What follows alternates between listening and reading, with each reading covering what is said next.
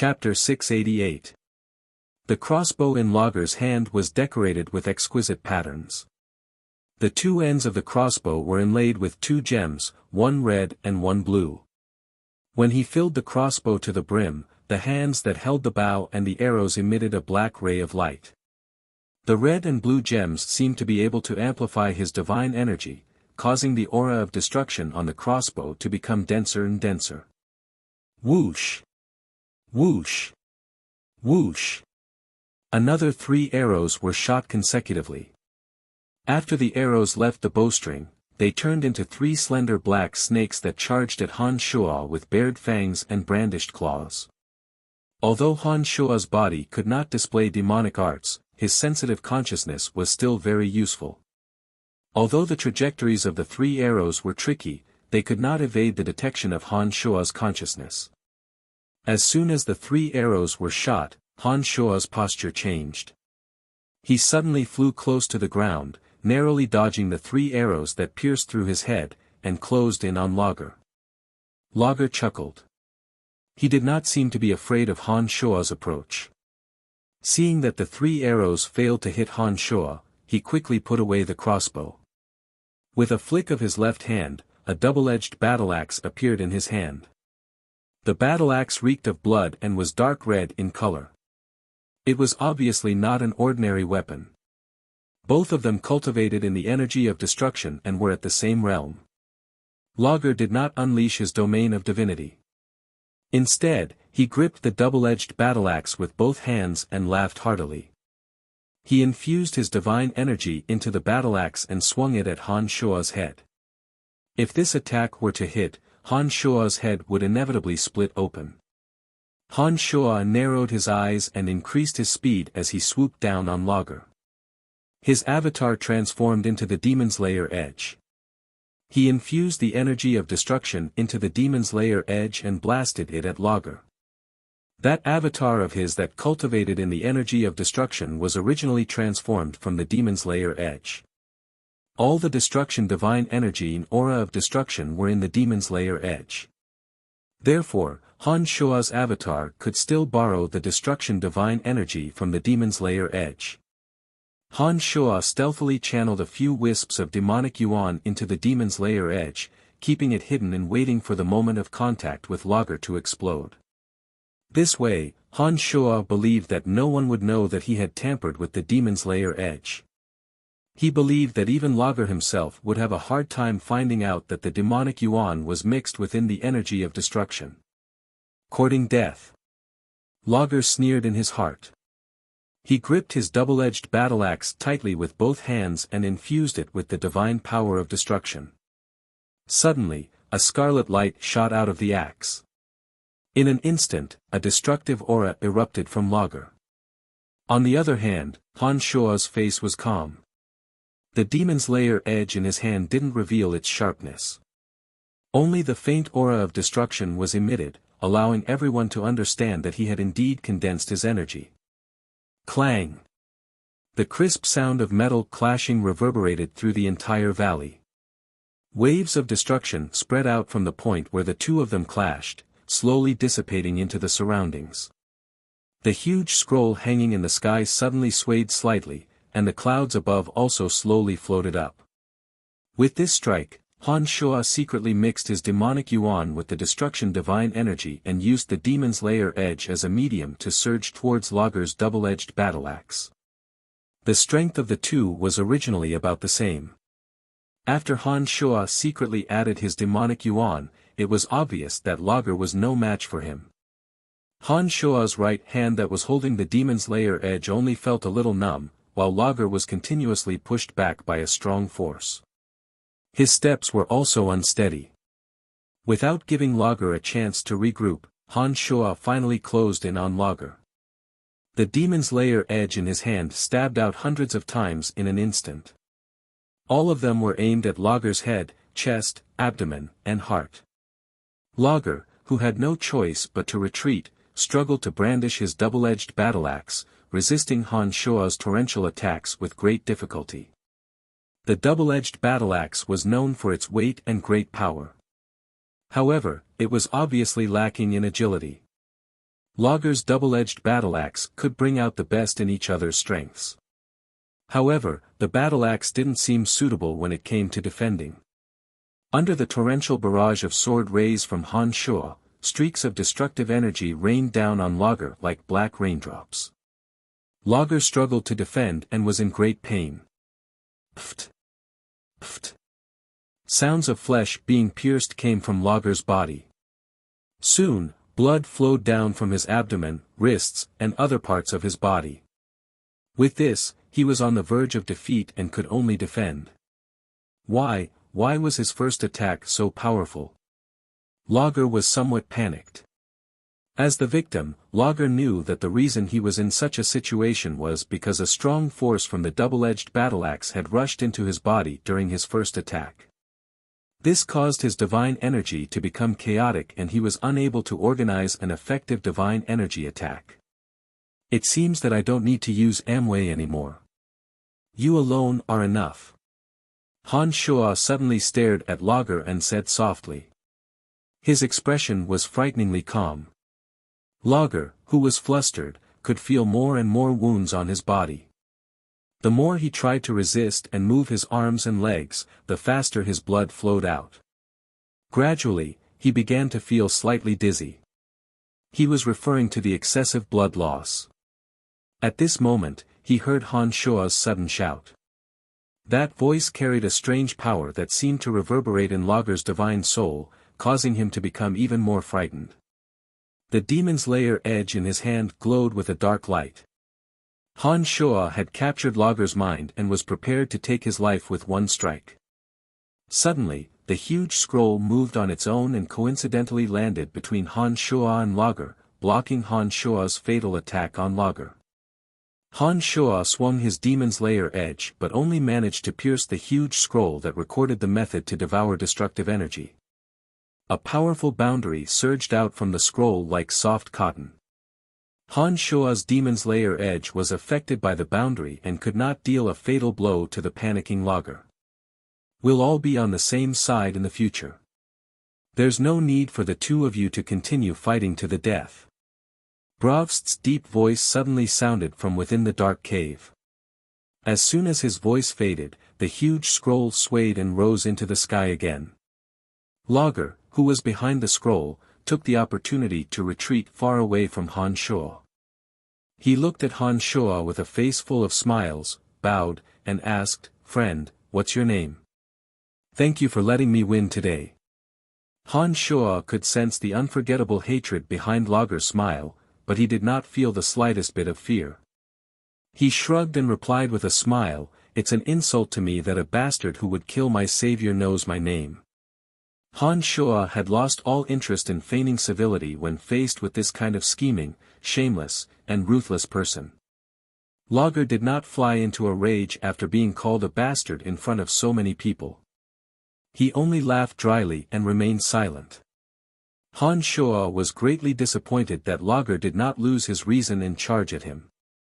Knowing that Brovst was here, if Lager did not take the initiative to attack him, Han Shuo would not have a reasonable excuse to kill him. "I'll give you an hour to prove your determination. Do not waste this opportunity." Brovst's voice suddenly sounded from within the dark cave. As soon as those words were spoken, the eyes of those who had just watched a good show began to flicker. Han Shuo secretly observed some of the people around him as he walked towards Onli, who was lying on the ground. Han Shuo saw that Onli was on the verge of death. By the time Han Shuo was about to place his hand on Onli's body, Onli's life force had been completely exhausted and he was completely dead. The remaining divine energy in Onli's body had been completely exhausted. Naturally, Han Shuo could not devour the divine energy in Onli's body. Onli was already dead. Even if Han Shuo did not absorb his divine soul into Cauldron Spirit, it would still gradually dissipate from this world. When Han Shuo placed his hand on Onli's body, he absorbed Onli's divine soul into Cauldron Spirit with the help of Cauldron Spirit so that Cauldron Spirit could refine Onli into a demon general. Ah! A shrill howl sounded from afar. Han Shuo turned his head and looked in the direction of the howl as though he was absorbing the divine energy in Onli's body. In just a short while, the entire valley began to show its cruelest side. In an instant, everyone seemed to have gone mad. They attacked those around them without any regard for their own lives. Those who had secretly practiced the devouring method on the scroll wanted to kill at least one person to prove their determination. As for Eunice and the others who were unwilling to be part of the evil deeds, they had no choice but to desperately resist in order to survive. Han Shuo sighed inwardly. He knew that there were indeed not many who could remain unmoved under the threat of death and the temptation of rapidly increasing their strength. It was within Han Shuo's expectations that those people would use the law of survival of the fittest to the extreme in Tanai. With Bravst, the leader of the God Hunter Alliance present, there was no way for Han Shuo to stop the cruel competition before him. All he could do was watch from the sidelines and protect himself. Fortunately, Han Shuo had just attacked Lager, the most troublesome person to deal with. He had proven his strength and ruthlessness to the crowd. Therefore, at this moment, when Han Shuo and Lager, who were playing with the crossbow in Tanai's hand, no one came to provoke them. The two of them were the most relaxed and leisurely among the many people in the valley. Mournful and miserable howls continuously reverberated throughout the valley. Han Shuo crouched behind Onli, maintaining the same posture he pretended to be while secretly observing the bloody slaughter that was taking place. The people in the valley who were originally unwilling to join in the evil were gradually showing signs of going crazy in the face of the enemies who were trying to devour them. Some of them who were lightly injured actually cast their gazes at the huge scroll that was still hanging in the void while they were desperately trying to avoid it. In the entire valley, there were less than 10 people who remained unmoved. Eunice, who had cultivated to the late-stage low-god realm, was one of them. Her uncle Barnett, on the other hand, seemed to have been enraged by the attacks of several divine guards of the House of Croton who cultivated in the energy of death. He might go berserk at any moment. Chaos. Tanai had descended into chaos. Everyone seemed to have gone mad. In the end, some of those who wished to become god hunters even started killing each other. They had lost all rationality. Bravst, who was silently observing the situation from within the cave, had no choice but to repeatedly use the enormous scroll to separate those who were fighting each other to prevent the god hunters from killing each other. This was to prevent him from running out of people to use. Lord Bravst, can you bestow Miss Eunice to me? She won't be one of us anyway. When I'm done playing with her, I will hand her over to your subordinates. I don't care if they want to play with her or kill her. Suddenly, Ardman, who had been smilingly observing the changes in the valley with his hands clasped behind his back, bowed and asked for Bravst's instructions. You have done me a great favor this time. Since you are interested in that woman, go ahead and do it. Bravst did not hesitate at all and quickly agreed to Ardman's request. He had been observing every movement in the valley and knew that Eunice wouldn't be of any use to him. For a person who was going to die sooner or later, letting Ardman play with her before her death was no different from making use of trash. Bravst wanted Ardman to work for him more in the future. Thank you, Lord Bravst. Ardman happily thanked Bravst and excitedly rushed towards Eunice. There was an irrepressible obscene look on his face. Ardman was a mid-god cultivating in the energy of darkness. Almost no one in Tanai Mountain could threaten him. In addition to that, he was Bravst's representative. Those who wished to become god hunters to survive automatically made way for him, allowing him to reach Eunice unimpeded. At this moment, Eunice, who was constantly being forced to retreat by the frenzied crowd, had long lost her lofty and aloof demeanor. Her hair was disheveled and her face was covered with dust. She appeared rather miserable. When she heard Ardman's request and saw him walking towards her, Eunice's heart was filled with despair. She secretly made up her mind to injure Ardman when he got close to her. How dare you? On the other side, Barnett, who was on the verge of losing his mind, roared furiously when he saw Adelman coming to grab Eunice with a lascivious smile on his face. Rays of death rays shot out in all directions, heading straight for Adelman. The domain of divinity of death unfolded, and the people surrounding him were blasted away by a huge blooming bone flower. "Lord Bravst, please help me." Ardman's expression did not change. He raised his voice and pleaded. The enormous scroll that had been hovering in midair once again descended. This time, it did not merely stop Han Shuo from killing Lager. Instead, it directly bombarded Barnet. A terrifying energy of destruction suddenly exploded from the scroll. Barnet fell to the ground without making a sound. His body started twitching violently. "Miss Eunice, who can save you now? Hee, you are the only one I have taken a liking to after coming to Fort Verka for so long. It is a pity that you have been so cold to me that I have been thinking about you day and night. Finally, today, I can taste your wonderful body. Are you looking forward to it too?" Ha! Ardman laughed heartily as he pounced at Eunice. His body turned into one shadow after another, making it impossible to tell which was the real Ardman. Eunice, who originally wanted to give Ardman a good beating before she died, suddenly realized that she had no way to do so. She couldn't help but feel sad. She thought to herself that she might as well end her own life to avoid being humiliated by such a disgusting person. Chapter 689. The battle in the valley had reached its most intense state. Of the several dozen people who came from Fort Verka, nearly a third of them had perished in a short period of time. Those who were still alive and kicking were those who had made up their minds to become god hunters. Those who did not go to see the scroll in the sky were bitterly trying to fend off the pursuers. It was only a matter of time before they were killed. Han Shuo maintained the posture of devouring Amway and coldly observed those who had gone mad. He carefully mobilized Cauldron Spirit's energy and prepared to absorb the divine souls of Tanai's deceased divine souls into the Cauldron of Myriad Demon. When everything was in place, Han Shuo became somewhat hesitant. It was true that most of Tanai's divine souls had gone mad.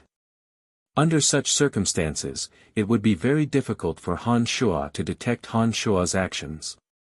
However, Bravst, who had been hiding in the depths of the cave, must have been secretly observing every movement in the valley. As a high god, if Han Shuo were to attempt to absorb the divine souls that had yet to dissipate into the world, Bravst would very likely notice it. It was precisely because of this concern that Han Shuo could not make up his mind. The feeling of seeing dozens of divine souls in front of Han Shuo's eyes but being unable to do anything to them made Han Shuo want to die. After thinking for a moment, Han Shuo decided to take the risk. He thought that as long as he personally participated in the process and carefully used Cauldron Spirit to absorb the divine souls, he should be able to avoid detection.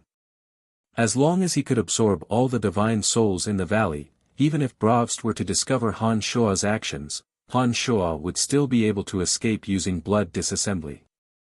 After making up his mind, Han Shuo no longer hesitated. He slowly released Amway and got ready to take action. Miss Eunice, today, I will let you enjoy yourself to the peak of your excitement." It was at this moment that Ramon let out a hearty laugh. He transformed into shadows and shot towards Eunice. Eunice's face was filled with grief, indignation, and humiliation. When she saw that Ramon had transformed into shadows and was about to end her own life, she became disheartened. Just at this moment, a pitch-black darkness descended from the sky. Terrifying darkness energy descended from the sky and instantly enveloped the clouds above the valley.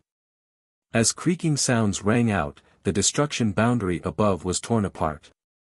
A curtain of darkness suddenly shrouded the entire valley, and a cold voice came down from the sky, "Bravst. Come out and die." As the power of darkness, absolute darkness, enveloped the valley was filled with thick, ink-black smoke.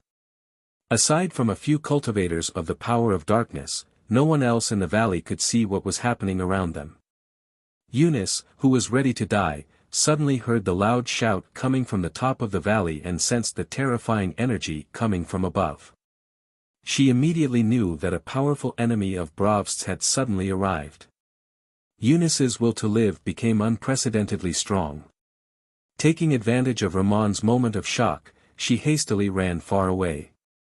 Han Shuo, who was in the valley, was one of the few people who could clearly see his surroundings.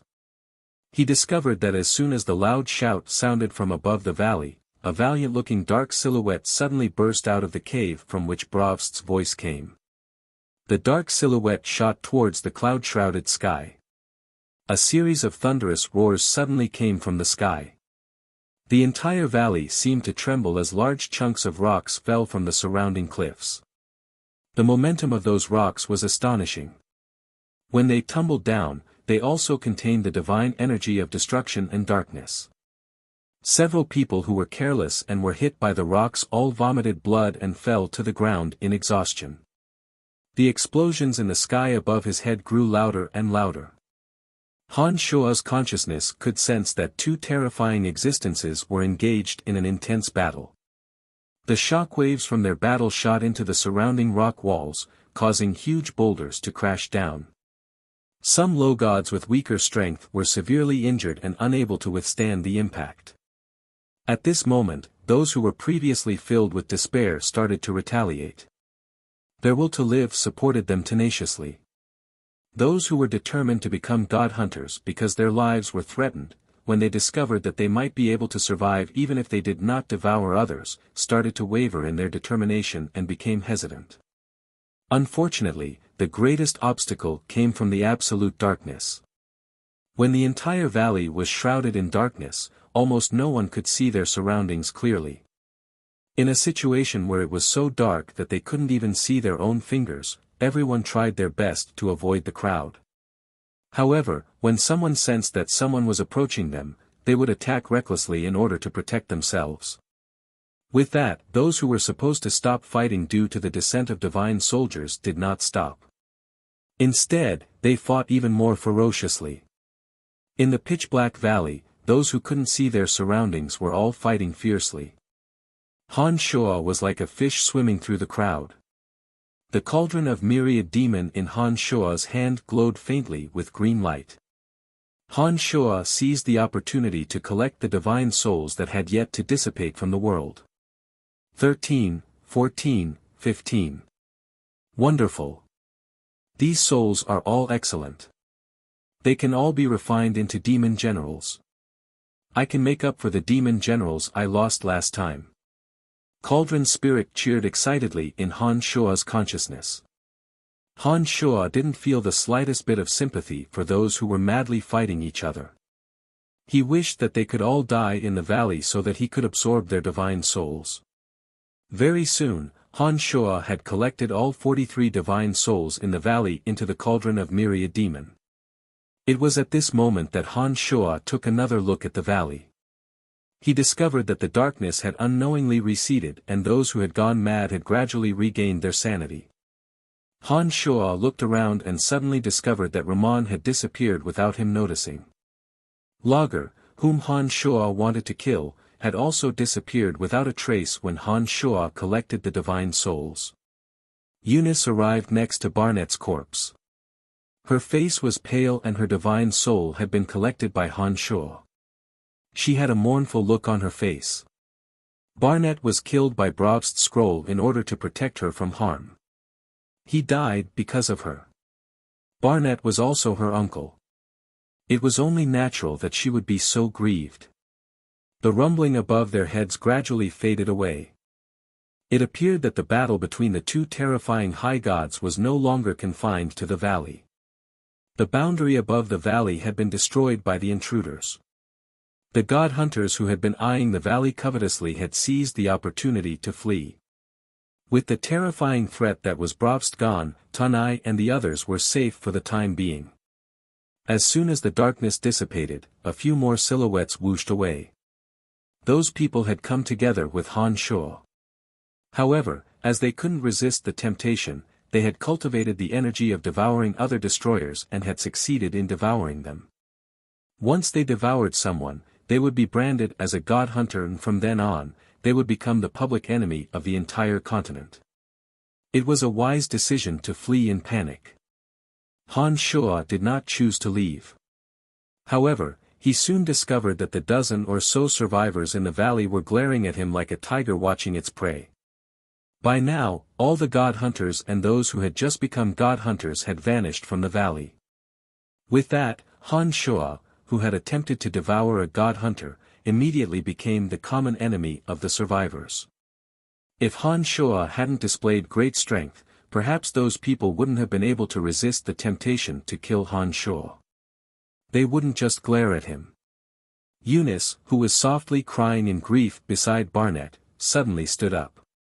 She stared at Han Shuo with her ice-cold eyes and said in a cold voice, "You are also a god hunter and a participant in the massacre in the valley. I will use you as an offering to my uncle." The reason why others wouldn't attack Han Shuo recklessly was because they were apprehensive of Han Shuo's terrifying strength. However, Eunice's mastery of the energy of destruction was slightly higher than Han Shuo's. Therefore, she naturally wouldn't fear Han Shuo. In addition to the fact that she urgently needed to vent the hatred in her heart, Han Shuo became her ideal target.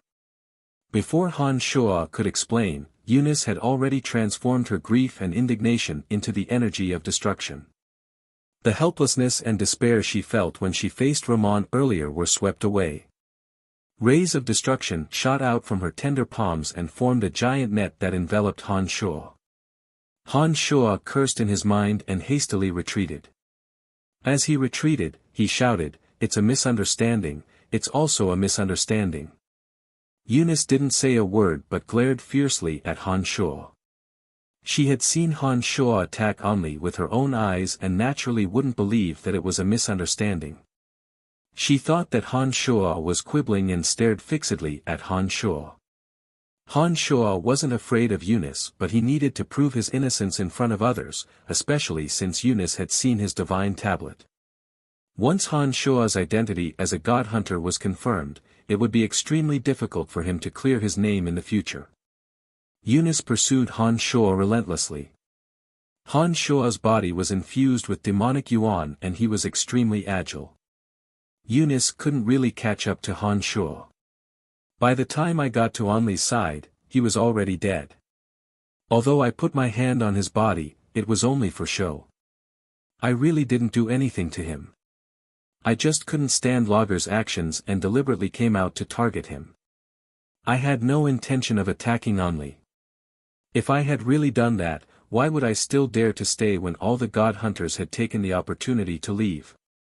Stupid woman, can you please use your brain? Han Shuo explained non-stop as he evaded Eunice's pursuit. After hearing Han Shuo's explanation, the survivors revealed puzzled expressions. Two of them who were closest to Onli's body took the opportunity to examine it. They discovered that other than a small arrow stuck in Onli's back, there were no other wounds on his body. It really didn't seem like he had been devoured by Han Shuo. Generally speaking, only extremely powerful god hunters who frequently devoured others would be able to devour just by touching their bodies. Most novice god hunters or those with low strength would have to use their hands to pierce through the other party's body to devour. The hole left by Lager on Onli's chest was very obvious. However, there were no other wounds on his back. From this aspect, it could be seen that Han Shuo's words were not false. "Miss Eunice, you have got the wrong person. He is telling the truth. He really didn't kill Onli," one of the god hunters suddenly cried out after examining Onli's wound. Eunice, who'd been relentlessly chasing after Han Shuo, finally stopped when she heard his words. Eunice, who had nowhere to vent the grief and indignation in her heart, glared fiercely at Han Shuo and snorted coldly. Han Shuo cursed inwardly. He thought to himself, "You've got the wrong person. At least apologize. Not only did you not apologize, but you also treat me with such hatred. You must be crazy. You are such a strange person. Even if you didn't kill Onli, you must have had the intention to do so. Otherwise, you wouldn't have stayed by his side for so long." Eunice said indignantly as she glowered at Han Shuo. "Crazy woman, I can't be bothered to talk to you. You don't even know what's going on. You only know how to cause trouble." Han Shuo replied impatiently. What did you say?" Eunice's eyes were red as she shouted at Han Shuo. Barnett's tragic death had affected Eunice's mind. It was as though she had eaten gunpowder. Han Shuo waved his hand and didn't want to say anything more to her. A group of 8 suddenly descended from the lingering clouds. These people were all wearing black divine armor and all of them possessed mid-god strength. Lord Erebus has gone to pursue Bravst. Are you all right? A young man with short green hair surveyed the valley and asked. Lord Erebus. It's Lord Erebus, one of the 7 divine guard chiefs of the City of Shadows. No wonder Bravst had to retreat. When the survivors heard Erebus's name, they all exclaimed in surprise and heaved a sigh of relief. I am from the Croton family of Fort Verka. May I know where this place is? Eunice asked respectfully. Although she was fuming with anger towards Han Shuo, her imposing manner was noticeably toned down when facing these divine guards from the City of Shadows. Beautiful lady, this is the Shikoro mountain range. It is very far from Fort Verka. The green-haired young man explained to Eunice with a gentle smile. His gaze when he looked at Eunice was filled with obvious male interest. It's the Shikoro mountain range. Those god hunters are quite bold to set up a stronghold in the Shikoro mountain range. The Shikoro mountain range is very close to the City of Shadows, someone exclaimed. Don't worry, the situation here has been stabilized. Many of the god hunters that escaped have been killed. You are all safe now. The green-haired youth said with a smile. After a pause, he waved his hand and said to the people behind him, check the valley and see if there are any fish that escaped the net. Also, collect the things on the bodies of the dead and make them our spoils of war. As soon as he finished those words, the few divine guards immediately got to work. They shuttled back and forth between the various caves and the center of the valley. After a long while, the green-haired young man furiously shouted, who is so shameless as to take away all the valuables of the deceased? Was it you? It wasn't us. Lord Erebus had just deployed his domain of divinity and the entire place was pitch black. It must have been done by someone who cultivates in the energy of darkness. We don't cultivate in the energy of darkness. It can't be us. The survivors of Tunai Mountain hastily explained with faces full of grievances. In their hearts, they were cursing those who profited from the dead. Han Shuo bunched his brows. The corners of his mouth curved into an obscure, complacent smile as he cursed the survivors. Chapter 690. Erebus, one of the 7 divine guard chiefs of the City of Shadows, had repelled Bravst, one of the god hunter leaders. Han Shuo did not even get to see the two before the crisis was resolved. The survivors in the valley rejoiced inwardly when they learned from the green-haired young man that Erebus had arrived. Those mid-god divine guards left the valley when they discovered that there were no god hunters in the valley and that they could not reap any spoils of war. Han Shuo and his party did not stay in the valley for long and dispersed. After flying out of the valley, Han Shuo hovered high in the sky and gazed into the distance. He discovered that the Shikoro mountain range was filled with undulating mountains and rivers.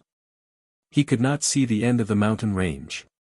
Han Shuo spread out his consciousness and sensed the presence of many lifeforms in the Shikoro mountain range.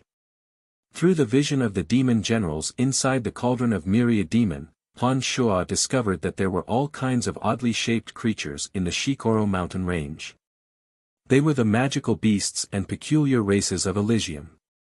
There was a giant lion the size of a hill, 100-meter-long serpent with a sharp black horn on its head, and a giant eagle that was constantly spitting out blazing flames as it fought the serpent that was circling on the ground.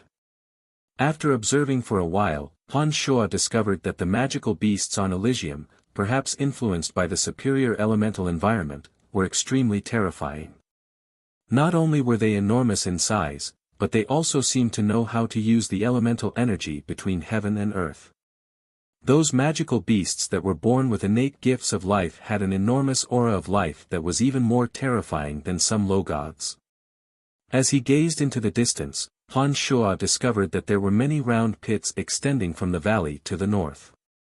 Those pits seemed to have been formed not too long ago as some of them were still growing in size. A few small mountains were still rumbling and swaying, and from time to time, large chunks of rocks would roll down. From what he saw, Han Shuo immediately realized that these pits were caused by the battle between Erebus, one of the 7 divine guard chiefs of the City of Shadows, and Braavst. Han Shuo slowly walked along the tracks left behind by the two. He would constantly look around along the way, trying to guess the true strength of the two from the traces left behind by the battle. Along the way, Han Shuo could see the wreckage of the two's battle everywhere. Many small hills had collapsed, some giant trees that needed 10 people to wrap their arms around had been uprooted, and the earth had been torn apart into gorges. These scenes gave Han Shuo a vague estimate of the two's strength. When Han Shuo walked to a collapsed mountain peak, he discovered that there were no longer any traces of the battle. It looked like the two had fought to this mountain peak. They'd either flown into the air, or one of them had fled. That was why there were no more traces of the battle. From the green-haired young man, Han Shuo learned that the Shikoro mountain range wasn't far from the City of Shadows. According to them, Han Shuo had traveled all the way north from the collapsed mountain peak, and it took him 3 days to walk out of the Shikoro mountain range. Even with Han Shuo's speed, it took him 3 days to walk out of the Shikoro mountain range. One could only imagine how vast the mountain range was. During the 3 days, Han Shuo saw even more bizarre magical beasts. Some of the magical beasts were so powerful that Han Shuo did not dare to provoke them and could only stay far away from them. Based on Han Shuo's understanding of the classification of magical beasts, those powerful magical beasts were far beyond the 5th rank. They might have reached the 8th or even the 9th rank. Other than some bizarre magical beasts, Han Shuo also discovered some treasures of heaven and earth that contained abundant spiritual energy such as emerald grass, fire fruit, and blue heart stone. These treasures of heaven and earth contained extremely dense yuan energy. Some could even be directly consumed to increase Han Shuo's demonic yuan. There were also some that could be refined into pills with special uses. Most of the people on Elysium did not understand the uses of these treasures of heaven and earth. Therefore, Han Shuo, of course, did not hold back. He collected everything he saw along the way. By the time Han Shuo walked out of the Shikoro mountain range, he could sense that the demonic yuan in his body had increased by quite a bit. After exiting the Shikoro mountain range, Han Shuo did not waste any more time. He spent another half a month traversing through dozens of villages and fortresses before finally arriving at the City of Shadows, one of the 7 major cities of the Darkness Dominion. Standing in front of the City of Shadows' black stone gates that seemed to pierce through the clouds, Han Shuo felt a strange sense of insignificance. As he raised his head to look at the towering black stone door, Han Shuo could sense a majestic and imposing aura. Even though it was early in the morning, there was an endless stream of people entering the city just like Han Shuo. Unlike Fort Verka, the majority of those who entered the City of Shadows were low gods and mid gods. There were even 1 or 2 high gods who walked into the City of Shadows in the center of the masses. On the other hand, those who were only base gods and demigods were rarely seen. Even if there were 1 or 2, they were all underage children. It was only after standing before the City of Shadows that Han Shuo realized that the people on Elysium were abnormally powerful due to the rich elemental energies and cultivation techniques. On Profound Continent, a group of base gods and demigods would be hegemons of a region or the masterminds of a nation. But in the City of Shadows on Elysium, even underage children possessed such divine strength. The difference in strength between the two was obvious. After observing for a while, Han Shuo walked into the City of Shadows. After paying his divine tablet and 1 purple crystal coin, Han Shuo entered the City of Shadows. The first thing Han Shuo saw after entering the city were densely packed boundary towers and magical towers. Those boundary towers and magical towers stood behind the city gates and were covered with sparkling energy stones. They seemed to be providing an endless supply of energy to every corner of the City of Shadows, supporting the luxurious lifestyle in the city. "Hello, may I know how to get to the House of Lavers?" Han Shuo asked a divine guard at the city gates in a courteous manner with a smile on his face. The House of Lavers. As soon as the divine guard heard that Han Shuo was asking about the House of Lavers, the disdainful expression on his face became much more restrained. After carefully sizing up Han Shuo, he pointed to the southwest of the City of Shadows and said, "The House of Lavers is one of the 5 major family clans in the City of Shadows. You should be able to reach it in about half a day's journey from here. When you reach that area, just say that you are looking for the House of Lavers and anyone will be able to show you the way." "Thank you." Han Shuo thanked the divine guard smilingly and headed southwest. The City of Shadows was tens of times larger than Fort Verka. The buildings here were so tall that they reached the clouds. Walking in the City of Shadows gave Han Shuo the misconception that he had not left the Shikoro mountain range. Han Shuo knew why those mighty experts liked to live in buildings that reached the clouds. According to Han Shuo's senses, the elemental energy would be denser at higher places. Although it was only a little, it was enough for those who pursued power to build their buildings as tall as they could.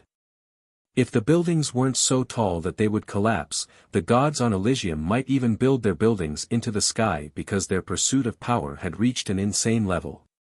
Walking among the buildings that were as grand as mountains, Han Shuo once again felt a sense of insignificance.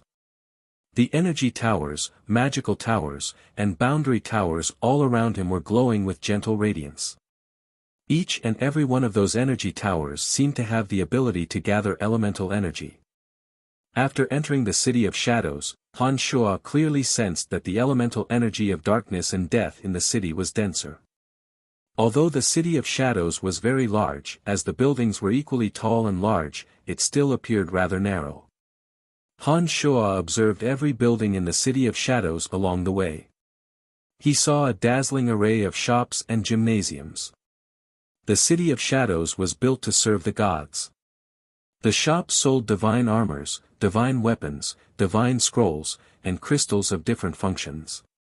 For some unknown reason, perhaps due to the influence of the various energy towers, boundary towers, and magical towers in the City of Shadows, the coverage area of Han Shuo's consciousness had shrunk by a lot.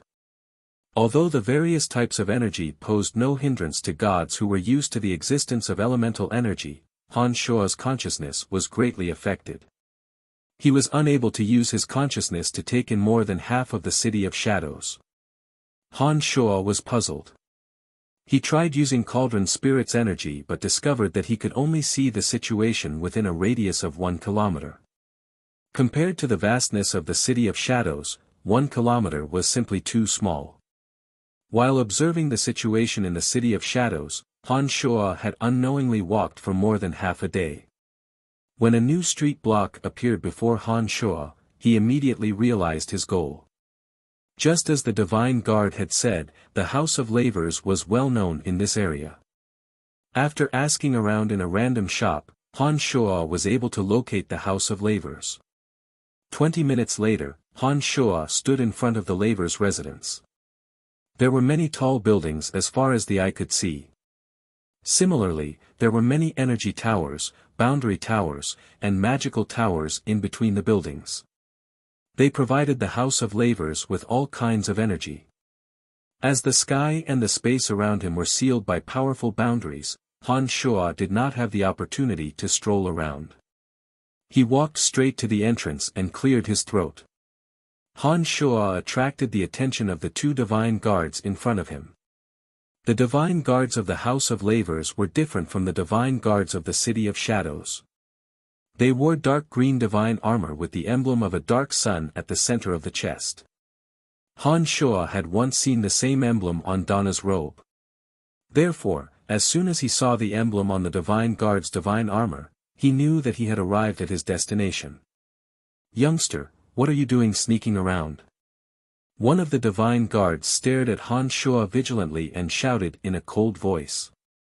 This divine guard was a low god cultivating in the energy of darkness and possessed early-stage strength. "I'm looking for Miss Donna of the Lavers' residence. Please help me inform her of my arrival."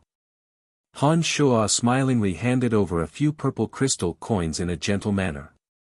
The expressions of the two divine guards simultaneously relaxed when they saw that Han Shuo was so well behaved. The divine guard put on a faint smile and kept the few purple crystal coins from Han Shuo. He asked, "You know Miss Donna?" Han Shuo nodded and replied, "My name is Brian. Please inform Miss Donna of my arrival." "Alright, please wait for a moment." The two divine guards became much more amiable after receiving the purple crystal coins from Han Shuo. One of them hastily walked to the back of the hall. The other divine guard had nothing better to do. When he saw that Han Shuo was so easygoing, he started chatting with him. "Where are you from? How do you know Miss Donna?" "During Miss Donna's last mission, I was her guide. That's how I got to know Miss Donna. It is also her intention that I am here to look for her," replied Han Shuo smilingly. In the laver's residence, Miss Donna is considered to be one of the more easygoing masters. It is your fortune to be acquainted with Miss Donna. However, you must be careful when you are in the laver's residence. Some young masters and young ladies are not that easy to talk to, the divine guard cautioned. Perhaps because Han Shuo was pleasing to the eye, the divine guard cautioned Han Shuo after making sure that no one was around. "Oh." Han Shuo was surprised for a moment before he asked, "What kind of people are there in the laver's residence? May I trouble you to tell me?" "The patriarch has a younger brother and a younger sister. Miss Donna is the second daughter of the patriarch. Miss Donna has an elder brother named Dewey. The patriarch's younger brother has 2 sons and a daughter. The patriarch's younger sister is married to the House of Bruce in the Destruction Dominion. Other than these direct relatives, there are a dozen or so collateral relatives. Miss Donna and the patriarch are easy to get along with. However, there are some young ladies and young masters who are not so easy to talk to. You must be careful when you enter the laver's residence. Do not provoke those people," the divine guard cautioned Han Shuo after receiving the purple crystal coins. Before coming to the laver's residence, Han Shuo had not heard Donna mention anything about the laver's family. Han Shuo came to the laver's residence to look for Donna only to find out some things about the laver's family. He had no intention of joining the laver's family. Therefore, Han Shuo did not pay too much attention to the divine guard's words. After exchanging a few more words with the divine guard, Han Shuo immediately sensed Donna's aura. Soon, Donna appeared before Han Shuo wearing an emerald green dress. "Brian, what took you so long?" Donna smiled even more cheerfully when she saw Han Shuo. When that divine guard who was chatting with Han Shuo saw that Donna personally came out to greet Han Shuo, he immediately viewed Han Shuo in a new light. He originally thought that Han Shuo was merely relying on his relationship with Donna to seek refuge with the laver's family. After all, Han Shuo was just a low god. This sort of thing happened almost every day. It took me some time to settle some things. Of course, I can't just leave like that. After all, that place is also my territory. Han Shuo explained with a smile before he continued, "Miss Donna, it's been a long time since we last met. You seem to have become more beautiful. Loquacious." Donna reprimanded smilingly. She pulled Han Shuo's sleeve and led him inside. "What are you standing outside for? Come on in." Under the astonished gazes of the two divine guards, Miss Donna must have pulled Han Shuo into the laver's family. After Han Shuo's figure disappeared, the divine guard who was talking to Han Shuo murmured, "Although Miss Donna is amiable, she shouldn't be this enthusiastic, right?" The other divine guard nodded and said, "This youngster is no ordinary person." Chapter 691. Han Shuo followed behind Donna and entered the laver's residence. After passing through many energy towers and boundary towers for a while, they arrived at a tall building Donna resided in. The interior was brightly lit under the illumination of magical lamps. After arriving at a spacious hall, Donna gestured for Han Shuo to take a seat before she smilingly asked Han Shuo how he managed to get there. Han Shuo briefly described to Donna some of the things he encountered from the valley.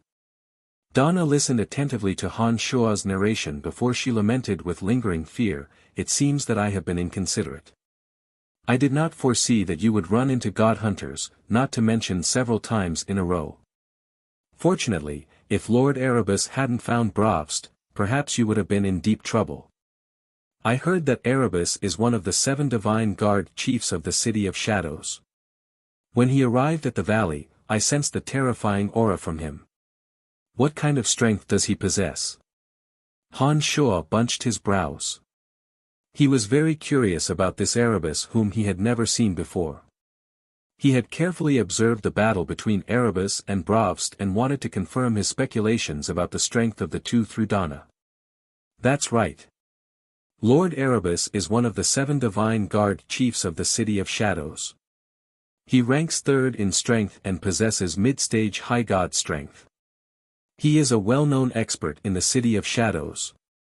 Donna explained, "The 7 divine guard chiefs are all from the 5 major family clans of the City of Shadows. My uncle Avery is also one of the 7 divine guard chiefs. However, my uncle only ranks 5th in strength and possesses early-stage high god strength." After listening to Donna's introduction of the distribution of forces in the City of Shadows, Han Shua's interest was suddenly piqued. He hastily asked, "Other than your House of Lavers, what are the other 4 major family clans in the City of Shadows? Which one is the strongest?" After arriving in an unfamiliar environment, one should first familiarize oneself with one's surroundings and learn who was the most dangerous and who one should not offend for the time being. Han Shua had experienced this before. Donna put on a faint smile after hearing Han Shua's words. She immediately explained to Han Shua about the distribution of powers in the City of Shadows. Han Shua quickly understood the situation from Donna. In the City of Shadows, other than the House of Lavers where Donna was from, there were also the House of Saint, the House of Kinson, the House of Kisa, and the House of Buller. Among them, the House of Saint was the strongest. The patriarch of the House of Saint, Wallace, was the city lord of the City of Shadows. The top 3 of the 7 chiefs of divine guards in the City of Shadows were from the House of Saint. Erebus was also a member of the House of Saint. It could be said that the House of Saint was the most powerful and influential power in the entire City of Shadows. The 4 major family clans, including the House of Lavers, were obviously not as powerful as the House of Saint. The strengths of the 4 family clans were about the same. The members of these 4 family clans also possessed lofty statuses in the City of Shadows. They had their own divine guards and controlled many shops and gymnasiums in the city. The House of Saint was the most powerful family clan in the City of Shadows. No other forces or family clans could threaten the House of Saint's position in the City of Shadows. The 4 major family clans followed the House of Saint's lead and had always followed the House of Saint's footsteps. The members of the 4 major family clans were very respectful towards the House of Saint. However, the 4 major family clans competed with each other, openly and covertly, for experts to join their family clans, for energy ores and rare metals in various regions. In short, in order to make their family clan stronger, all the family clans spared no effort to improve themselves. This included obtaining talents and all kinds of scarce resources. They dared not compete with the House of Saint for anything, but they were not afraid of other family clans. After briefly describing the situation in the City of Shadows to Han Shua, Donna saw that Han Shua was in deep thought and did not say anything.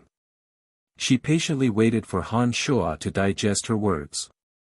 After a while, Han Shua nodded smilingly and said to Donna, "I didn't expect that the House of Lavers isn't the most powerful family clan in the City of Shadows." I thought that your family clan is the most powerful. We have been working hard. Unfortunately, the House of Lavers has only been developing for a short time. We are far behind the House of Saint, which has tens of thousands of years of history. On Elysium, those ancient family clans that have existed for a long time usually have late-stage high god experts or even more. Only such family clans can be considered first-rate family clans. Our House of Lavers, for example, can only be considered a second-rate family clan at best. Donna said in a self-mocking smile. Then, she looked at Han Shuo smilingly and asked, "Are you disappointed to hear this?" "Disappointed about what?"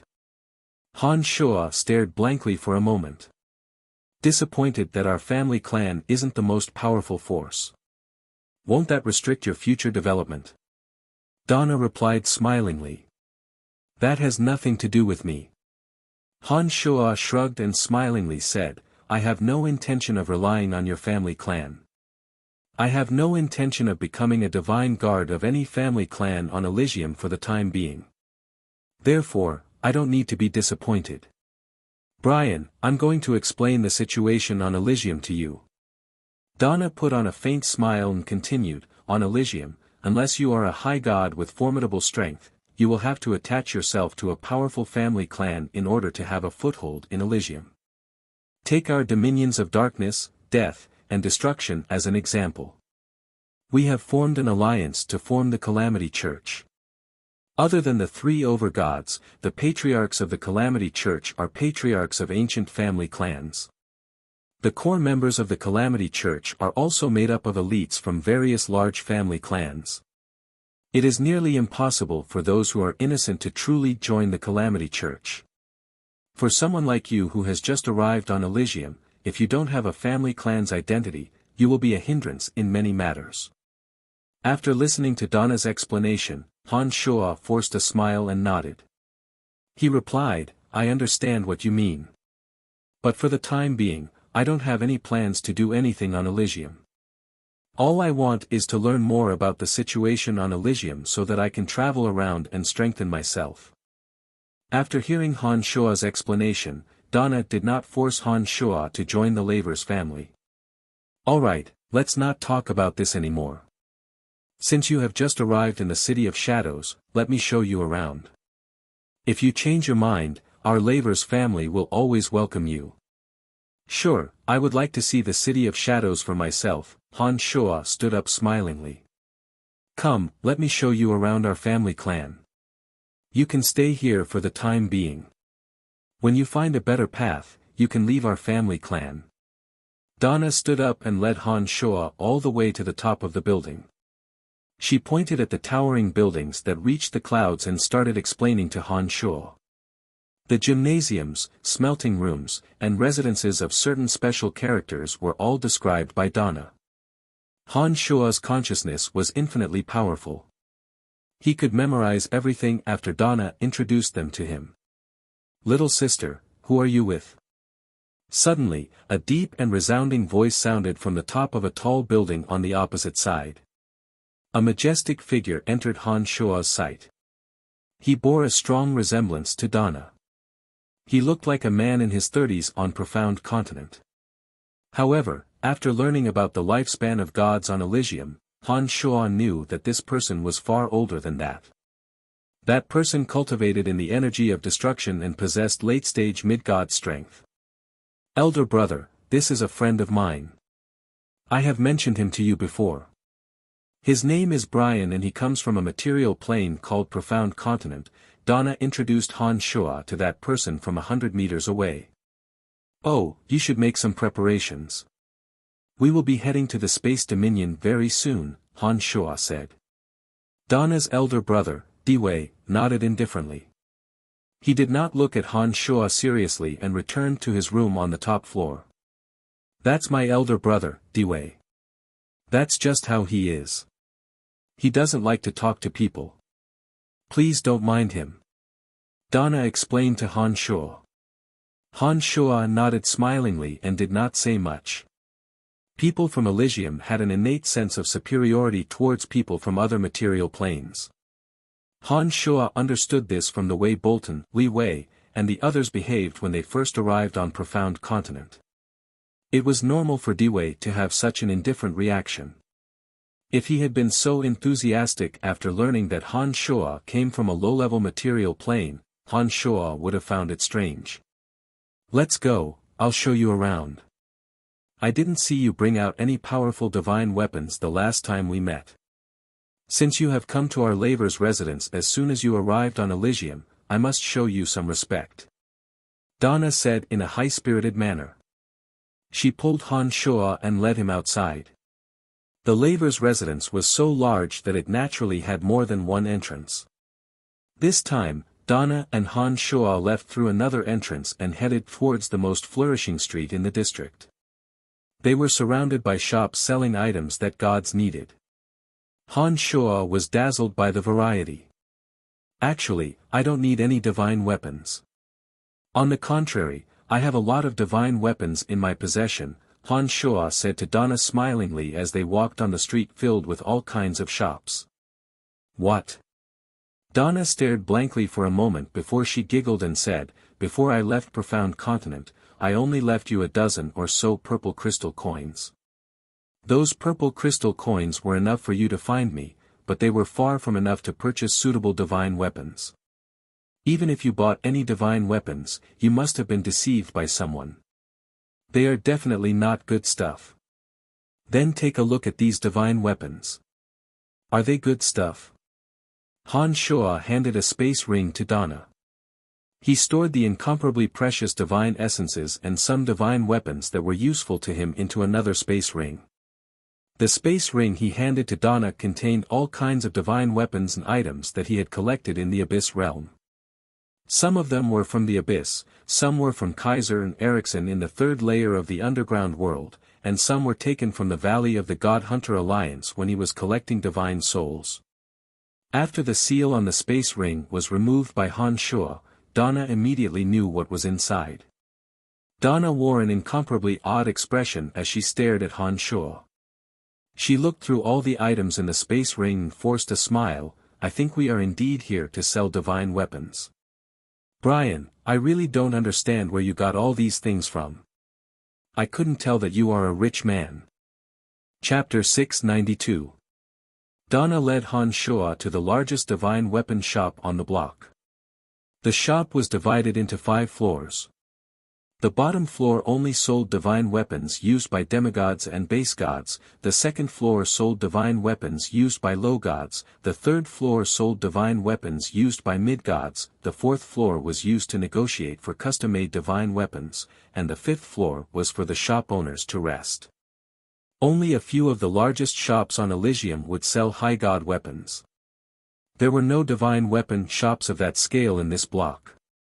Han Shuo followed Donna into the shop and walked from the first floor to the third floor. Looking at the dazzling array of armors, staffs, divine weapons, and divine stones, Han Shuo had to admit that the people of Elysium were far ahead of all the masters on Profound Continent in the field of artifact smelting. Not only did all the artifacts here have unique functions, they were also exquisitely crafted. The armors were often engraved with intricate and mysterious patterns or boundary seals. Some of the magical formations and divine weapons were also inlaid with beautiful gems that had special functions. Compared to the artifacts displayed here, the weapons made by the elves on Profound Continent, regardless of their actual functions, were much less exquisite. All the guards in the shop recognized Donna. When Donna walked in, they all bowed and greeted Miss Donna as Miss Donna. Stop looking. We are going straight to the fourth floor. It won't be too late for you to look around later, Han Shuo said. When Donna saw that Han Shuo seemed to be interested in every artifact, as though he wanted to memorize everything here, she couldn't help but urge him. I have to say, these artifacts are really exquisite. They are even more beautiful than those of the harsh elves on our continent. Han Shuo moved his gaze away from an exquisite sapphire crown and raised his head to look at Donna. The elves you mentioned also exist on Elysium. However, their art of smelting is far inferior to that of the godly refiners. They generally work as assistants for the godly refiners. The art of smelting of the elves on your continent is probably inherited from the ancient elves on Elysium. Naturally, they can't compare to the godly refiners. Donna explained smilingly. There were many races on Elysium. Among them, the refined god race was a race that pursued art to the extreme. Just like those gods who constantly pursued power, their pursuit of aesthetics had reached a crazy and perverse level. Every piece of equipment on Elysium would need to be perfected by the refined god race after it was smelted. Every piece of equipment on Elysium was so exquisite that it would be liked by anyone who laid eyes on it. As the two conversed, they arrived at the 4th floor. There was an old man resting with his eyes closed. He wore a long robe with checkered patterns all over it. He looked very strange. As soon as he saw Donna, his half-closed eyes suddenly lit up. He chuckled and said, "So it's Miss Donna of the House of Lavers. Are you planning to custom-make some special divine weapons?" Donna shook her head and turned to the side to let Han Shuo enter. She smiled sweetly and said, "Grandpa Domo, you are mistaken this time. I am not here to spend but to sell you some extra divine weapons." The old man named Domo only had base god strength of death. He had spent most of his time and energy on smelting divine weapons. Therefore, he had a unique insight in this field. Little Donna, you must be joking. Your House of Lavers is rich and overbearing. Why would you think of selling divine weapons to us? Little Donna, you don't lack that little bit of money. Domo was very happy to hear Donna address him as Grandpa. He did not continue to address Donna as Mississippi. "Of course it's not me. It's a new friend of mine. He has some divine weapons in his possession that he will never be able to use. He might as well exchange them for some crystal coins." Donna put on a sweet smile and sat down on the empty oak chair in front of Domo. She even beckoned to Han Shuo. "Does this friend here have something to sell?" Domo sized up Han Shuo in astonishment. He then nodded and smilingly said, "Don't worry. For the sake of little Donna, I will not cheat you. Take out everything you have. I will give you an estimate of the price. If it is suitable, we will make a deal." "No problem." Han Shuo straightforwardly took out the space ring and took out all the items of various sizes. He placed them in front of Domo one by one. Among them were swords, armors, and some other miscellaneous gadgets. Domo calmly looked at the over 20 items on the table. Only when Han Shuo took out all the items did he start fiddling with them one by one. He seemed to be memorizing something in his mind. When Domo saw the 3 divine weapons of Ericsson and Kaiser, his eyes lit up. Those 3 items belonged to Kaiser and Ericsson, right? It was only when Domo was carefully flipping through the 3 items that Donna also noticed the anomaly. She looked at Han Shuo in astonishment and asked, "How did they end up in your hands?" "Those 2 died in that strange place. I happened to stumble upon them while I was lost. So, I randomly took those 3 items." Han Shuo appeared to be very nonchalant as he made up an excuse. "You are so lucky." Donna stared at Han Shuo smilingly. When Han Shuo looked back at her, she secretly rolled her eyes and said, "Why do you always run into good things?" Donna recalled the situation back then. The more she thought about it, the more puzzled she became. Back then, Han Shuo clearly said that he was also trapped and only managed to escape with great difficulty. So, how did he manage to collect Kaiser and Ericsson's divine weapons? Who knows? Han Shuo shrugged nonchalantly. These few mid-grade divine weapons can be considered valuable. The others are rather cheap. After a while, Domo put down the divine weapons in his hand. He raised his head to look at Han Shuo and Donna and said, "Let's make it 300 black crystal coins in total. Do you think that's a good deal?" Domo's words were directed at Han Shuo. However, Domo merely shot a glance at Han Shuo before turning his attention back to Donna. It was obvious that Donna of the Lavers family was the person that Domo truly valued. As for Han Shuo, he was merely an insignificant character. "Brian, what do you think?" Donna looked at Han Shuo with a faint smile. "No problem." With Donna around, Han Shuo believed that Domo wouldn't rip him off. Besides, based on Han Shuo's understanding of the market, 300 black crystal coins was a very fair price. Therefore, Han Shuo readily agreed to the deal. Domo was even more straightforward than Han Shuo.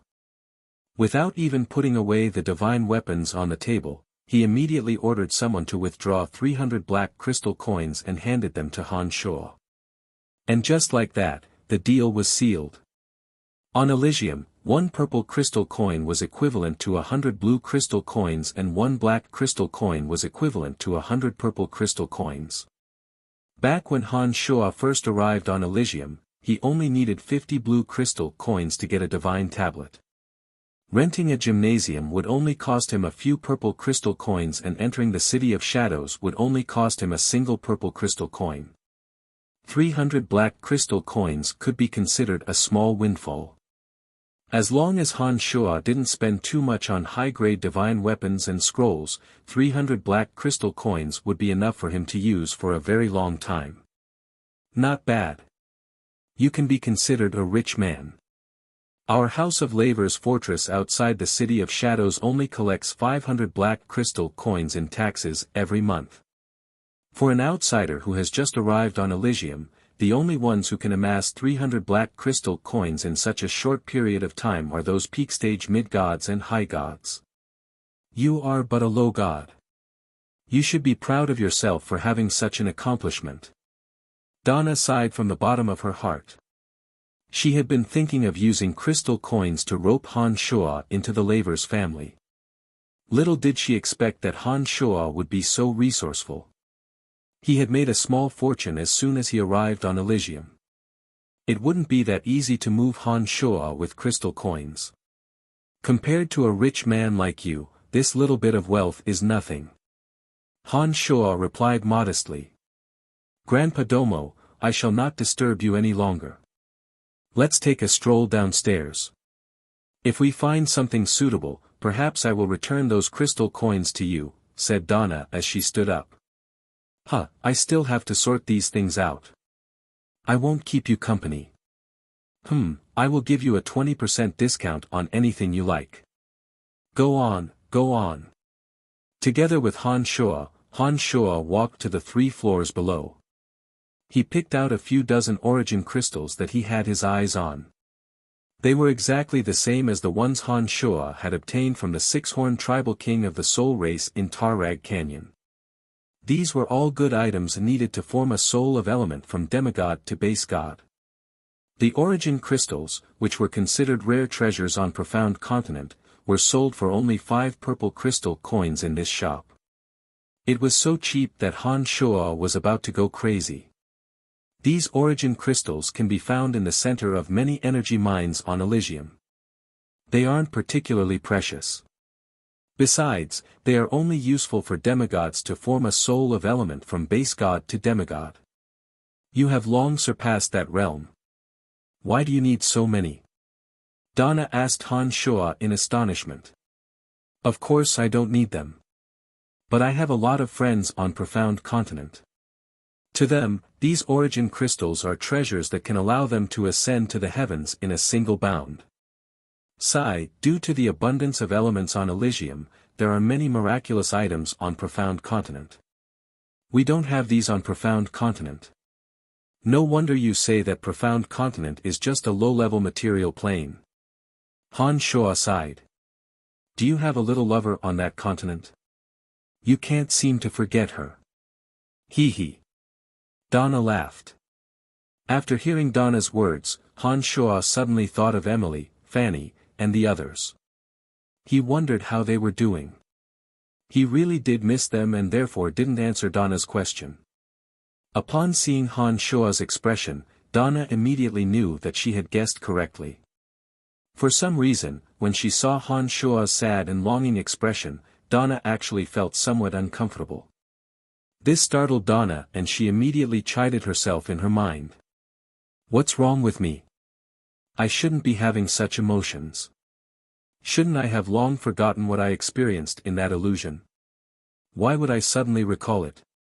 Donna had an odd expression on her face as her imagination ran wild. Chapter 693. Inside the shop, Han Shuo spent some crystal coins to purchase many items suitable for beginners. Those so-called divine weapons, which were absolutely rare on the Profound Continent, were clearly marked in the shop, and they weren't expensive at all. Han Shuo spent only 5 black crystal coins to purchase sufficient equipment from this shop. He did not purchase any divine weapons for himself and left the shop with Donna. Not long after the two left the shop, a petite, purple-haired middle-aged man walked into Domo's room. "Mr. Domo, I wonder if there's anything wrong with the origin of those divine weapons sold by that youngster. Do you want to investigate?" the purple-haired middle-aged man asked. Domo's entire body was squeezed into the chair. He lazily shot a glance at the man and said in a displeased manner, "That youngster was brought here by Miss Donna of the Lavers family. Even if there are any problems, we will bear the responsibility. Master has instructed us not to offend anyone from the 5 major family clans. Jackson, are you going to go against Master's words?" "Of course not." Jackson lowered his head and replied. There was a hint of anger in his eyes. He thought to himself, "We are both blacksmiths in this shop, why do you have to be so superior to me?" However, if there really is a problem with the origins of those divine weapons, if we don't handle them properly and they leak out, who will bear the responsibility? What problem can there be with just some low-grade divine weapons? Domo's face was filled with disdain. He impatiently said to Jackson, "The only valuable items are 3 mid-god divine weapons from the element of light and water. No matter how I look at it, there shouldn't be any problem. Alright, put my name on this transaction. If there really is a problem, I will take full responsibility. Are you satisfied? Since you have put it that way, of course I won't have any objections. Alright, I won't disturb you any further. Go back to your rest, I'll take a look around." Jackson chuckled mischievously and immediately retreated from Domo's room. He came to a corner on the 3rd floor, found a few guards, and instructed in a low voice, "Investigate the origins of those divine weapons. Be careful. Report to me immediately if you find anything wrong." "Understood, Mr. Jackson, we know what to do."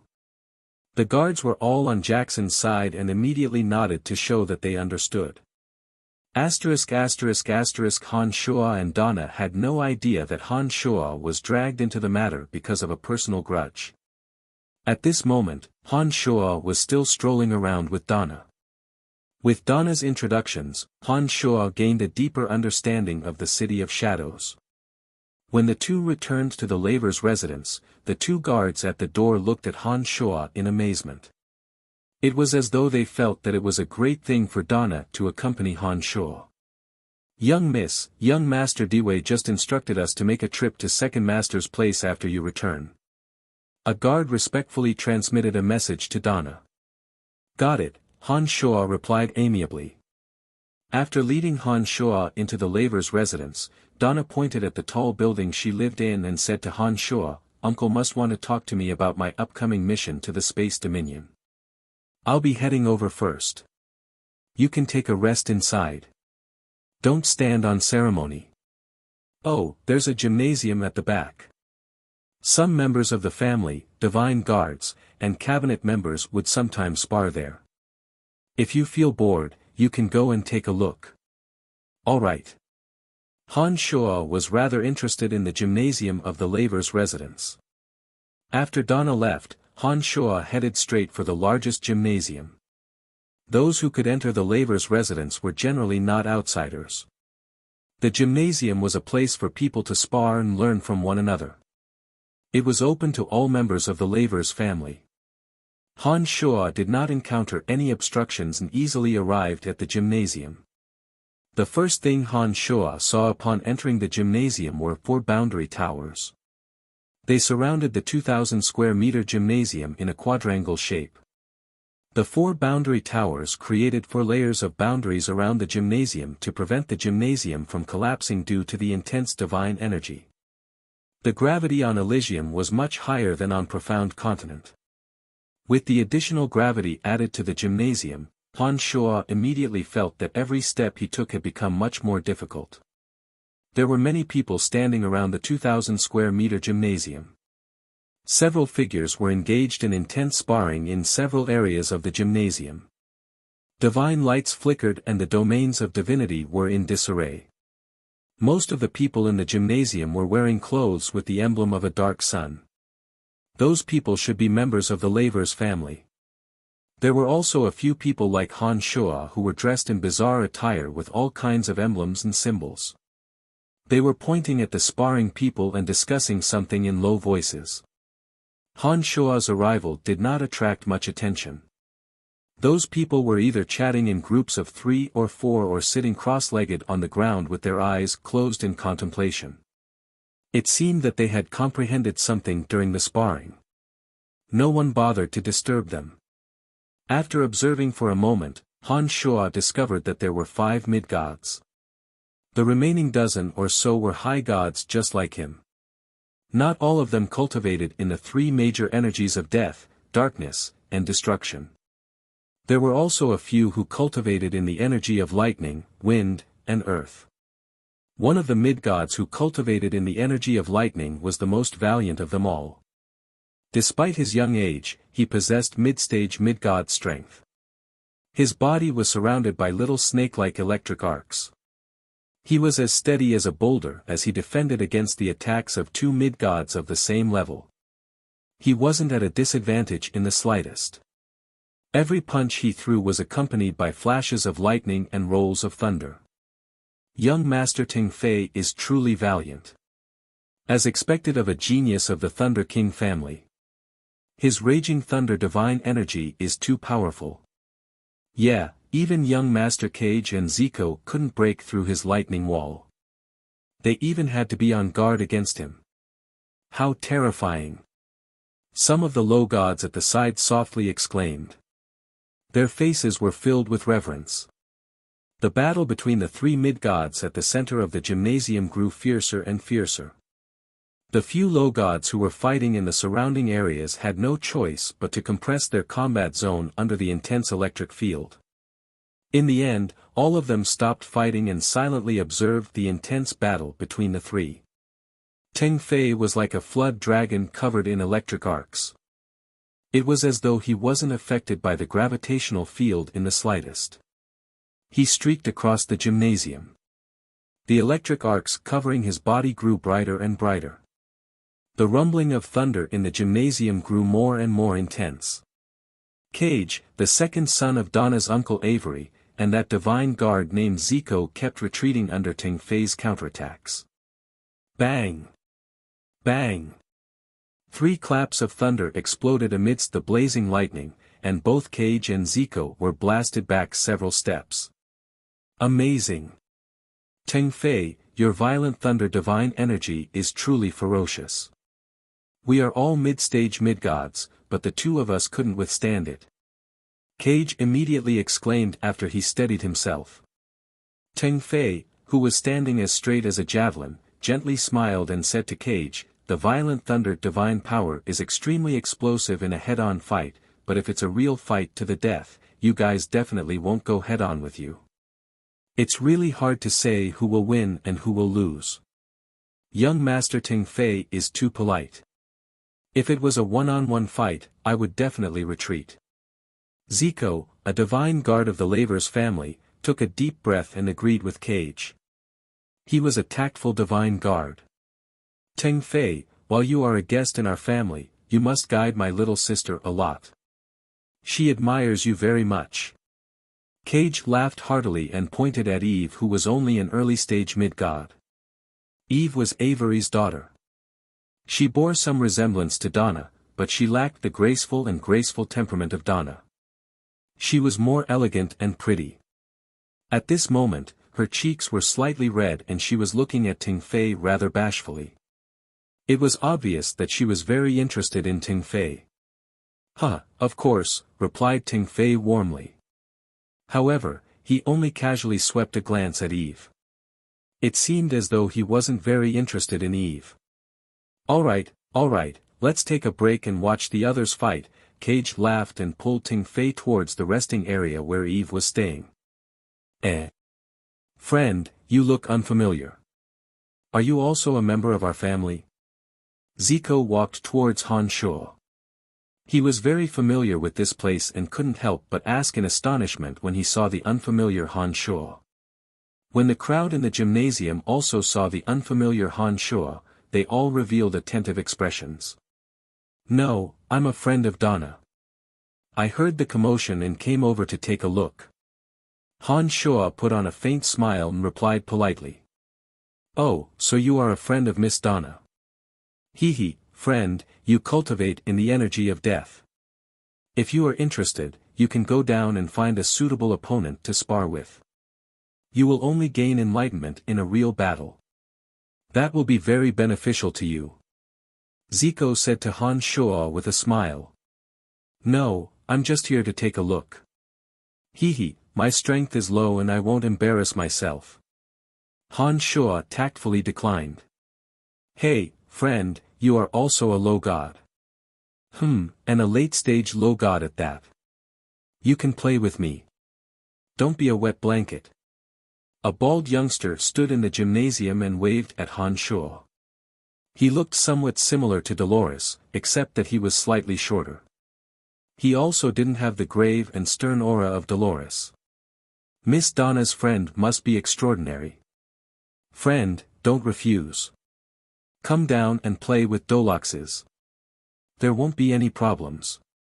Teng Fei, who was drinking tea with Cage at the resting area, suddenly had his eyes light up when he heard that Han Shuo was Donna's friend.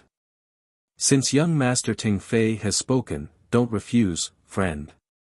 Give us some face and go down and play." Cage creased his brows and also tried to persuade Teng Fei.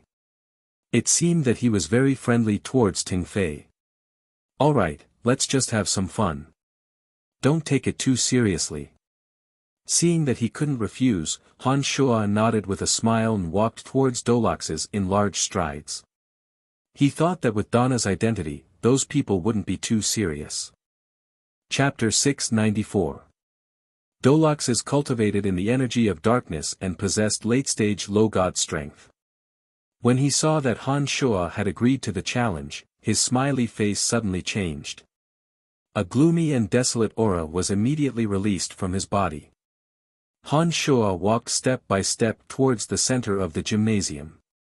His main body merely mobilized the energy of his avatar of death.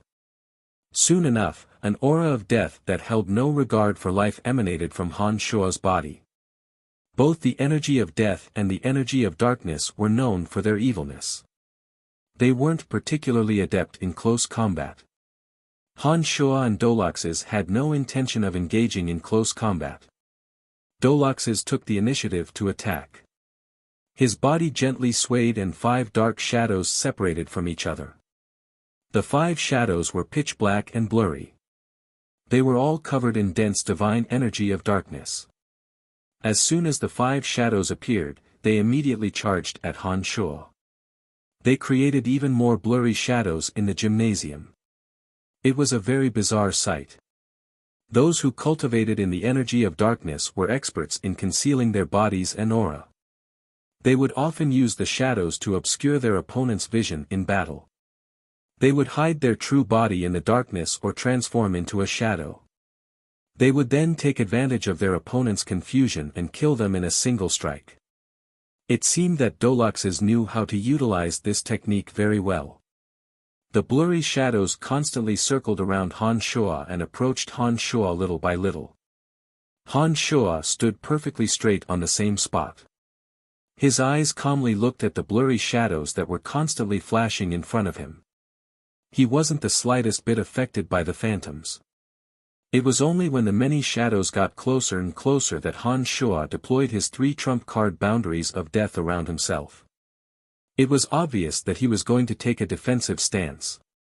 Doloxes conjured more and more shadowy figures that fluttered gracefully in the gymnasium. When the speed of the shadowy figures grew faster and faster, nearly 100 shadowy figures suddenly rushed at Han Shuo, attacking him from all directions. Han Shuo remained in his original position, coldly watching the shadows. When the first shadow was about to attack his body, he was like a venomous snake that had been lying dormant for a long time, waiting for an opportunity. He abruptly scuttled out, his two hands drawing out layers of green waves that engulfed the dozen or so shadows. With a loud bang, he punched a shadow that was still flying around. Bang! Han Shua's fist landed squarely on Dolox's chest. All of the shadows vanished without a trace in the blink of an eye. As it was just a sparring session, Han Shua didn't put too much force into this punch. It was just enough to stop Dolox's body and render him powerless to continue conjuring shadows. However, it didn't injure Dolox's at all. How is this possible? How could he locate the true body of Dolox's so accurately when they are in the same realm? Unbelievable. So many shadows can't confuse his vision. It's amazing. The spectators around the training field were all discussing in low voices. They were all marveling at Han Shua's astonishing attack. Generally speaking, in a battle between two experts of the same realm, the shadows conjured by those who cultivated in the energy of darkness would be difficult for their opponents to grasp. Those shadows could be infused with the divine energy of darkness and could cause harm to the enemy. When faced with the simultaneous attack of 100 shadows, those who couldn't locate the true body would generally adopt the most reliable defensive measures. Just like Dolox's, Han Shua was only a late-stage low god. Logically speaking, it shouldn't have been possible for him to discover Han Shua's true body. However, the scene before the eyes of the spectators had subverted their understanding. That was why they were so astonished. Dolox's was astounded. He lowered his head to look at Han Shua's iron fist that was stuck on his chest, seemingly unable to accept this fact.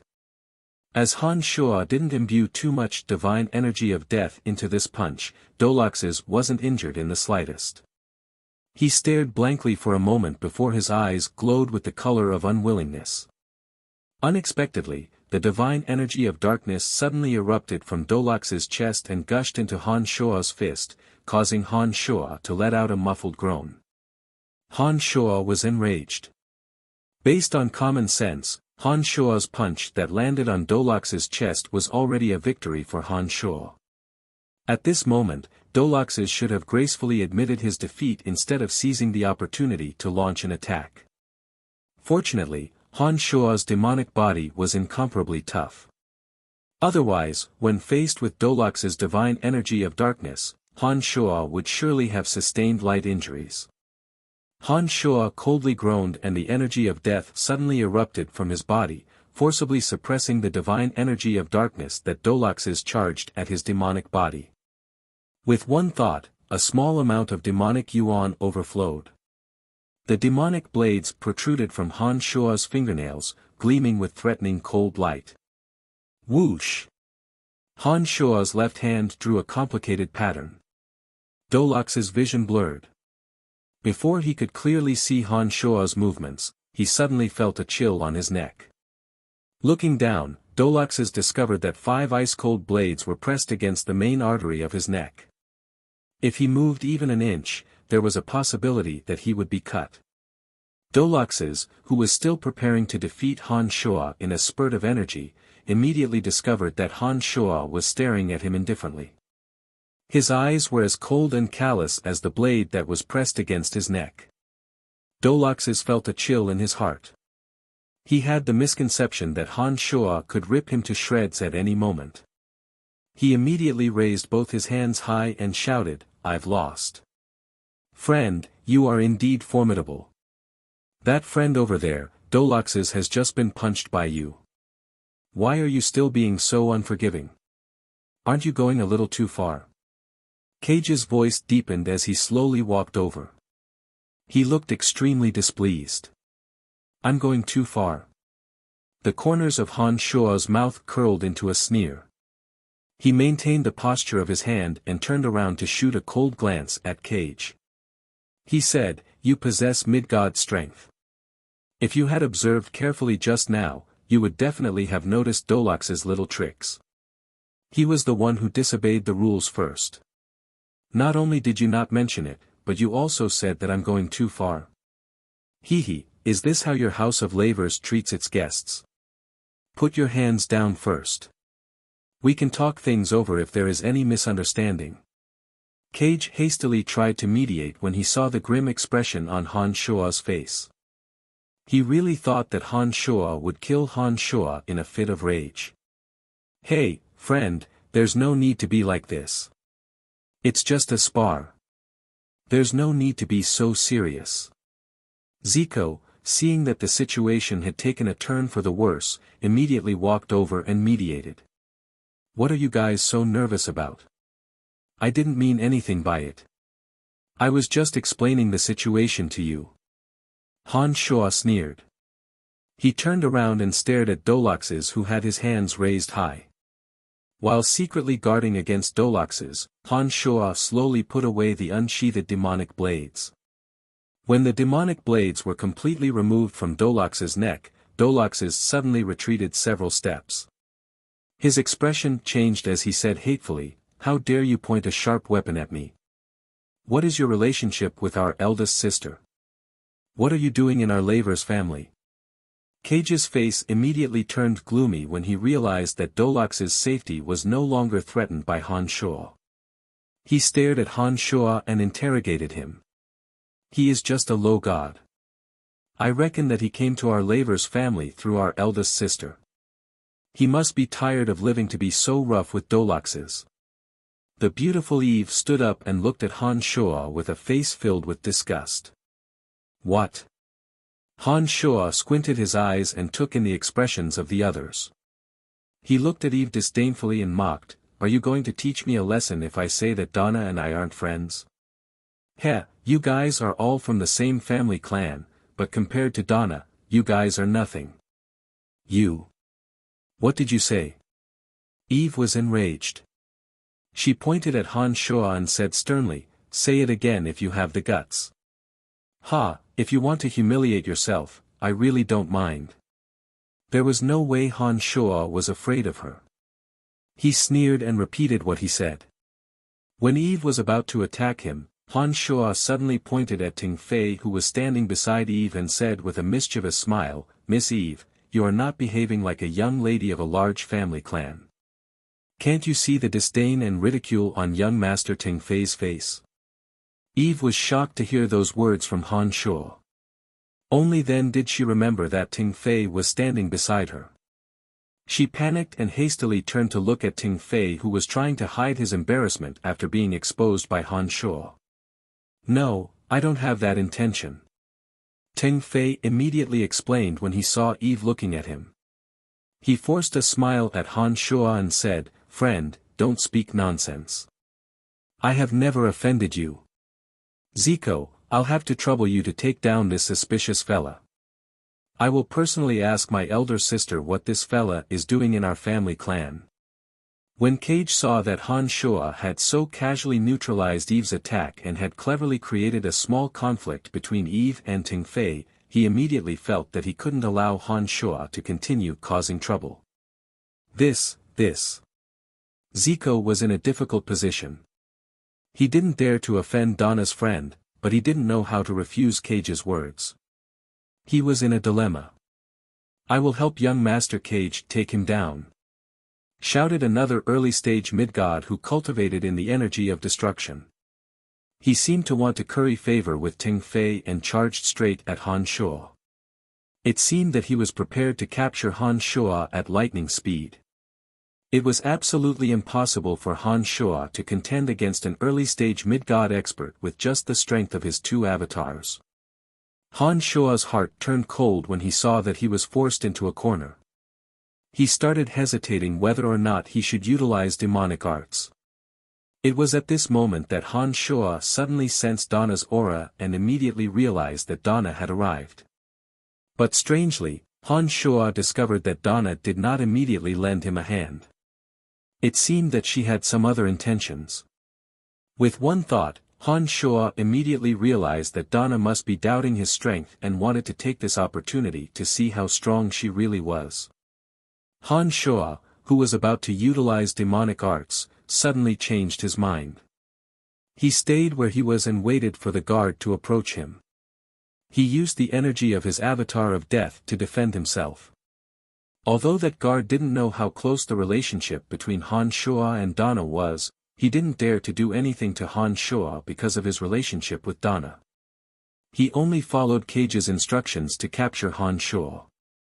With Han Shuo deliberately concealing his strength, it only took a few short seconds for Han Shuo to be immobilized against that mid-god who was an entire realm lower than him. Just when that guard was about to capture Han Shuo, Donna, who had been hiding in the dark, finally made her move. A dark shadow suddenly descended on the gymnasium. Bang! That guard was sent flying far away. Donna stood in front of Han Shuo with a furious expression. She glared at that guard who was sitting on the ground and panting. She coldly groaned and said, "You've got guts. How dare you touch my friend? Who gave you the courage to do so?" That guard was stunned when he saw Donna. He subconsciously turned to look at Cage. When Cage saw that Donna had angrily come to Han Shuo's rescue, he immediately realized that he had misjudged the relationship between Han Shuo and Donna. Cage very irresponsibly avoided the gaze of that guard who stood up for him. He chuckled and said, "Big sister, why are you here? They are just playing with your friend. Why are you so angry?" It was obvious that Donna held an extremely high status in the Lavers family. Many of the guards who were planning to make a move on Han Shuo immediately gave up on the idea. They were afraid that Donna would see through their intentions. "Brian is a friend that I went through a lot of trouble to invite over. I believe that he should have told you about this. I didn't expect that you would dare to capture him. Are you looking down on me?" Donna said furiously. She glared at everyone in the gymnasium with her almond-shaped eyes. "It's none of my business. Can you not glare at me like that?" Teng Fei put on a bitter smile and raised his hand to explain. His gaze towards Donna was filled with unconcealable love. He hastily tried to prove his innocence. "You are not a good person either. You only know how to laugh at others." Donna scolded Teng Fei. Then, she turned to Han Shuo and said apologetically, "Brian, I'm sorry. I didn't expect something like this to happen. I have long seen the arrogance of a descendant of a major family. It's nothing to be surprised about." Han Shuo shrugged and said to Donna with a faint smile, "Forget it, I'll just move out. I really can't get used to staying in your Lavers family." "Ah!" Donna panicked. She had witnessed how miraculous and mysterious Han Shuo was. She wholeheartedly wanted to rope Han Shuo into the Lavers family. Now that she heard Han Shuo's words, she hastily pleaded, "Don't do this, Brian. I promise you, this will never happen again. You just arrived and I haven't even had the chance to greet you. How can you leave so soon? I'm sorry, I really can't stand the face of some people.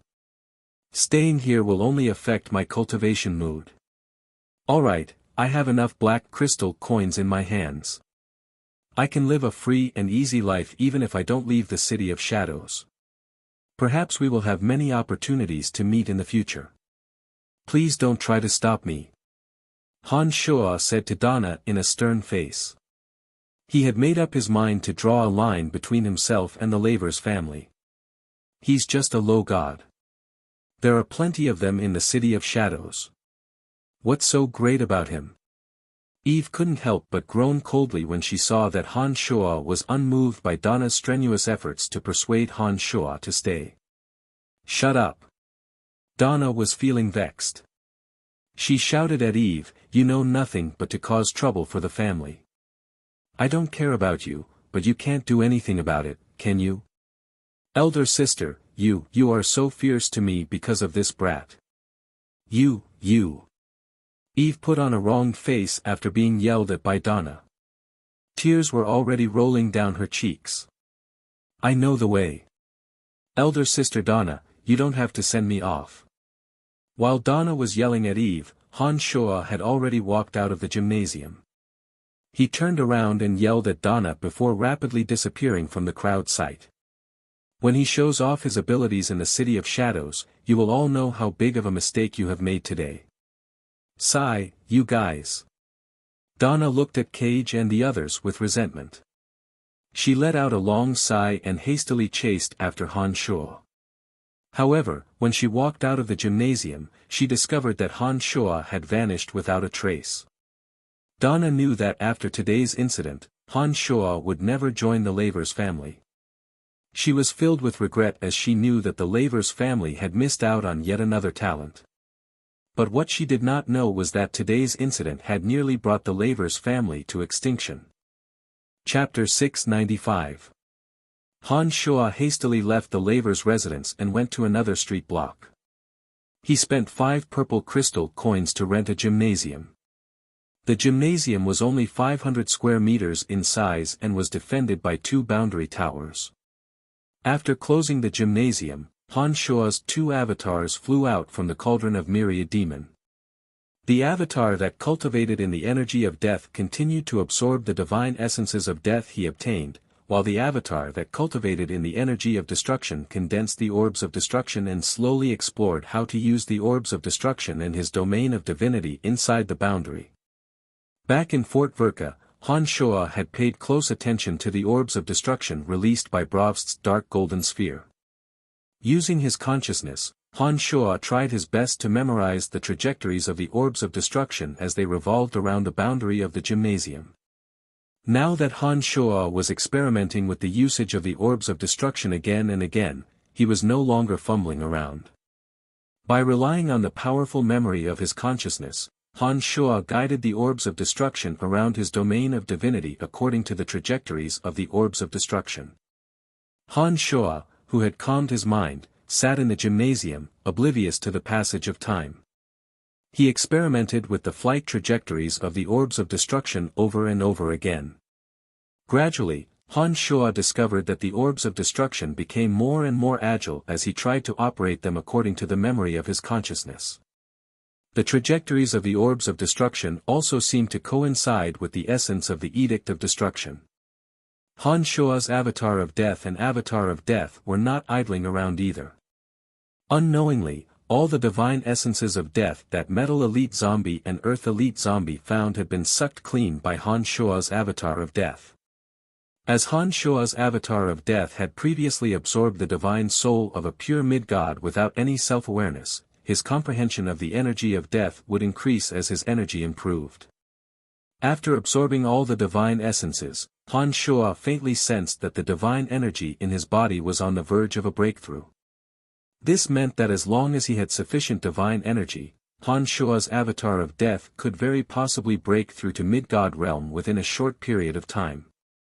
There was an enormous barrier between low gods and mid-gods. Once Han Shuo stepped into the realm of low gods, it would mean that his status on Elysium would rise to a higher level. For example, in the City of Shadows, there were countless low gods like Han Shuo. However, the number of mid-gods was drastically reduced. Almost every mid-god would receive invitations from various family clans and would gain some status in the city. Han Shuo's main body was not idling around either.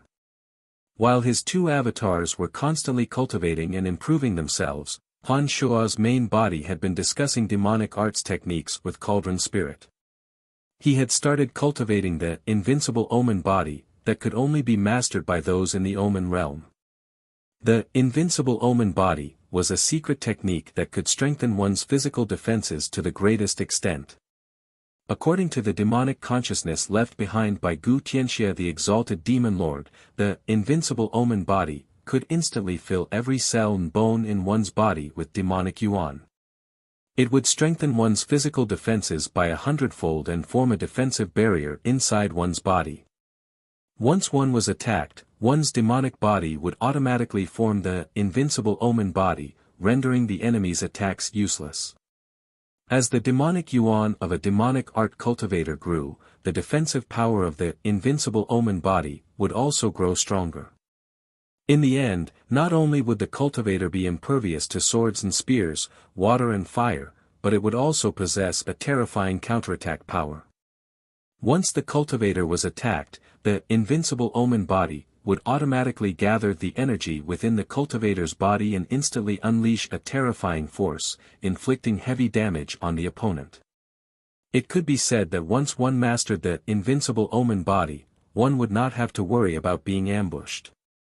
Any ambushes would be like getting caught in a web of their own making. It was said that when Gu Tianxia the exalted demon lord was refining a demonic weapon, he was discovered by 3 of his enemies.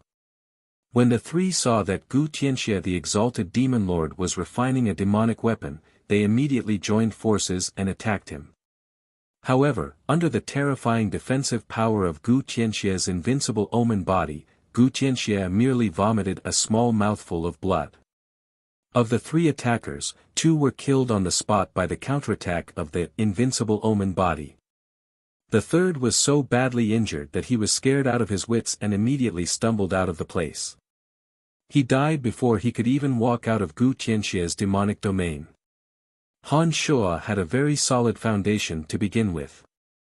He had placed great emphasis on the tempering and forging of his physical body over the years. As soon as he obtained the cultivation method for the invincible omen body, Han Shuo immediately began to cultivate without eating or sleeping. Whenever he came across something he did not understand, he would immediately ask Cauldron Spirit. Cauldron Spirit was indeed worthy of being the most precious demonic treasure. Under the influence of Gu Tianxia, its understanding of demonic energy was much deeper than Han Shuo's. It was able to provide detailed explanations to many of the questions that Han Shuo did not understand.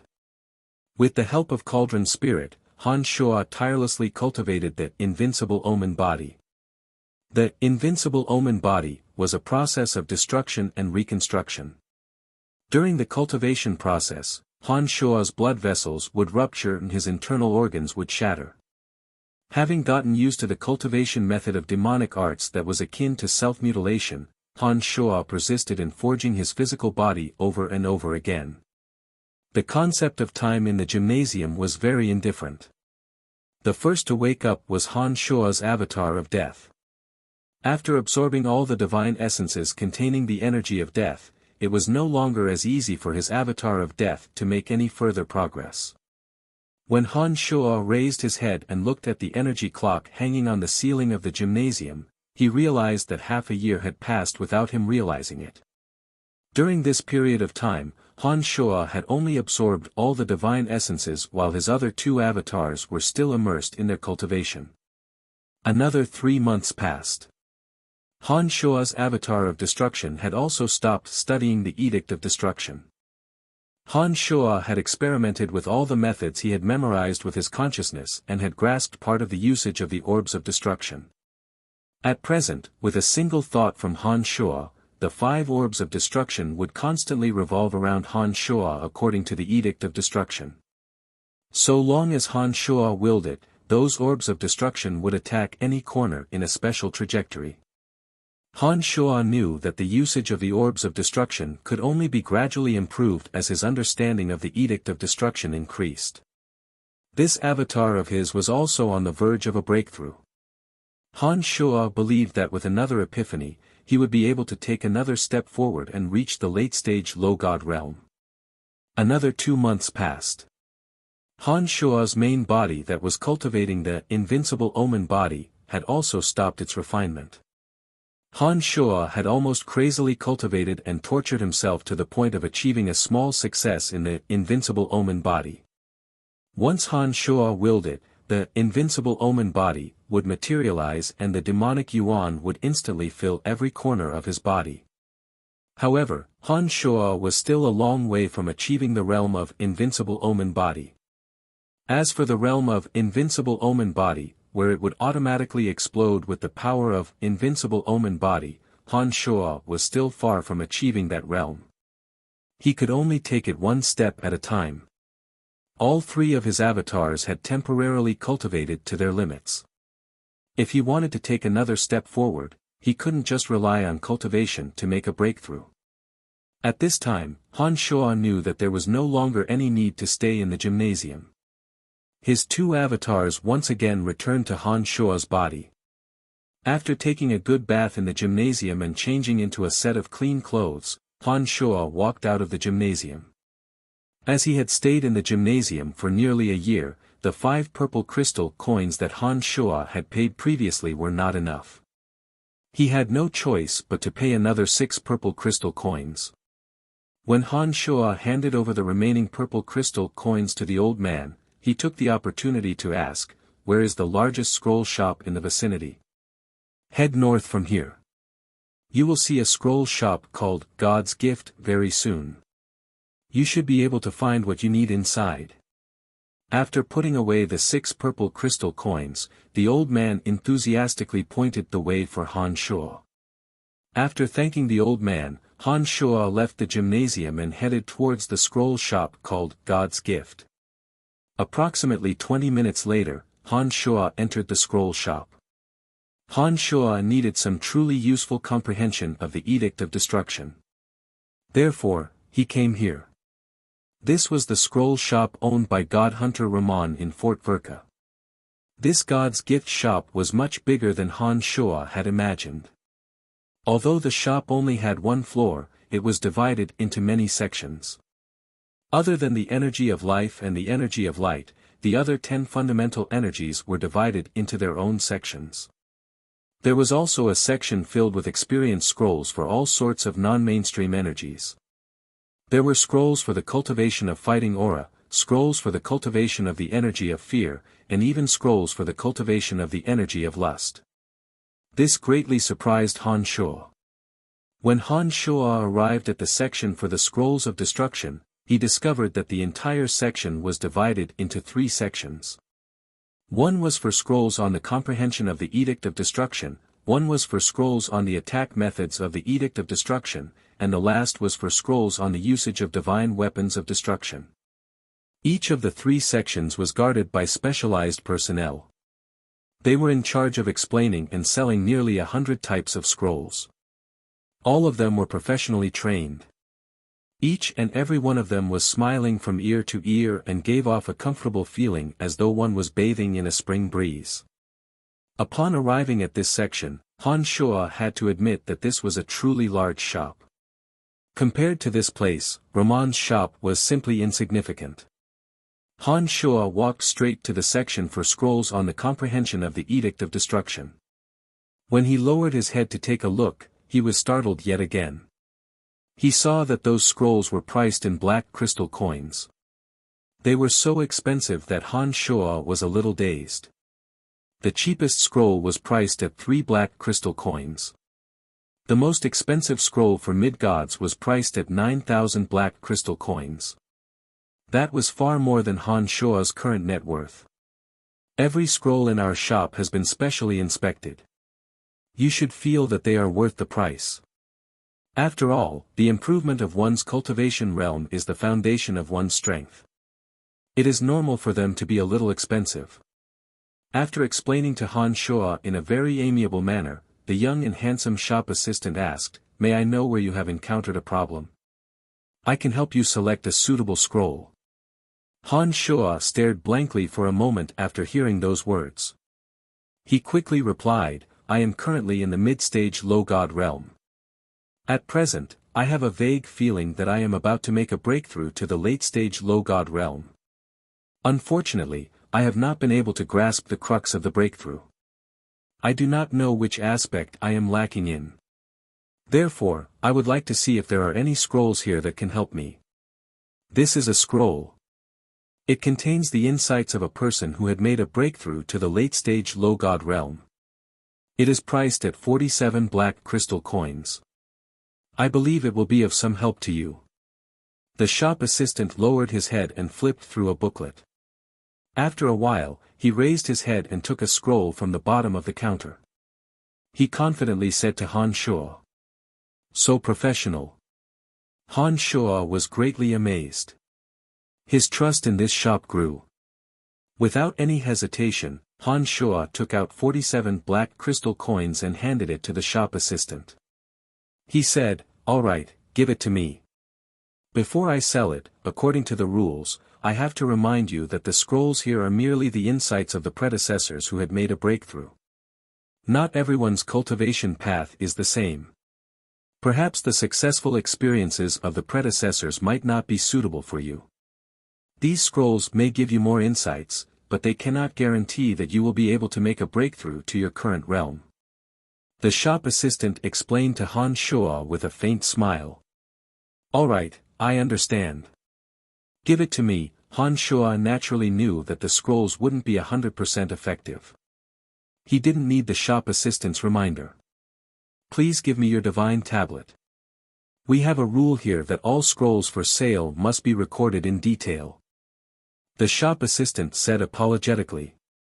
After handing over the divine tablet and the 47 black crystal coins, Han Shuo also received the scroll after going through the normal procedures. He impatiently skimmed through the contents of the scroll. Han Shuo's face was filled with a bitter smile. The owner of the scroll wasn't good at expressing himself at all. Some of the contents of the scroll were vague and confusing. Han Shuo couldn't understand what the owner was trying to say. It seemed that those were his own thoughts from the beginning. The only useful point was that the owner talked about hatred. He said that hatred gave him the urge to destroy everything. Under the support of intense hatred, the owner of the scroll could only think of utterly destroying his enemies. The moment he killed the enemy that was engraved in his bones, he suddenly made a breakthrough. We have agreed beforehand that even if you fail to obtain what you need, we will not refund you. When the shop assistant saw the bitter smile on Han Shuo's face, he immediately realized that Han Shuo hadn't understood the meaning of the scroll. He hastily reminded Han Shuo. Forget it. I should have known that everyone's understanding of cultivation is different. If divine scrolls were useful, there wouldn't be so many people stuck in the same realm. Han Shuo helplessly sighed, no longer pinning his hopes on the divine scrolls. He turned around and left the scroll shop. Hatred gives rise to the urge to destroy everything, hatred. After exiting the scroll shop, Han Shuo thought to himself. He felt that the scroll had given him some inspiration on this point. However, the enemy that was engraved in his bones had long been killed by Han Shuo. At present, Han Shuo didn't have any enemy with such deep hatred. Even if he wanted to try, he didn't know where to start. Suddenly, Han Shuo raised his brows. He stopped moving and turned around to look behind him. Shortly after, a group of travel-worn divine guards from the City of Shadows rushed over and surrounded Han Shuo. You are Brian, right? The leader of the group was the green-haired young man whom Han Shuo had met in the Godhunter Valley. He immediately shouted coldly when he saw Han Shuo. That's right. What's the matter? Han Shuo stared blankly for a moment and looked at the young man in confusion. You know what you have done. Come with us. After Han Shuo admitted to it, the green-haired young man shouted furiously, shameless fella. How dare you rob us of our spoils of war? I will make you spit them all out. Chapter 696. Upon hearing those words, Han Shuo immediately understood what was going on. Seeing that the green-haired young man was in a towering rage, Han Shuo put on a wry smile and refused to admit, what are you talking about? I don't understand. Brat, you have robbed the deceased of all their belongings. If you have the guts to do it, why don't you have the guts to admit it? I didn't do it. Why would I admit it? The items you sold at that divine weapon shop were obviously from the deceased in the valley. The people in the shop have reported it to me. Why are you still being so stubborn? Han Shuo suddenly turned silent after hearing those words. He did not expect that Donna would cause so much trouble for those divine weapons. Seeing that there was no way he could deny it, Han Shuo bunched his brows and asked, what do you want? This wasn't a big deal. Han Shuo did not think that they could do anything to him. Nothing much. Those items were sold for a total of 300 black crystal coins. Just come with us and make things clear. According to the rules, we will deduct a portion of your crystal coins and we will consider this matter settled, the green-haired young man said mischievously after seeing that Han Shuo had admitted to the crime. There were a dozen or so divine guards around Han Shuo. These divine guards were the direct subordinates of Erebus, one of the 7 divine guard chiefs of the City of Shadows. All of them possessed mid-god strength. Erebus was a member of the largest family clan in the City of Shadows, the House of Saint. Han Shuo knew that he had just arrived in the city and did not have much capital. Therefore, Han Shuo followed the green-haired young man to the third court that was under Erebus' control. Naturally, Erebus would not be bothered with such a trivial matter. After arriving at the third court, the green-haired young man brought Han Shuo to a hall filled with books and scrolls. A white-haired middle-aged man with a solemn face began to interrogate Han Shuo. After Han Shuo described what happened, the middle-aged man said, "According to the rules, you will have to pay them 2/3 of your crystal coins, which is 200 black crystal coins. Of those divine weapons I sold, 3 of them belong to mid-gods and they are mine. I didn't buy them from anyone else. Those 3 mid-god divine weapons are worth 250 black crystal coins. That's the real deal. I hope you understand this point clearly." Han Shuo immediately protested after hearing those words. "Mr. Caden, don't listen to his nonsense. This youngster is just a low god who has just arrived on Elysium. It is impossible for him to possess 3 mid-god divine weapons. Those divine weapons that he sold were all secretly looted from the valley. That is for sure." The green-haired young man sneered. 300 black crystal coins was a small fortune to them. There was no way they would be willing to let the powerless Han Shuo have it. It was obvious that Caden was biased towards the green-haired young man. He nodded and said, "Anaito's words make sense. It is impossible for you to possess 3 mid-god divine weapons through normal means. Therefore, you must have obtained them from that valley. Alright, you can leave after you hand over 200 black crystal coins. Stop quibbling. You are trying to scam me." Han Shuo coldly groaned and said, "I need you to handle this impartially. When I sold those divine weapons, I was with Miss Donna of the Lavers family. You can ask her about it and see if I am telling the truth." Miss Donna of the Lavers family? The person named Caden stared blankly for a moment before he turned to the green-haired young man, Anaito, and asked, "Was Miss Donna there as well?" "No, I'm not too sure." Anaito was rather hesitant. He had only received a message from a guard in that shop and did not investigate in detail. Now that he learned that Donna of the Lavers family was involved, he immediately realized that Han Shuo wouldn't be that easy to deal with. In the City of Shadows, the House of Saint was, of course, the dominant family. Although Anaito and Caden could barely be considered members of the House of Saint, their status was far below that of the real members of the House of Saint. They were just divine guards under Erebus. Since even Erebus had to give the House of Lavers some face, it was only natural that they would have some misgivings. "Alright, I will get to the bottom of this matter first," Han Shuo said. After hearing that Han Shuo mentioned Donna and seeing that Anaito was hesitating, Caden thought for a moment and decided not to do anything to Han Shuo. He started preparing to get to the bottom of the matter. It was at this moment that Han Shuo truly understood what Donna meant. Unless one was a high god with formidable strength, if one did not have power or influence on Elysium and did not have the backing of a large family clan, one would run into a lot of trouble. From this incident, one could see the deterrent power of a large family clan. If it wasn't for Donna, Han Shuo would have suffered a great loss all by himself. "You stay here for now. We will get to the bottom of Bai's situation very soon," Anaito said angrily. Anaito was about to leave angrily, feeling extremely gloomy in his heart. He had originally thought that Han Shuo was just a small character not worth mentioning.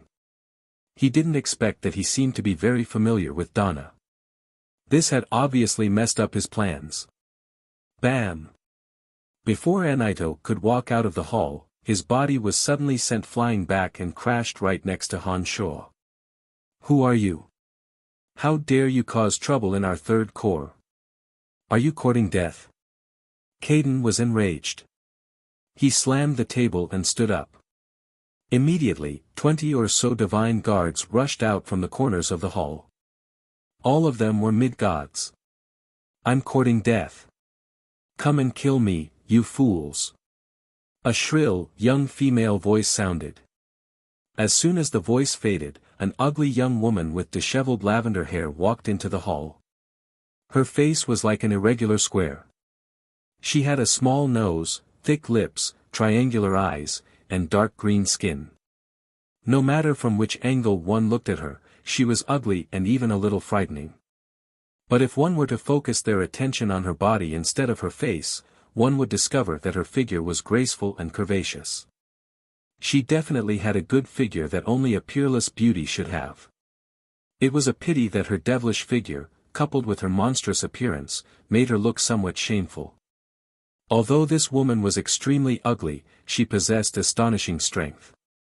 As soon as she walked into the hall, even though she did not deliberately release any energy, she gave Han Shuo a very obvious oppressive aura. It was an aura that only high gods could possess. Han Shuo secretly released a strand of his consciousness in an attempt to probe the woman's strength. Before Han Shuo's consciousness could approach her, her triangular eyes suddenly turned towards Han Shuo. Han Shuo was startled and immediately withdrew his consciousness. "Ah, it's Miss Carmelita. What brings you to the third core?" Caden, who was shouting furiously a moment ago, immediately shriveled up when he saw the ugly young lady. He put on a wry smile and bowed. Anaito, who was sent flying, sat up, panting heavily. He hastily half-knelt on the ground and said, "I'm sorry, Mississippi. I didn't know it was you. Carmelita." As soon as Han Shuo heard how Caden addressed her, he carefully sized up the ugly young lady. Immediately, he noticed a very small pattern on the left shoulder of her tight-fitting purple armor. It was a pattern of 3 black holes arranged in a triangular formation. The black holes seemed to be able to absorb all energy. It was a pattern unique to the largest family clan in the City of Shadows, the House of Saint. Just like the dark sun of the House of Lavers, it was a unique symbol of a large family clan. After seeing the pattern of 3 black holes, Han Shuo immediately realized that the young lady was indeed the genius of the House of Saint, Carmelita. It was said that Carmelita had contracted a strange disease when she was young. As she grew up, she grew uglier and uglier. No treatment could cure her. However, although Carmelita grew uglier and uglier, she displayed astonishing talent in the cultivation of the energy of destruction. In just a short 300 years, she became an astonishing legend in the City of Shadows. Perhaps due to her ugly appearance, Carmelita had an extremely eccentric temperament and was very difficult to get along with. However, as she possessed valiant strength, her father was the patriarch of the House of Saint, and she was highly regarded by the House of Saint. No one dared to provoke her even though there were many experts in the City of Shadows. She was an extremely unique character in the City of Shadows. "Where's Erebus? I need to talk to him about something." Carmelita glared at those people with her triangular eyes and asked impatiently. "His lordship is still hunting down one of the God Hunter leaders, Bravst. He isn't at the third core for the time being," Caden replied cautiously. "Damn it, he's not around every time I look for him. He must be hiding from me." Carmelita cursed. Just as she was about to leave, she suddenly turned to look at Han Shuo and said laughingly, "Were you using your soul to observe me just now? You only possess low god strength, but the energy of your soul is rather strange. To think that you could actually escape from my soul tracking. What is your name and what are you doing here?" Han Shuo was startled. He did not expect that Carmelita would be so powerful to be able to detect the probing of his consciousness in an instant. He thought to himself, it seems that the divine soul of a high god is indeed powerful. I must be more careful next time and not act rashly. His name is Brian. He has come to assist us with some matters. This is what happened. Before Han Shuo could speak, Caden had already recounted the entire incident to Carmelita in a fawning manner. Brian. Brian, this name sounds a little familiar. Did someone mention it to me recently? Oh, Donna, you know Donna. I remember now, Donna once told me about it. Carmelita exclaimed softly. She started sizing up Han Shuo with her triangular eyes, giving Han Shuo goosebumps. After a while, Carmelita seemed to have recalled something. Her eyes lit up and she suddenly said, "Come with me. I want to ask you to do something for me." "Ah. What for?" Han Shuo asked blankly. "Don't worry about it. You will know when the time comes." Carmelita did as she said. She grabbed Han Shuo's arm and dragged him outside, as though she had long forgotten that Han Shuo was also a young woman. "Miss, this person is a little troublesome," Caden hastily said with a bitter smile when he saw that Carmelita was about to leave. "That's no longer troublesome. What's the point of bickering over some spoils of war? Erase that matter for me. Is that all right?" Carmelita did not even look at Caden as she dragged Han Shuo outside. No problem," Caden replied hastily. After Carmelita left, Caden glanced at Anaito and said, "Just let it go. Don't pursue the matter." Anaito smiled bitterly and nodded, "I can only let it go. I'm really unlucky." Chapter 697. Carmelita pulled Han Shuo and walked out of the third corps. As soon as they stepped outside, Han Shuo saw an enormous airship hovering in the sky. On it stood a group of a few dozen people. All of them were wearing the Divine Guard uniforms of the House of Saint and all of them possessed mid-god strength. Without giving Han Shuo a chance to speak, Carmelita pulled Han Shuo into the airship. As soon as the two boarded the airship, Carmelita ordered the Divine Guards of the House of Saint respectfully, "Fill up the energy crystals. Let's go." Airships were a commonly used means of transportation on Elysium. They were large-scale flying tools that were created using grand metallurgy and were powered by energy crystals. The airship was 100 meters long and had soft cushions on it. The Divine Guards of the House of Saint were sitting on it.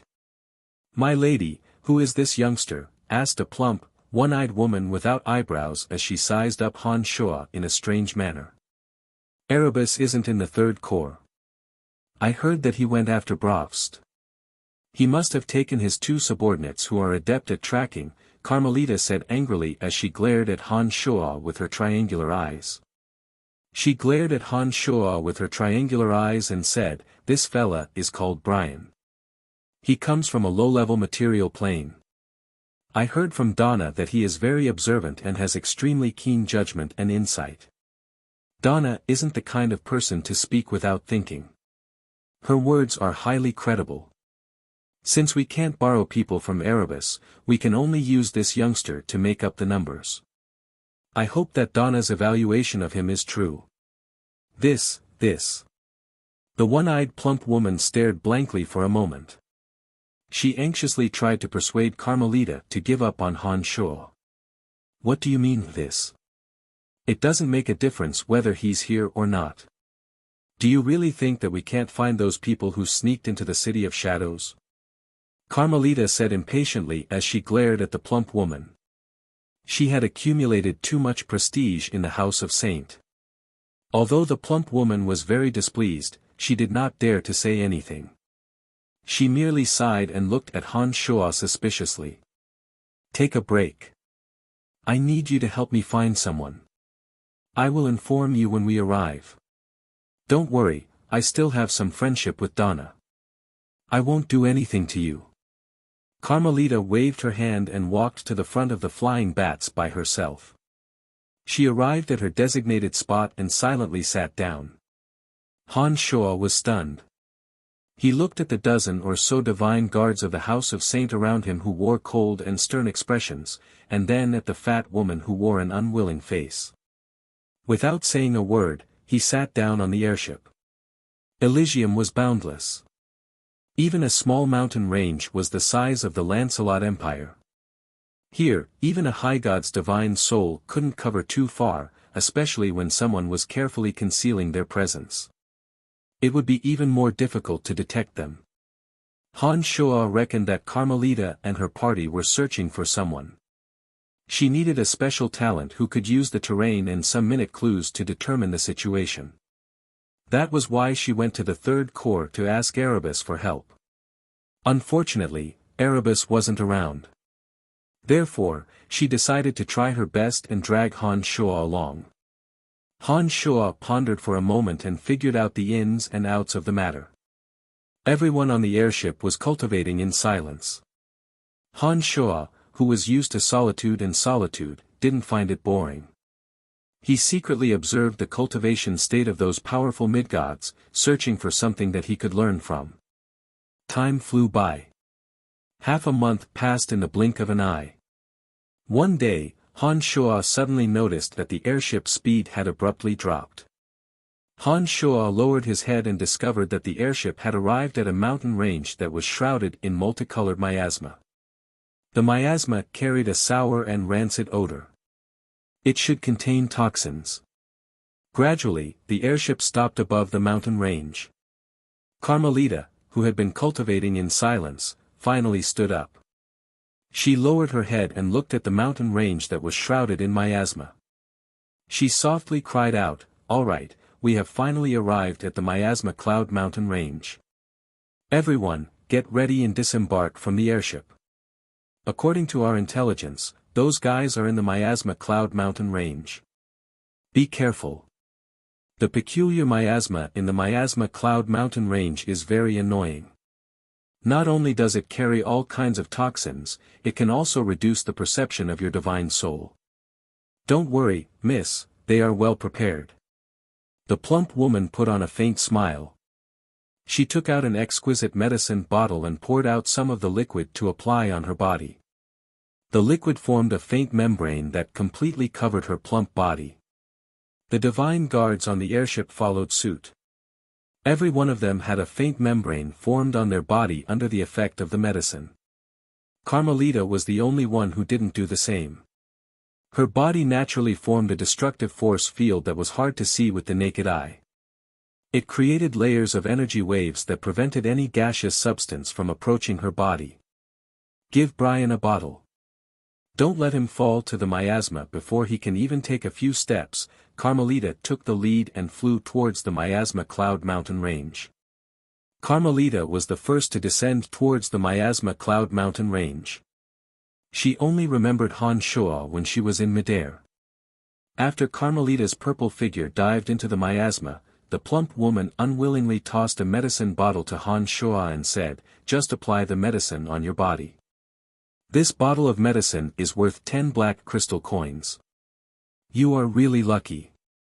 Many thanks." Han Shuo smiled faintly and opened his hand. The medicine bottle flying towards him was sucked into his palm. He poured some of the medicine and smeared it on for a while. A very faint layer of thin film also appeared on his body, forming a special boundary that enveloped his body. Even without using the invincible omen body, Han Shuo had no fear of the miasma's invasion.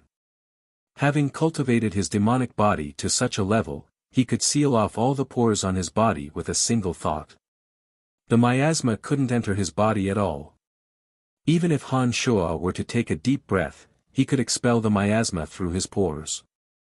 The reason why he still used that bottle of medicine was because he didn't want to attract the plump woman's attention. "I don't know why the miss would bring a low god like you here. In any case, we don't care whether a burden like you lives or dies. If you encounter any danger, you better run as far as you can. Don't expect us to pay attention to you." The plump woman grumbled and was the second to descend towards the miasma cloud mountain range. She cultivated in the energy of darkness and possessed late-stage mid-god strength. It was only natural for her to look down on a puny low god like Han Shuo. The divine guards of the House of Saint followed after Carmelita and the plump woman as they descended towards the miasma cloud mountain range. Soon, under the control of one of the divine guards, the airship gradually shrank. Han Shuo let out a soft laugh. He was rather interested in the situation in the miasma cloud mountain range. Before the divine guard could recall the airship, Han Shuo also descended towards the miasma cloud mountain range. Han Shuo discovered that the divine guards were closely following behind Carmelita. Each and every one of them wore vigilant expressions as they cautiously surveyed their surroundings. As the miasma was everywhere, visibility was limited. No matter how good one's eyesight was, they could only see within 100 meters of themselves. Any further than that would be very difficult to see. Han Shuo had cultivated in demonic arts for many years, but he could only see within 300 meters of himself. Any further than that would be just as blurry and indistinct. Youngster, now is the time for you to come in handy. Can you find any traces of those people? The plump woman shot a cold glance at Han Shuo. She did not seem to trust Han Shuo at all. Han Shuo shook his head indifferently and replied, "There are no traces of humans in the vicinity. By the way, who are those people you are looking for? What energy do they cultivate? What are their characteristics? I need to know the details." Han Shuo, too, looked at the plump woman and asked the leader of the party, Carmelita. "They are people from the Life Dominion. They are our mortal enemies. According to the unwritten rules, anyone who cultivates in the Edict of Life or the energy of light must be killed without mercy once they are discovered in our Darkness Dominion. They must be harboring unspeakable secrets for daring to come to our City of Shadows territory. We need to figure out their motives and kill them all. Otherwise, if the other cities in the Darkness Dominion were to find out, they would definitely mock our City of Shadows for being incompetent." Carmelita explained to Han Shuo fiercely. The two parties were mortal enemies.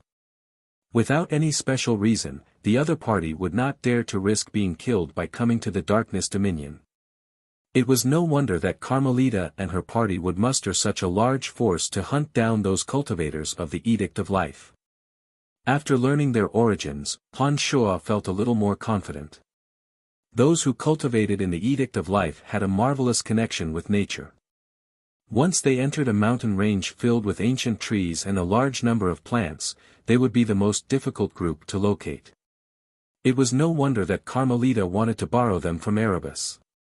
Those who cultivated in the Edict of Life were not only adept at concealing their auras with the help of the natural environment, but they would also not destroy the natural environment.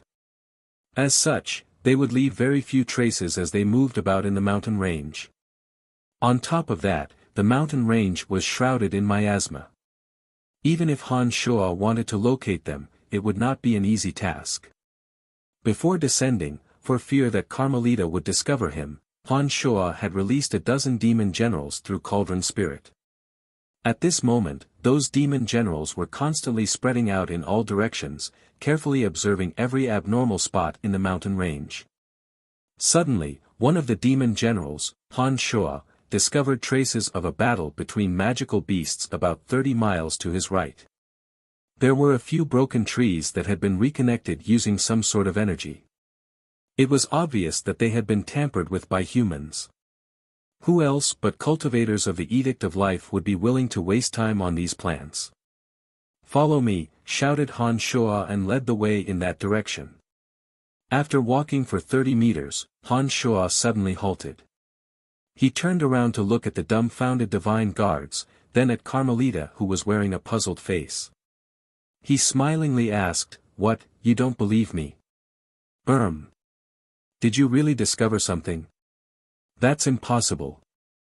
Even Erebus' two subordinates couldn't so easily discover traces of someone cultivating in the Edict of Life in the mountain range. How could you?" Carmelita's triangular eyes were glistening as she cried out in doubt. "My lady, this youngster must be deliberately mystifying us. He is just a puny low god. How could he possibly discover traces of them so quickly?" The plump woman clearly didn't believe Han Shuo at all and straightforwardly expressed her doubts. "If tracking is related to one's realm, Miss Carmelita wouldn't have brought me here. Don't try to act smart, alright?" Han Shuo put on a carefree smile and didn't pay any attention to the plump woman. "Brat, how dare you speak to me in such a manner? Do you believe that I can make you disappear from this place forever with just a flick of my finger?" The plump woman shouted furiously. "Shut up, Karina!" Carmelita reprimanded in displeasure. Then, she bunched her sparse brows and asked Han Shuo suspiciously, "Did you really find traces? It's only a distance of 15 kilometers. It won't take long to walk there. If you don't believe me, just follow me and take a look. Han Shuo shrugged and didn't say anything else. He took the lead and headed in that direction. When Han Shuo was about to disappear from their sight, Carmelita softly shouted, "Let's go and take a look. I don't think this fellow has the guts to deceive me. If he really dares to do so, even if he's Donna's friend, I'll make him pay." After she said that, the crowd quickly followed behind Han Shuo. The plump woman, Karina, stared hatefully at Han Shuo's back and was secretly sulking. Soon, they arrived at the area behind Han Shuo. At this moment, Han Shuo was squatting there, pretending to observe something. When Carmelita came to his side, he calmly stood up and pointed at the ancient trees that had been reconnected. He said, "Other than those who cultivate the energy of life, I can't think of anyone who would be so friendly to these trees. What do you guys think?" Carmelita only took a glance at the trees before she immediately cried out in surprise and said, "There are indeed traces of energy of life.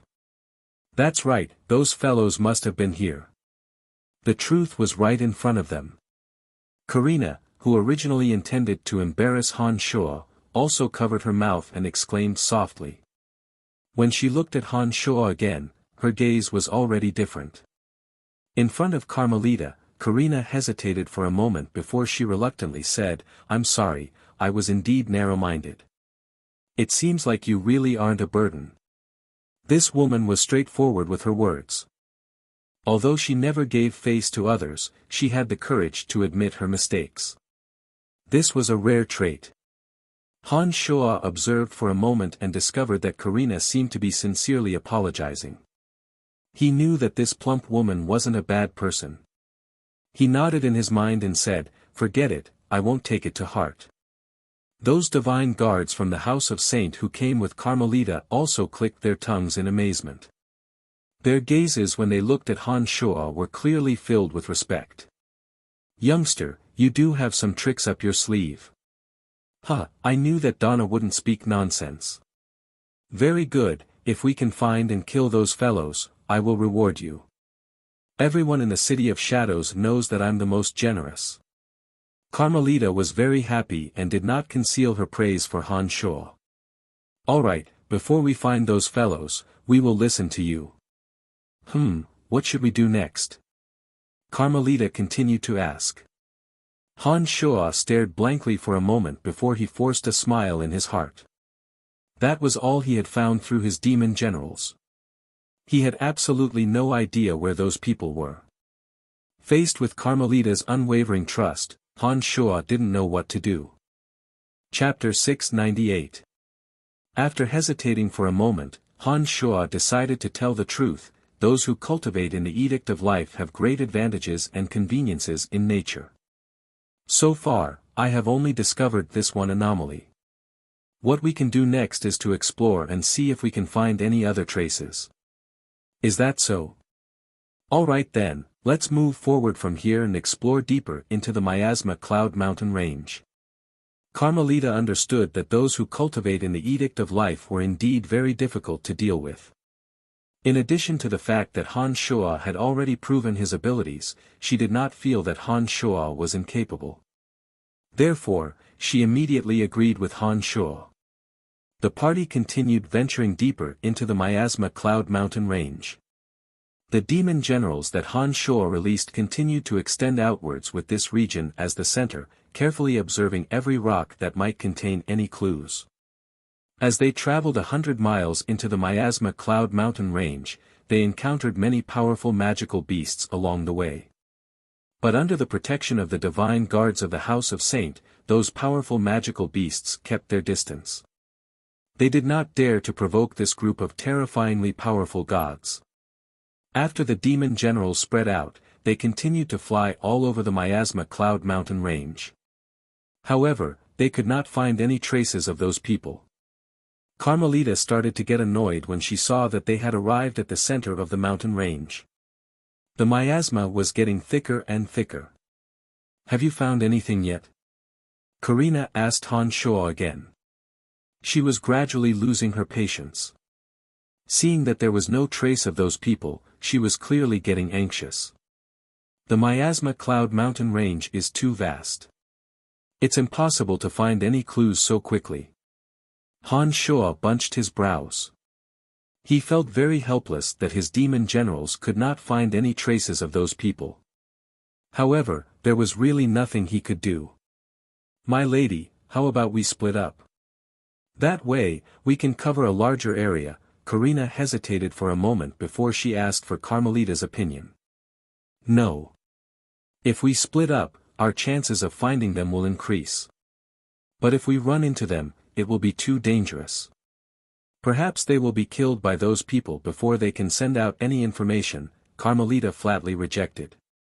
She sighed helplessly and said, let's continue searching. Who knows, we might find some clues very soon. Karina did not insist. She too let out a sigh and the party followed behind Han Shuo. They started to wander aimlessly around the mountain range. Before he knew it, another 5 days had passed. Although Han Shuo had yet to explore the entire Miasma Cloud mountain range, with the help of those demon generals, he had explored every region of the mountain range. However, he did not discover anyone cultivating in the energy of life. All the demon generals found were some magical beasts wandering all over the place and some rare treasures of heaven and earth. Gradually, not only was Karina getting fed up, even Han Shuo himself felt that this wasn't the way to go on. He even started to doubt the reliability of Karina's information, and even suspected that those people had long since left the mountain range. Carmelita, on the other hand, had run out of patience. Along the way, whenever she felt agitated, she would randomly blast the surrounding mountains and ancient trees, making it even more difficult for the demon general to observe her. Perhaps those people are really gone. Come, let's leave this place. After another day, Carmelita lost her patience and officially gave the order to leave. Everyone heaved a sigh of relief when she said that. They had long been unwilling to continue doing useless work in the Miasma Cloud mountain range. Carmelita made up her mind. No one had any objections and they prepared to leave the Miasma Cloud mountain range. Wait. Han Shuo, who had been silent for a long time, suddenly spoke just as everyone was about to fly into the sky and use the airship to return. What's wrong? Carmelita rolled her triangular eyes and looked at Han Shuo doubtfully. She asked, we haven't found anything in the past 10 days. Could it be that we have found something before we leave? There is a large cave on a lush mountain in front of us. Magical beasts are constantly coming out of it. I didn't pay attention to it before, but now that I think about it, could there be something strange in that cave? With the help of a demon general, Han Shuo discovered that even more magical beasts were gradually coming out of the cave. He immediately became suspicious. Judging from the behavior of those magical beasts, it seemed that they had been chased out by force. Oh, now that you mention it, I remember now. Some of the small mountains in the Miasma Cloud mountain range have sparse vegetation, but that mountain is a little strange. The vegetation on it is very lush. Are you talking about that mountain? The one-eyed fat woman, Karina, took the opportunity to ask. She also seemed a little surprised. Yes, that's the mountain. Han Shuo said doubtfully. The vegetation on that mountain is so lush. It seems a little special. Also, the magical beasts in that cave seem to have been chased out. It seems a little strange inside. We have explored so many places in the Miasma Cloud mountain range, but we haven't found any traces. Could it be that those people are hiding in a cave on one of the mountain peaks? Upon hearing Han Shuo's words, Carmelita, who had given the order to leave, had her hopes reignited. After thinking for a moment, she nodded and said, what you said makes sense. Come, let's go and take a look. Perhaps there really is something strange in that cave. Under Carmelita's instructions, the party returned to the mountain peak they had passed. When they arrived at the entrance of the cave, they could clearly see some oddly shaped magical beasts walking out of the cave one after another. Some of the magical beasts appeared to be panic-stricken and immediately dispersed when they saw Carmelita and the others. The magical beasts on Elysium were much more powerful than those on Profound Continent. However, their intelligence seemed to be the same. For some reason, although they had long surpassed rank 5 or even rank 6 or 7, Han Shuo hadn't seen many of them that could take human form. In the blink of an eye, the magical beasts scattered in all directions. One of Han Shuo's demon generals took the opportunity to burrow into the cave. The demon generals that entered the cave soon discovered that there were more magical beasts leaving the cave. There were many paths in the cave and no one knew where they led to. Let's go in and take a look. This place is really strange. Carmelita led the way into the cave. The party, including Han Shuo, followed closely behind her. The cave was extremely spacious. Not long after they entered, they came to a fork in the road. Carmelita didn't know how big the cave was, but she felt that there shouldn't be any danger inside. She finally agreed to split up and investigate after Karina suggested that they should immediately shout for help if they discovered any abnormalities. With 2 forks in the road, Karina volunteered to lead a team of divine guards. Han Shuo naturally followed Carmelita. Gradually, new forks appeared in front of the party. At Carmelita's signal, a few more people split up from the party. As more forks appeared, the number of divine guards around Han Shuo gradually decreased. In the end, only Han Shuo, Carmelita, and 2 divine guards continued to advance. At this point, they didn't run into any more forks. The other demon generals that were roaming around the Miasma Cloud Mountain range entered the cave one after another. They wandered around the complicated cave. Some followed Karina, some followed the other divine guards, and 2 scouted ahead for Han Shuo. The magical beasts they encountered along the way would attack any living being that approached them with all their might. However, against the divine guards, the magical beasts didn't stand a chance. One after another, they were slaughtered in the spacious cave. Suddenly, with the help of one of the demon generals scouted ahead, Han Shuo discovered that there was an enormous lava cave at the end of the cave. The rocks were like red-hot soldering iron. They carried an astonishingly high temperature and were dripping with magma-like red liquid.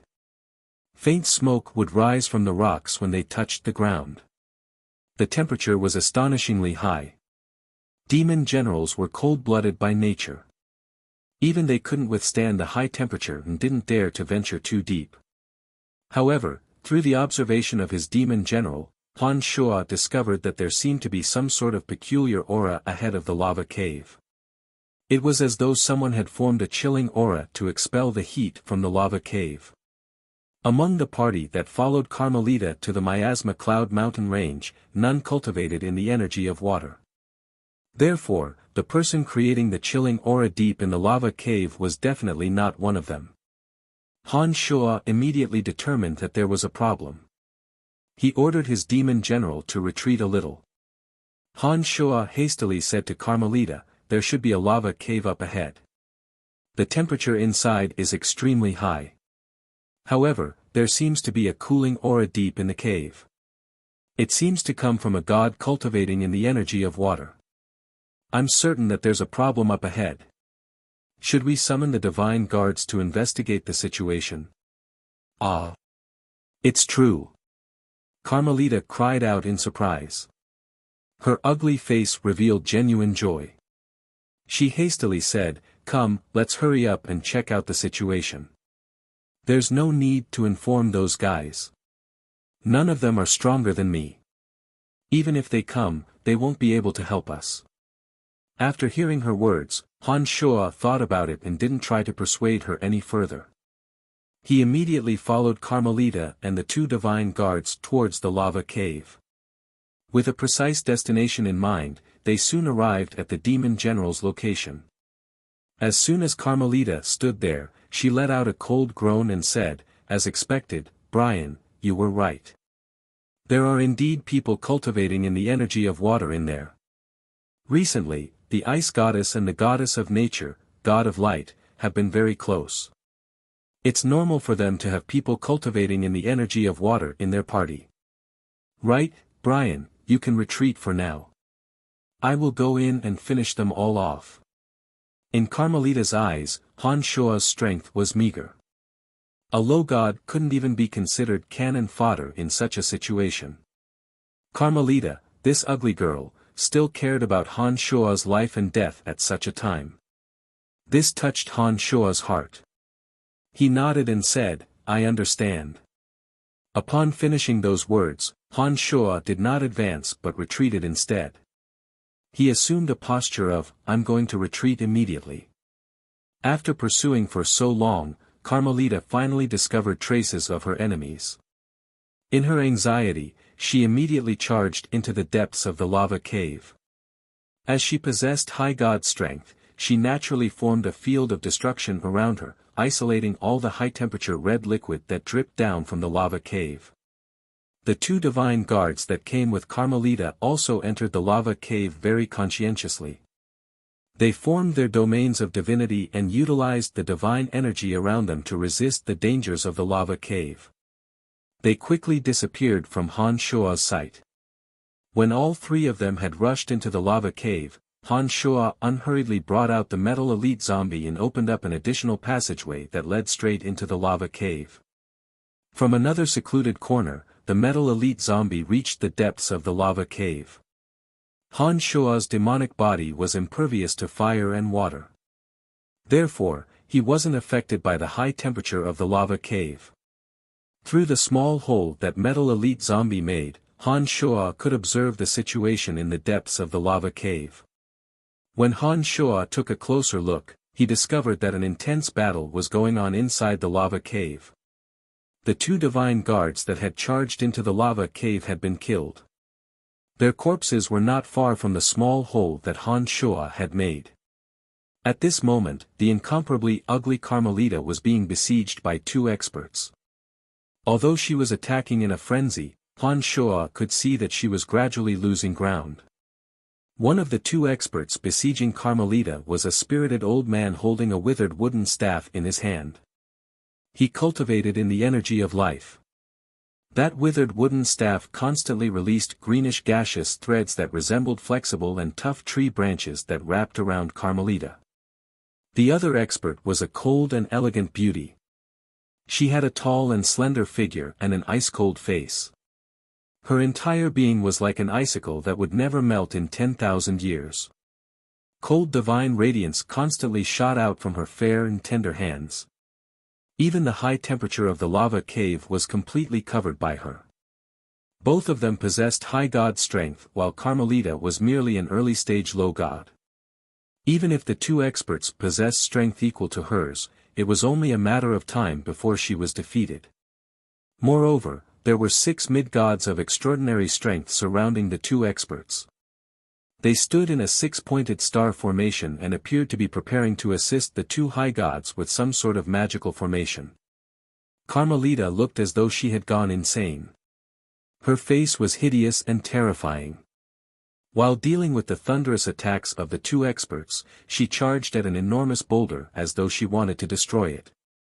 Following Carmelita's gaze, Han Shua discovered that it was an azure boulder covered in dazzling speckles that resembled dazzling stars. The speckles seemed to be moving rhythmically on the surface of the azure boulder while emitting mesmerizing radiance. It was so beautiful that it was dazzling. Heaven's gift! Cried Han Shua in a low voice. His face was filled with unconcealable shock. As he gazed at the dazzling azure boulder, he finally understood why that old man who cultivated in the Edict of Life would travel thousands of miles and risk his life to come to the Darkness Dominion. Han Shua also understood why Carmelita would disregard everything to destroy that beautiful boulder. It was because the speckles on the surface of the dazzling boulder were moving like stars in a natural trajectory of the Edict of Life. Anyone who cultivated in the Edict of Life could deeply understand the essence of the Edict of Life by comprehending those trajectories. Chapter 699. Having been on Elysium for some time, it was only natural that Han Shua had heard of the Heaven's Gift. There were some places that would magically form this kind of incomparably wondrous rock. Often, the rock would contain the profound mysteries of every major energy. Every god who diligently pursued the profound mysteries of energy could make a breakthrough by comprehending the energy contained in the Heaven's Gift. Heaven's Gift was even rarer than divine essences of other energies. Naturally, its preciousness couldn't be mentioned in the same breath. Divine essences could increase one's divine energy, while Heaven's Gift could increase one's understanding of the profound mysteries of energy. It could also be used by multiple people of the same energy. That azure Heaven's Gift was glowing with a misty blue light. The dazzling specks of light on its surface made it seem as though the Heaven's Gift was reflecting the vast and mysterious starry sky. The dazzling stars within the Heaven's Gift were slowly moving according to some kind of marvelous trajectory. It gave one the feeling of being in a dreamland. A god cultivating in the Edict of Life, as long as he earnestly cultivated by looking at the Heaven's Gift and comprehending the moving specks of light on the Heaven's Gift, his understanding of the Edict of Life would be greatly enhanced. Those who cultivated in the Edict of Life had risked their lives to travel thousands of miles to this place. Of course, it was for this enormous Heaven's Gift. There were two types of Heaven's Gifts. The first type could be moved and the second type would grow according to the terrain. Generally speaking, the Heaven's Gift in the lava cave would lose its miraculous effect as soon as it left the place where it was born. It was obvious that the Heaven's Gift in this lava cave belonged to the second type. Otherwise, those who cultivated in the Edict of Life would have dragged the enormous Heaven's Gift away long ago. When Carmelita saw the Heaven's Gift, she naturally wanted to destroy it at all costs. Otherwise, if she allowed those who cultivated in the Edict of Life to comprehend the profound mysteries of energy, that fella's strength would only grow stronger and stronger. The battle in the lava cave had reached a critical juncture. Under the all-out attacks of two high gods, Carmelita, the ugly genius of the City of Shadows, was in dire straits. Not only was she unable to approach the Heaven's Gift, she had no choice but to repeatedly retreat. Moreover, she had already sustained injuries. Foolish woman, this is the right time to leave. Walk out of this miasma cloud mountain range alive, return to the City of Shadows with a few high gods, and destroy this place.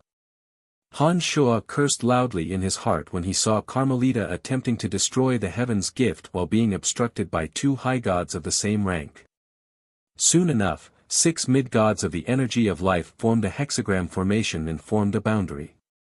They blocked the only exit behind Carmelita, preventing her from leaving the lava cave. Mr. Diska, why are you still hesitating? If we don't kill her, you won't be able to comprehend the force of life in peace once this crazy woman leaves.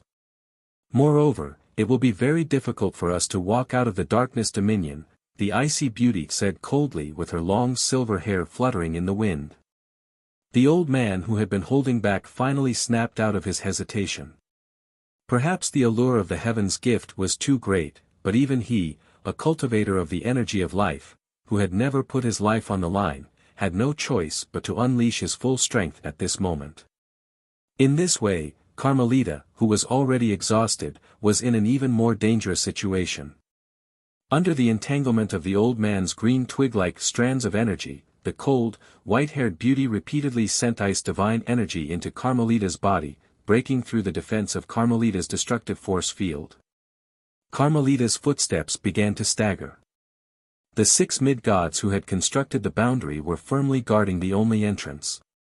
Not only was the lava cave incomparably sturdy, it was practically impossible for her to break through the thick layer of rock to escape. Soon, Carmelita fell into a real crisis. At this point, not only was it difficult for her to destroy the Heaven's Gift, it was also difficult for her to leave this place alive. It was only at this moment that Han Shua noticed the remorse and anxiety flashing in Carmelita's eyes. Unfortunately, it was a little too late for this crazy woman to wake up. When Han Shua saw that Carmelita was about to perish in the hands of the two high gods, after hesitating for a moment, he decided to rescue her. After making up his mind, Han Shua immediately used Metal Elite Zombie's energy to secretly create a few tunnels in the dense lava cave.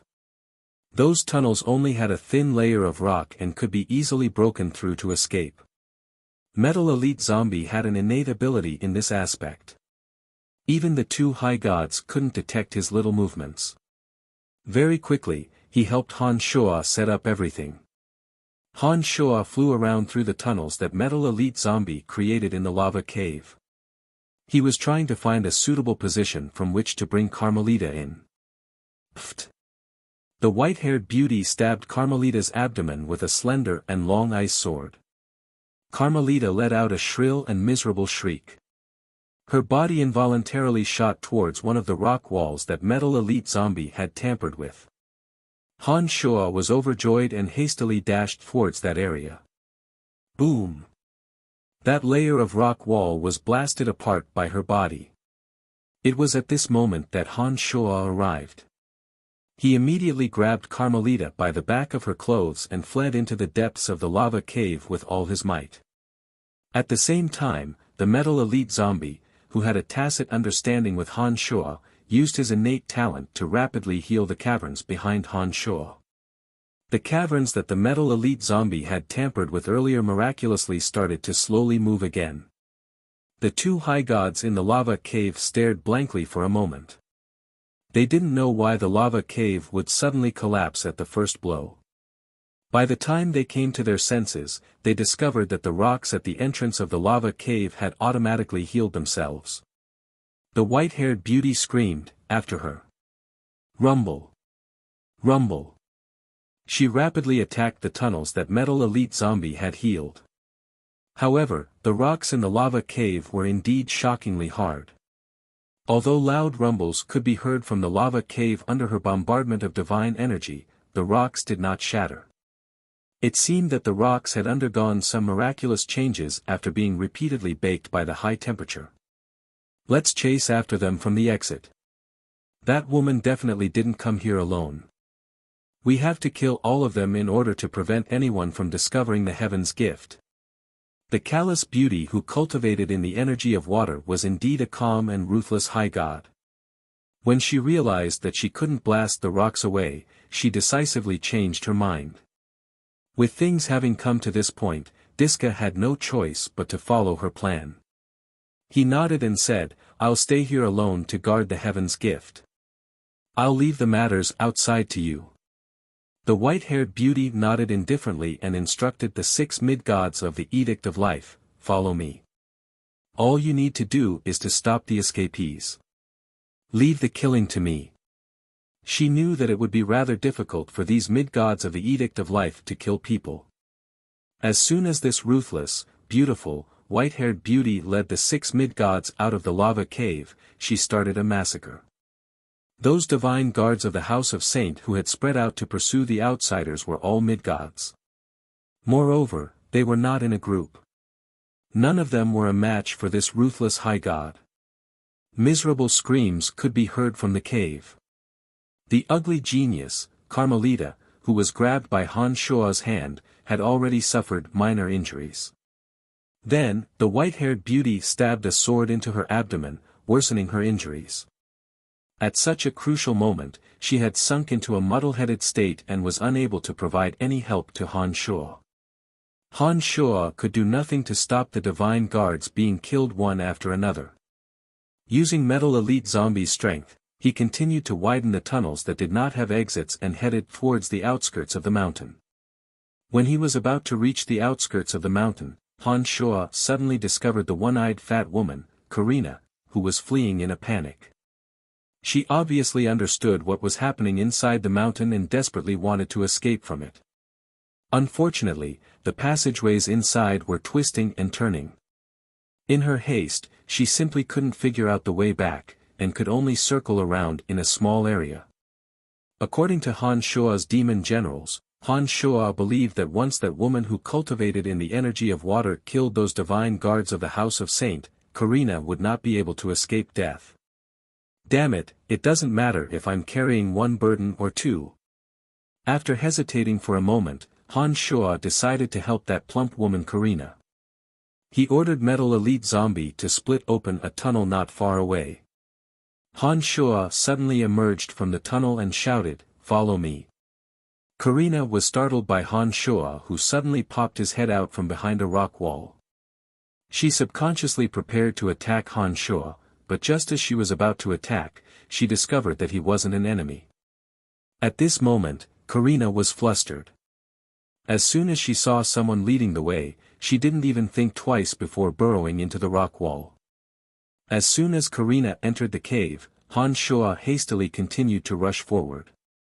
Karina didn't even think or utter a single word as she closely followed behind Han Shuo. Metal Elite Zombie, who was hiding in the middle of the rock wall, also took the opportunity to walk out from the rock stratum behind Karina and closed up the cave that was opened up. The demon general had already figured out the situation inside the mountain. On top of that, with Metal Elite Zombie, the king of the mountain, Han Shuo quickly made his way out of the mountain using the fastest path he could. Carrying the muddle-headed Carmelita in his hand, Han Shuo continued his escape plan, flying forward at top speed. Karina followed closely behind Han Shuo. As soon as they walked out of the dimly lit mountainside, she immediately discovered Carmelita in Han Shuo's hand. She cried out involuntarily in alarm, "What happened to Miss? What happened to Miss?" Her voice was filled with sincere concern. She seemed very anxious. As a mid-god, Karina's speed wasn't much slower than Han Shuo's. Han Shuo briefly described what happened to Karina before he softly shouted, "Now is not the time for nonsense. Here, take Carmelita with you. We need to leave the Miasma Cloud Mountain Range as soon as possible. There are 2 high gods of extraordinary strength here as well as the Heaven's Gift. We have to leave this place and invite experts to come with us. Only then will we have absolute certainty of victory." After receiving Carmelita from Han Shuo, the one-eyed plump woman knew that the situation was urgent. She flew high into the sky above the Miasma Cloud Mountain Range. She wanted to bring Carmelita away from this dangerous mountain range as quickly as possible. "Get down here!" Han Shuo shouted angrily. He hastily explained to Karina's puzzled gaze, "The Miasma Cloud Mountain Range is a natural barrier. Miasma is everywhere in this place. Moreover, the peculiar miasma has the miraculous effect of obstructing divine senses. It is safest for us to escape from the Miasma Cloud Mountain Range. Once you fly high into the sky and escape from the cover of the miasma, you will lose this natural barrier and the chances of being discovered and pursued will be greater." Karina had been acting irrationally because she was worried about Carmelita's condition. But after hearing Han Shuo's explanation, she immediately understood that Han Shuo's method was the correct one for the time being. She hastily stopped her ascending body and quickly descended. She cast a grateful glance at Han Shuo before flying towards the outskirts of the Miasma Cloud Mountain Range. At this moment, with the help of his demon generals, Han Shuo discovered that the white-haired beauty was leading 6 mid-gods of the Edict of Life. Her hands were covered in blood as she rushed out from the belly of the mountain. After sensing with her divine soul for a moment, she suspiciously looked all around and immediately chased after Han Shuo and Karina. Her speed was obviously faster than Karina's. "She's coming." Han Shuo's expression changed. He hastily said to Karina, who was running in a panic, "Follow me. Do not destroy any vegetation. Otherwise, she will be able to track us down." That white-haired beauty was able to determine the correct direction because she had discovered the footprints Karina left behind when she was in a hurry. Han Shuo was afraid that Karina would make another mistake and hastily reminded her. "I'll give you the young lady. Take her and leave safely.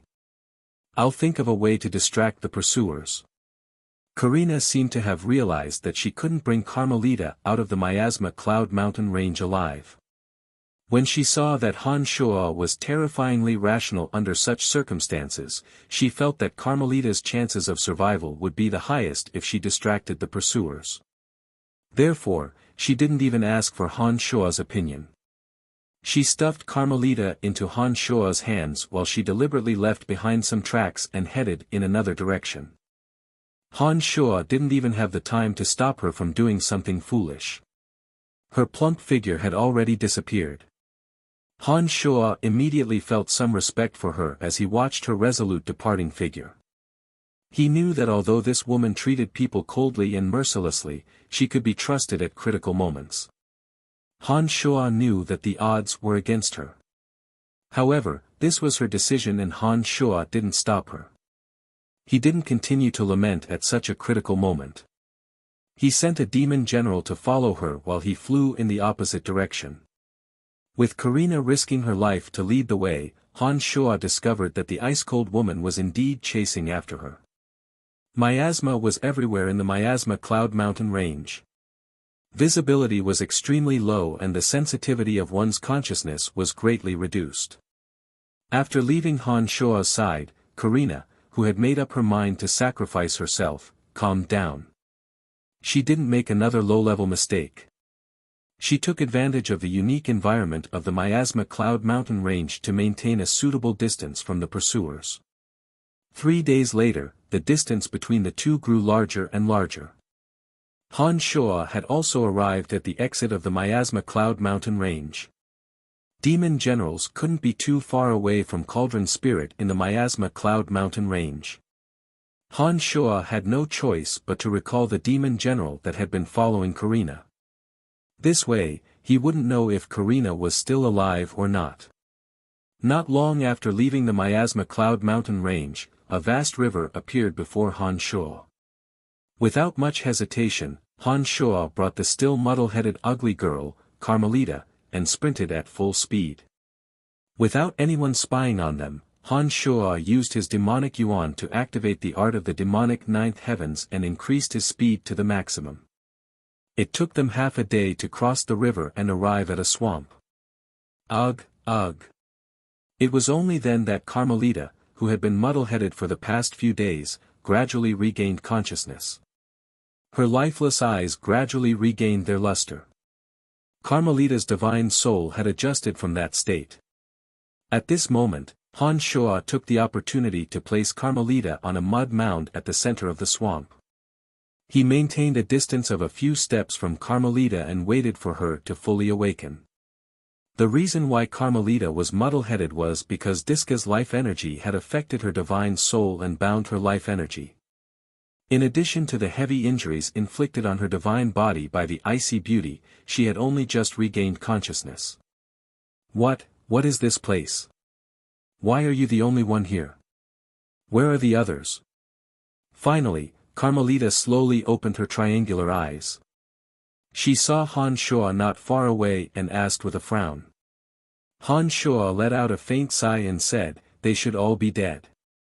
Even Karina might not have survived." Sigh. After letting out a sigh, Han Shuo recounted what happened in the Miasma Cloud Mountain range to Carmelita. She listened attentively to Han Shuo's narration. Although she wore a wooden face, Han Shuo discovered sorrow in her triangular eyes. All dead, all dead. Even Karina is dead.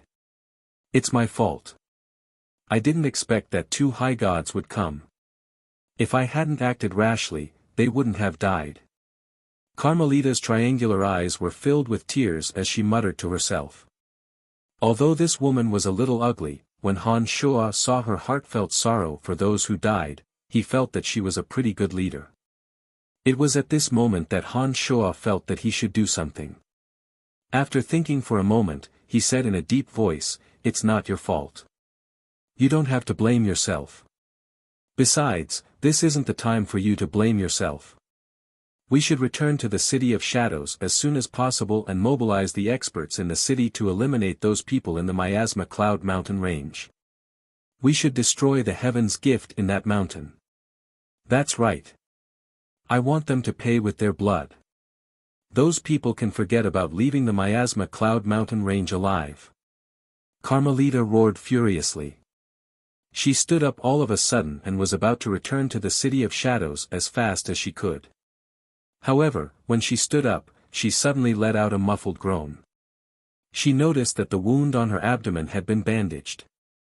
"You were the one who bandaged it for me. And you were the one who dragged me out from the mountain." Carmelita subconsciously covered her abdomen. Her triangular eyes glanced at Han Shuo and asked puzzledly.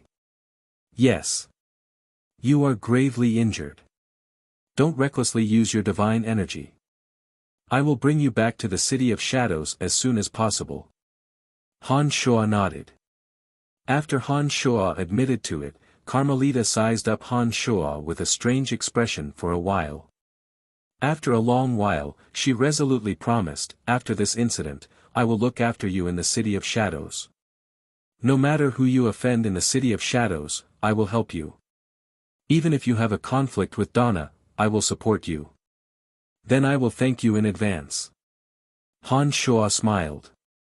He walked over and grabbed Carmelita's arm, flying with her in the direction of the City of Shadows at full speed.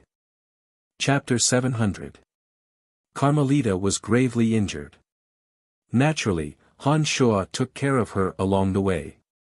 With the medicinal pellets he personally refined, Carmelita's wounds healed very quickly. Even the frigid air in her body was slowly diluted by the medicinal pellets. When Carmelita saw that Han Shuo wasn't a healer but could refine something even more miraculous than a healer's medicines, she thought to herself that she had indeed picked up a treasure.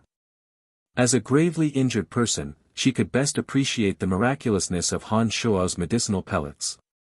She kept staring at Han Shuo all the way and asked him questions about them. Medicinal pellets did not belong to the category of demonic arts. Therefore, Han Shuo wasn't afraid that powerful enemies of Gu Tianxie the exalted demon lord would be able to track him down through this. Therefore, he made up a story to Carmelita, claiming that an old pharmacist on Profound Continent had imparted it to him. Carmelita even believed him. So it turned out that even low-level material planes had wondrous people.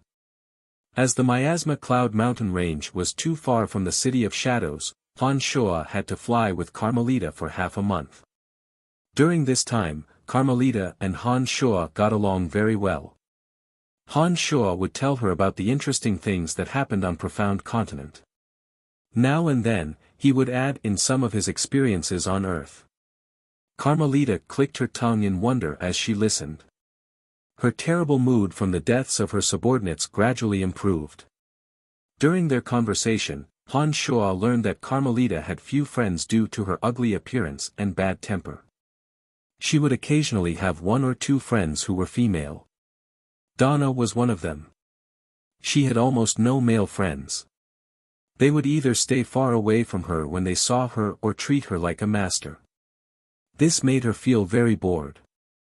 She knew that she was ugly and therefore spent all her time and energy on cultivation. Due to her appearance, she was easily angered and easily went berserk. Her personality became more and more eccentric. In addition to her strength and status, not many people dared to provoke her. Slowly, she became an anomaly in the City of Shadows, an evil woman that no one dared to provoke. But during this period of time, Han Shuo had interacted with her after she'd been injured, and discovered that she actually had a good nature. It was only because everyone treated her differently that she became so strange. Before they returned to the City of Shadows, the two had become best friends in the short dozen or so days they spent together. Han Shuo treated her injuries and from time to time, he would take the opportunity to ask her questions about the energy of destruction. Carmelita did not know that Han Shuo cultivated in the energy of destruction. Although she found it strange that Han Shuo would ask her about it, she explained her cultivation experience to Han Shuo in detail. It was true that Carmelita was extremely ugly, but everyone in the City of Shadows knew that she was a genius in the energy of destruction. This was something that Han Shuo soon had a deep understanding of. In just a dozen or so days, Han Shuo had gained a deeper understanding of the energy of destruction from this high god of destruction. Many things that were previously fuzzy suddenly became much clearer. One day, while discussing with Carmelita, Han Shuo's avatar that had been stuck in the realm of mid-stage low god was suddenly enlightened. He entered a silent state of breakthrough inside the cauldron of Myriad Demon. The two felt that time passed very quickly. On the 17th day, Han Shuo and Carmelita arrived at the City of Shadows. With Carmelita, the wicked woman of the City of Shadows, by his side, Han Shuo did not encounter any obstructions along the way. They arrived at the saint residence at the center of the city. The Saint residence was located at the center of the City of Shadows and was also the City Lord's mansion. As the oldest family clan in the city, the House of Saint was even more powerful than the House of Lavers. When the divine guards of the House of Saint saw Han Shua supporting Carmelita, they immediately caused a huge commotion in the Saint residence. In an instant, the entire Saint residence seemed to be bustling with activity. The family divine guards and elders of the Saint residence hastily surrounded Carmelita and started asking her about her condition. Although Carmelita was a little ugly in the House of Saint, she had a very high status in the family due to her superb strength. Moreover, she was the daughter of the city lord. Therefore, she was highly regarded by the family. Now that she was seriously injured, the entire House of Saint became busy. They quarreled for her sake. It was only when the patriarch of the House of Saint, the current city lord of the City of Shadows, Wallace Saint, hurried over that everything calmed down. Wallace Saint was Carmelita's father. As a late-stage high god cultivating in the energy of darkness, Wallace gave off a majestic aura. He had a head of long, jet-black hair and a pair of dark gray eyes that glistened with divine light. He was more than 2 meters tall and had a sturdy body. When he stood there, he looked like an overbearing mountain. "What's going on?" Wallace asked in a deep voice as he supported Carmelita with his large hands. "There is a piece of heaven's gift in the Miasma Cloud Mountain Range. This is something our intelligence agency did not know. When I brought my men there, I discovered 2 high gods." Carmelita anxiously recounted the entire incident to Wallace when she saw her father coming over. After Carmelita finished, Wallace put on a grave face and said, "Stay at home and recuperate. You don't have to worry about the rest. I will send my men to take care of it." "No, I want to go. I want to see those people die in front of us," Carmelita said in a stern voice. It was obvious that she blamed herself for the deaths of those people. "I told you to stay at home and recuperate. If your injuries aren't healed, you can't go anywhere." Wallace straightforwardly refused. He turned to a gentle-looking middle-aged man and instructed, "Second brother, keep a close eye on her." "Understood, elder brother," Wallace's younger brother Andre nodded. He smilingly said, "Don't worry, I will make sure she recovers at the fastest speed possible." "Elder brother, just go and do what you need to do." "All right." Wallace was immediately relieved after hearing his younger brother's words. Just as he was about to leave to take care of this matter, he suddenly saw Han Shua standing to the side and looking around in boredom. Wallace stared blankly for a moment. After thinking for a moment, he put on a pleasant face and said, "You are Brian, right?" "Yes, I'm Brian." Han Shua was rather flattered that Wallace, the most powerful person in the City of Shadows, had suddenly spoken to her. However, she did not show any signs of panic. She nodded very calmly, neither servile nor overbearing. Han Shua's calmness naturally surprised Wallace. He nodded in his mind and smilingly said, "Thank you for saving Han Shua.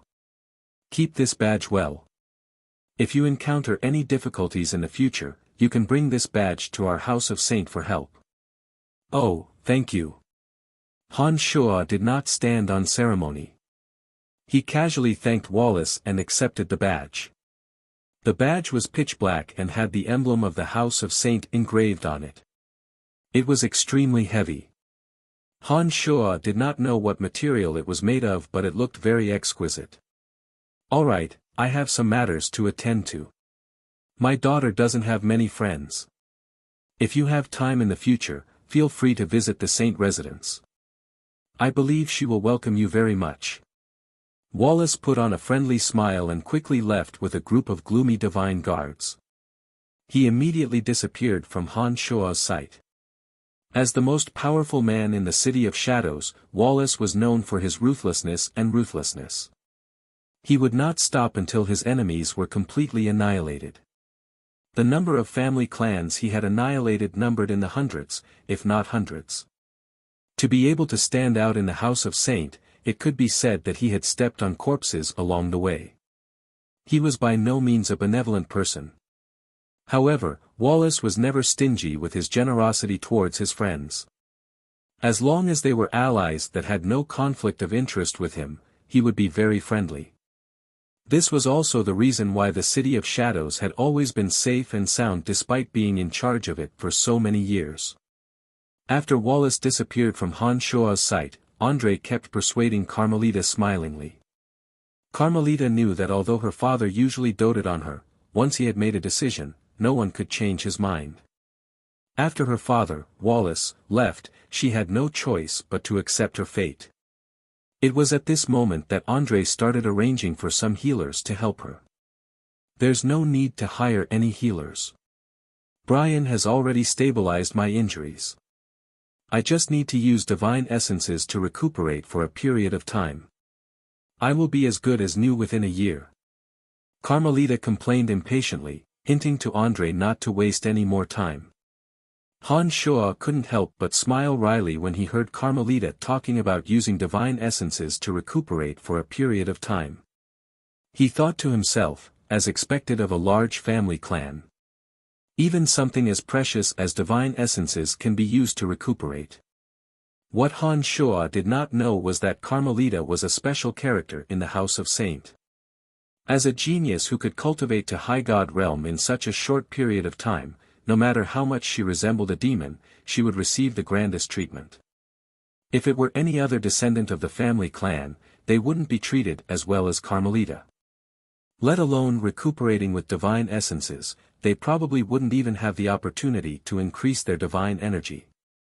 This was the difference in reality. Andre obviously didn't trust Han Shua too much. After hearing Carmelita's words, he kindly advised, "It's better to get a healer to take a look. After all, that friend of yours isn't a professional healer. There are some things he can't do at the same time." "Second uncle, you are so annoying. I came back with Brian. I know him better than you do." Carmelita impatiently showed the wound on her abdomen to Andre and said, "Look, with Brian's medicine, my wound has completely healed in a dozen or so days. Do you think an ordinary healer can do this?" The more powerful a god was, the longer it would take for their wounds to heal and the longer it would take for them to recuperate. Carmelita was a high god.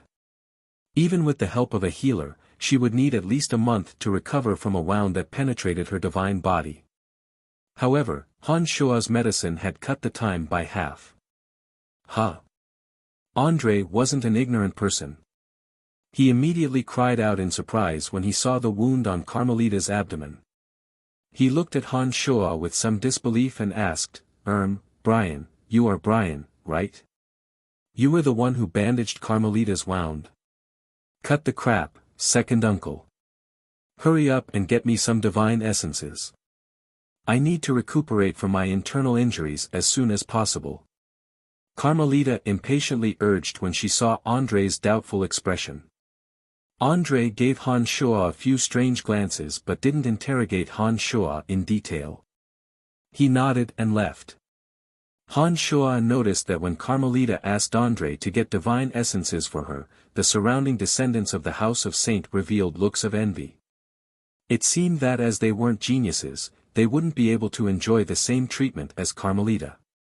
"Brian, why don't you stay in our house for a while? I will properly thank you after I have recovered from my injuries," Carmelita invited. "Forget it, I'm not used to living in your family home. But I will stay in the City of Shadows for a while. When you have recovered from your injuries, I will come and visit you," Han Shua said. There would always be all kinds of troubles in these ancient and large family clans.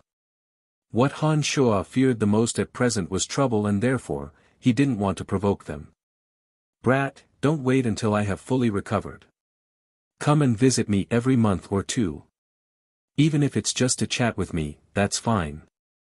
I don't have any friends in the City of Shadows that I can get along with. Even if I have a few friends, they seem to have ulterior motives when interacting with me. You are the only one I like the most. Remember, if you don't visit me often, as long as you are in the City of Shadows, I will be able to find you." Carmelita did not stop Han Shua when she saw that he had made up his mind. She merely glared at Han Shuo threateningly with her triangular eyes. Han Shuo forced a smile and nodded in agreement. He waited until Carmelita started giggling in satisfaction before walking out of the saint residence. Although Carmelita was ugly, after interacting with her, Han Shuo discovered that she did not have any ulterior motives. She treated him like a friend without any ulterior motives. This made Han Shuo feel very comfortable. Donna and Han Shuo could be considered friends and their relationship could be said to be very harmonious. However, Han Shuo knew that Donna was trying to rope him into the Lavers family. She was so cordial and friendly in trying to rope him in mostly because of her own worth, unlike Carmelita who had no ulterior motives. Han Shuo sighed in his heart when he thought of this. No wonder Carmelita said that even though she had a few friends, she didn't interact with her without any ulterior motives. Who is she? She's a genius of the House of Saint, the most favored daughter of City Lord Wallace of the City of Shadows. It's impossible that her friends wouldn't have any ulterior motives. For example, Donna, as Han Shuo's imagination ran wild, no one from the House of Saint stopped Han Shuo from leaving. When he returned to the wide streets of the City of Shadows and was thinking about what he should do next, he suddenly received a message from Little Skull. Han Shuo, who had not received a message from Little Skull for a long time, felt very warm in his heart. He rented a common gymnasium and summoned the Little Skull. He wanted to ask why Little Skull sent him a message. "Father, we have completely conquered the Netherworld. The aura of death on this continent is even denser. After some discussion, we feel that it's time to develop on this continent." Little Skull stood in front of Han Shuo and spoke in a childish voice, giving Han Shuo yet another fright. Chapter 701. Little Skull, Metal Elite Zombie, Wood Elite Zombie, Earth Elite Zombie, Water Elite Zombie, and Fire Elite Zombie lined up in a row inside the special boundary field.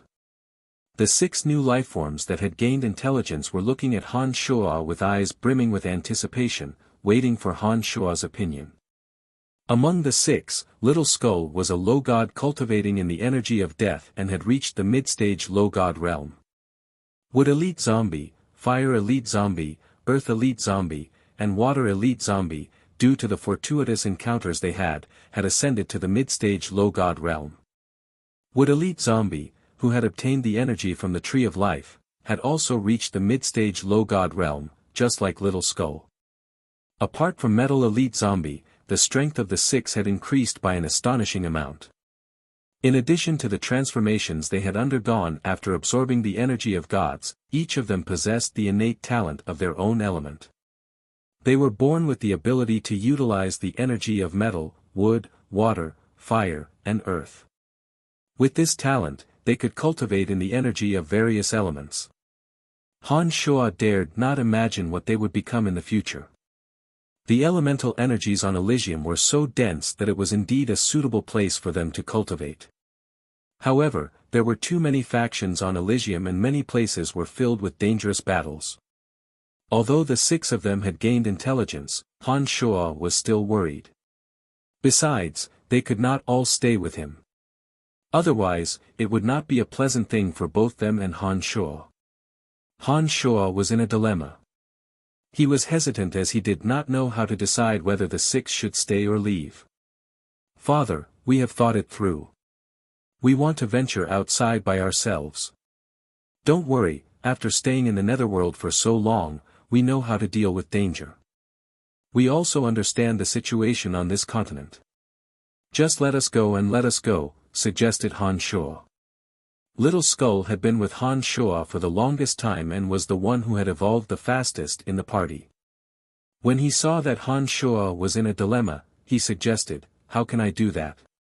How can I do that? This place isn't like the Netherworld. Experts are everywhere on Elysium. A lone ranger could very well encounter unimaginable dangers. How can I be at ease?"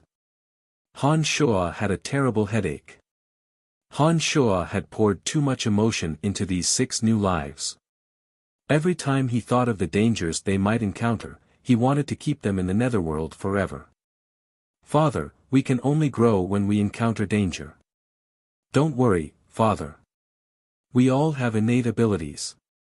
As long as we live in a suitable place, we will be able to escape from danger. Father, only the aura of death is abundant in the netherworld. It's simply not suitable for the 5 of us to develop. We want to become stronger, we don't want to always rely on Father's strength. We've all grown up. The Earth Elite Zombie said loudly as he rubbed his head and puffed out his chest. In Han Shua's eyes, the 6 of them were still children who had yet to grow up. Although Han Shua knew that they were indeed very safe in some special places with their innate abilities, he still did not dare to let them leave. Father, we know a little about the situation on this continent. After we leave with you, we will split up and go to the other abysses. Little Water will go to the Divine Dominion, and Little Wood will go to the Life Dominion. In those places, we are all people who cultivate in the same profound energy. As long as we don't cause any trouble, we shouldn't encounter any danger. Only by coming into contact with those powerful and advanced life forms can we evolve and become stronger faster. Little Skull looked at Han Shua and continued to try to persuade Han Shua. The others also chimed in. They seemed to have already discussed what to do in the netherworld. One reason after another, methods to deal with the enemy, came out of their mouths one after another. Many of those words were very childish, but some of them were indeed very practical. It seemed that they were not acting on impulse. Han Shua listened to the discussion of the 6 little ones with a bitter smile. He suddenly had the feeling that his son had grown up and wanted to make his own decisions. This feeling made him feel somewhat gratified, but more than that, there was a sour feeling in his heart. The reluctance in his heart could not be dispelled no matter how hard he tried. However, Han Shua also knew that what the 6 of them said did make some sense. According to them, the netherworld had already been conquered by them. There was no longer anyone or anything in the netherworld that could threaten them. Just like how Han Shua had insisted on leaving Elysium in the beginning, living in a world without an opponent was a very helpless and painful thing, especially when one knew that there was an even vaster and boundless world out there. After thinking for a long time and under the incessant begging of the 6 little ones, rationality finally won over emotion. In the end, Han Shua helplessly nodded and said, "All right, I agree to let you leave me and develop in other dominions. Perhaps this is indeed the most suitable opportunity for you. However, you must promise me one thing." "We promise," the 6 little ones said in unison. "No matter what, you must protect your own lives." Han Shua solemnly exhorted, "Only by living well can you continue to grow stronger. You must remember this." "Understood, Father. We will protect ourselves." Little Skull nodded. The other 5 little ones also nodded. "Also, we must keep in touch. Every 50 years, we must gather at Ethereal City, the main city of the Space Dominion. No matter what happens, you must come to the main city of the Space Dominion every 50 years. The time will be counted from today onwards." "Understood?" Han Shua instructed. Upon hearing that they could travel alone, the 6 little ones cheered and expressed their understanding. They immediately agreed to it. Seeing how excited they were, Han Shua felt helpless. He understood that they had grown up and did not want to be tied down by a tiny netherworld. There was nothing he could do about it. For a period of time after that, Han Shua never left the gymnasium he rented. He stayed with the 6 little ones and helped them understand the dangers of Elysium more quickly. He told them about the ways of the world, what they should pay attention to and who they should not trust. Relying on his own experience, Han Shua shared everything he knew without holding anything back. He did not care if they could comprehend it or not. 2 months later, when Han Shua discovered that he had nothing more to say to the 6 little fellas who were nagging at him every day, he had no choice but to go to a remote wasteland outside the City of Shadows and summon the 6 little fellas one by one. "Remember, you must live well." Before they parted, Han Shua exhorted them again and again. Even he himself felt that he was becoming more and more like a long-winded old man. After listening to Han Shua's lecture for 2 months, the 6 little ones put on bitter faces when they saw that Han Shua was about to give up. They looked at Han Shua pitifully and begged Han Shua to stop. Anyways, remember everything I've said. Remember every single one of them. Protect yourselves and don't stir up trouble for me. Han Shua's mouth was parched from talking so much that he finally stopped. He waved his hand and said a bit desolately, "Go, go. Be a bit more promising, I won't be seeing you guys off. Father, you will be proud of us in the future." The 6 little ones promised one after another. They were all somewhat sad, but more than that, they were happy to be freed from Han Shua's nagging. After bidding farewell to Han Shua, the 6 little ones hastily disappeared from his sight, as though afraid that Han Shua would continue talking. Han Shua sighed as he watched them turn into tiny dots and disappear from his sight.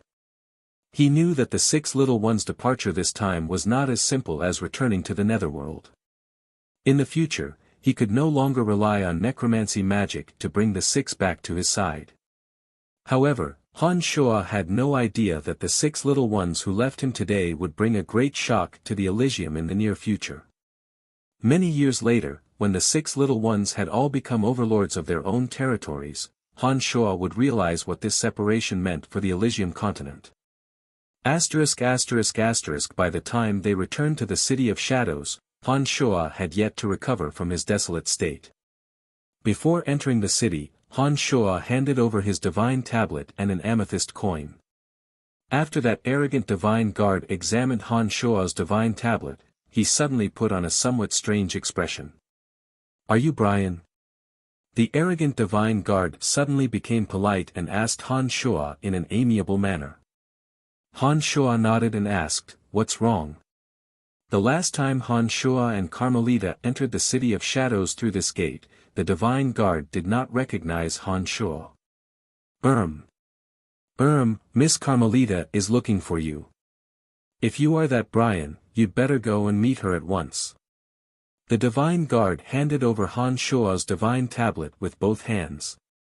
The purple crystal coin was also placed on top of the divine tablet. He did not dare to accept it. Han Shua put on a bitter face after hearing those words. It was only then that he recalled what Carmelita had told him. She had told him to visit her every once in a while. It appeared that the 2 months had indeed passed. It was at this moment that Han Shua realized just how resourceful Carmelita was in the City of Shadows. Even the divine guards at the city gates received the message with just one command. "Understood." Han Shua nodded with a bitter face. He casually took the divine tablet and the purple crystal coin and walked into the city. Hey, why doesn't that youngster have to pay an amethyst coin? He's not even a member of the House of Saint. A few people queuing behind Han Shua started to complain. "Shut up. We don't need you to teach us how to do things. If you continue to spout nonsense, none of you will be allowed into the city." The divine guard who had been polite and amiable towards Han Shua suddenly put on a cold face and shouted irritably. The few people who complained lowered their heads and dared not say another word. In the City of Shadows, the House of Saint was royalty. As outsiders, they had all heard of how terrifying the House of Saint was. Therefore, when they heard the divine guard's rebuke, they all shut their mouths. Han Shua's mood suddenly improved a little when he saw their sullen faces. He thought to himself that it really does feel good to have special privileges. Having brought Han Shua back to the Saint residence, the divine guards at the gates of the Saint residence recognized Han Shua. In addition to Carmelita's instructions, Han Shua was led by a respectful divine guard all the way to the place where Carmelita cultivated. "Brat, hurry up and come up here. You took so long to see me." Before Han Shua could enter, Carmelita's voice sounded from the top of a raised platform on the 50-meter-tall building. The interior of the Saint residence was also protected by a defensive boundary.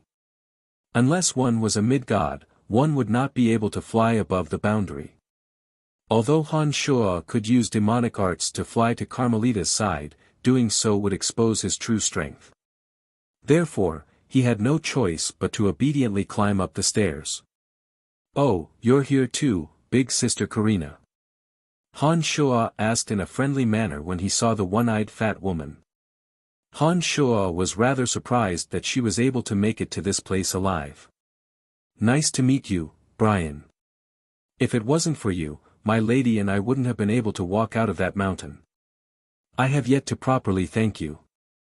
Now that you have come, I will formally thank you," said Karina as she stood up. In a very formal manner, she followed the etiquette of Elysium and greeted Han Shuo. "Don't mention it. It's my duty. We are companions to begin with." Han Shuo smiled amiably and hastily walked towards the plump woman to stop her from completing the etiquette. All right, Karina. You may return to what I have instructed you to do." Carmelita waved her hand, indicating that Karina could leave. Karina put on a faint smile, bowed at Han Shuo, and left. After Karina left, Carmelita angrily said, "God damn it, those bastards disappeared without a trace. By the time our men got there, all that was left was a destroyed piece of heaven's gift. This is infuriating." Even without Carmelita's reminder, Han Shuo had already guessed that this would be the outcome. Since Han Shuo had escaped with Carmelita, and the situation in the Miasma Cloud Mountain range had been exposed, those outsiders who had ventured deep into the Darkness Dominion would have no choice but to flee as soon as possible. It would be a wonder if they would stay there and wait for their deaths. So what if they escaped? You have memorized their faces. As long as you keep investigating, it's only a matter of time before you find them. In the future, when you are stronger, you can go to the Life Dominion and the Water Dominion and get rid of them. You'll have your revenge then. Han Shuo consoled smilingly. Talking to you is so satisfying. Not bad, I'm about to find out who those people are. Humph, when I recover from my injuries and find out where they are, I'll make them pay with their blood. Carmelita said hatefully. Han Shuo thought to himself, you better not go to the Life Dominion and the Water Dominion like crazy. Once your traces are found in those two places, it'll be hard to say what will happen to you. You might die even faster. Han Shuo didn't dare to provoke her verbally. By the way, where have you been hiding all this time? Why didn't you come to see me? Carmelita narrowed her triangular eyes and started interrogating Han Shuo. I consulted you about a lot of the energy of destruction the last time. I took the opportunity to comprehend it, so I didn't come to see you, Han Shuo explained. Carmelita rolled her eyes at him and grumbled, you cultivate in the energy of death and yet you insist on asking me questions about the energy of destruction. What are you trying to comprehend blindly? How can someone like you achieve anything in the energy of death if you don't focus on proper cultivation? Han Shuo smiled but did not explain. Carmelita didn't seem to care about Han Shuo's strength. She said casually, forget it, since you have come to see me, I have a great deal to recommend to you. What deal? Han Shuo was stunned. The medicinal pellet you gave me last time was very miraculous.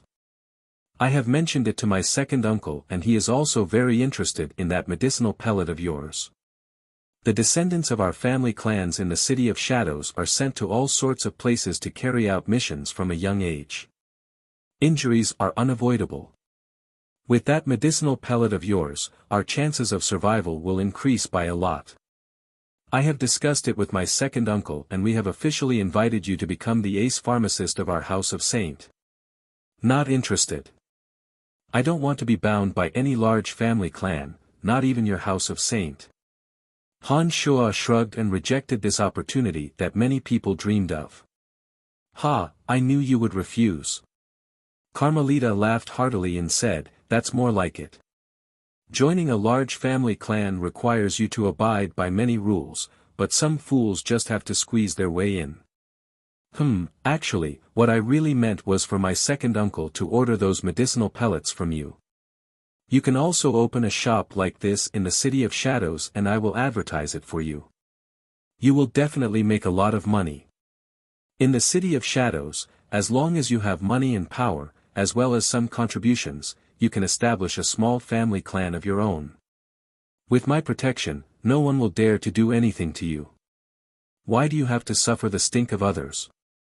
It seemed that Carmelita had already thought of everything for Han Shuo. She really wanted to repay Han Shuo for saving her and Karina's life. She had very meticulously thought out every step for Han Shuo. Han Shuo's eyes lit up after hearing Carmelita's words. He was truly tempted. By refining medicinal pellets, Han Shuo was not afraid of being exposed, nor would he have to expose his true strength. On top of that, he could accumulate wealth and, according to Carmelita, he might even have the opportunity to establish a family clan of his own. To Han Shuo, this was indeed a great temptation. Han Shuo had promised Emily and the others that he would bring them to Profound Continent once he had established himself on Elysium. Han Shuo had quite a few friends on Profound Continent. After learning about the convenience and unique advantages of cultivation on Elysium, Han Shuo was even more eager to improve the strength of his friends and family. If Han Shuo could truly establish himself in the City of Shadows, accumulate wealth and power, and gain the qualifications to establish a family clan of his own, Han Shuo believed that his safety would be guaranteed by the House of Saint's strength and status in the city. With that, Emily and the others would be able to come to Elysium ahead of schedule. Carmelita saw that Han Shuo's eyes were glistening and knew that Han Shuo was tempted. With the thought of repaying Han Shuo, she struck while the iron was hot and said, "Don't worry, with your miraculous medicinal pellets, you will definitely achieve great things in the City of Shadows. As long as you accumulate enough wealth and make some contributions, I will beg my father to grant you the qualifications to establish a family clan. At that time, you can bring your friends over and use your wealth to recruit experts into your family clan. The 4 major family clans have worked their way up step by step. If they can do it, so can you." Han Shuo, who had been tempted for a long time, finally made up his mind after hearing Carmelita's bewitching words. He nodded and replied in a deep voice, "All right, I will go all out in the City of Shadows." Chapter 702. Within a discussion hall of the Saint residence, Carmelita and André were engaged in a heated discussion. Han Shuo sat across from the two and listened to their conversation with a smile on his face. "Second uncle, each of those medicinal pellets is worth at least 100 black crystal coins. Their effects are just too miraculous," Carmelita said in a deep voice. "Lass, don't you know what 100 black crystal coins means?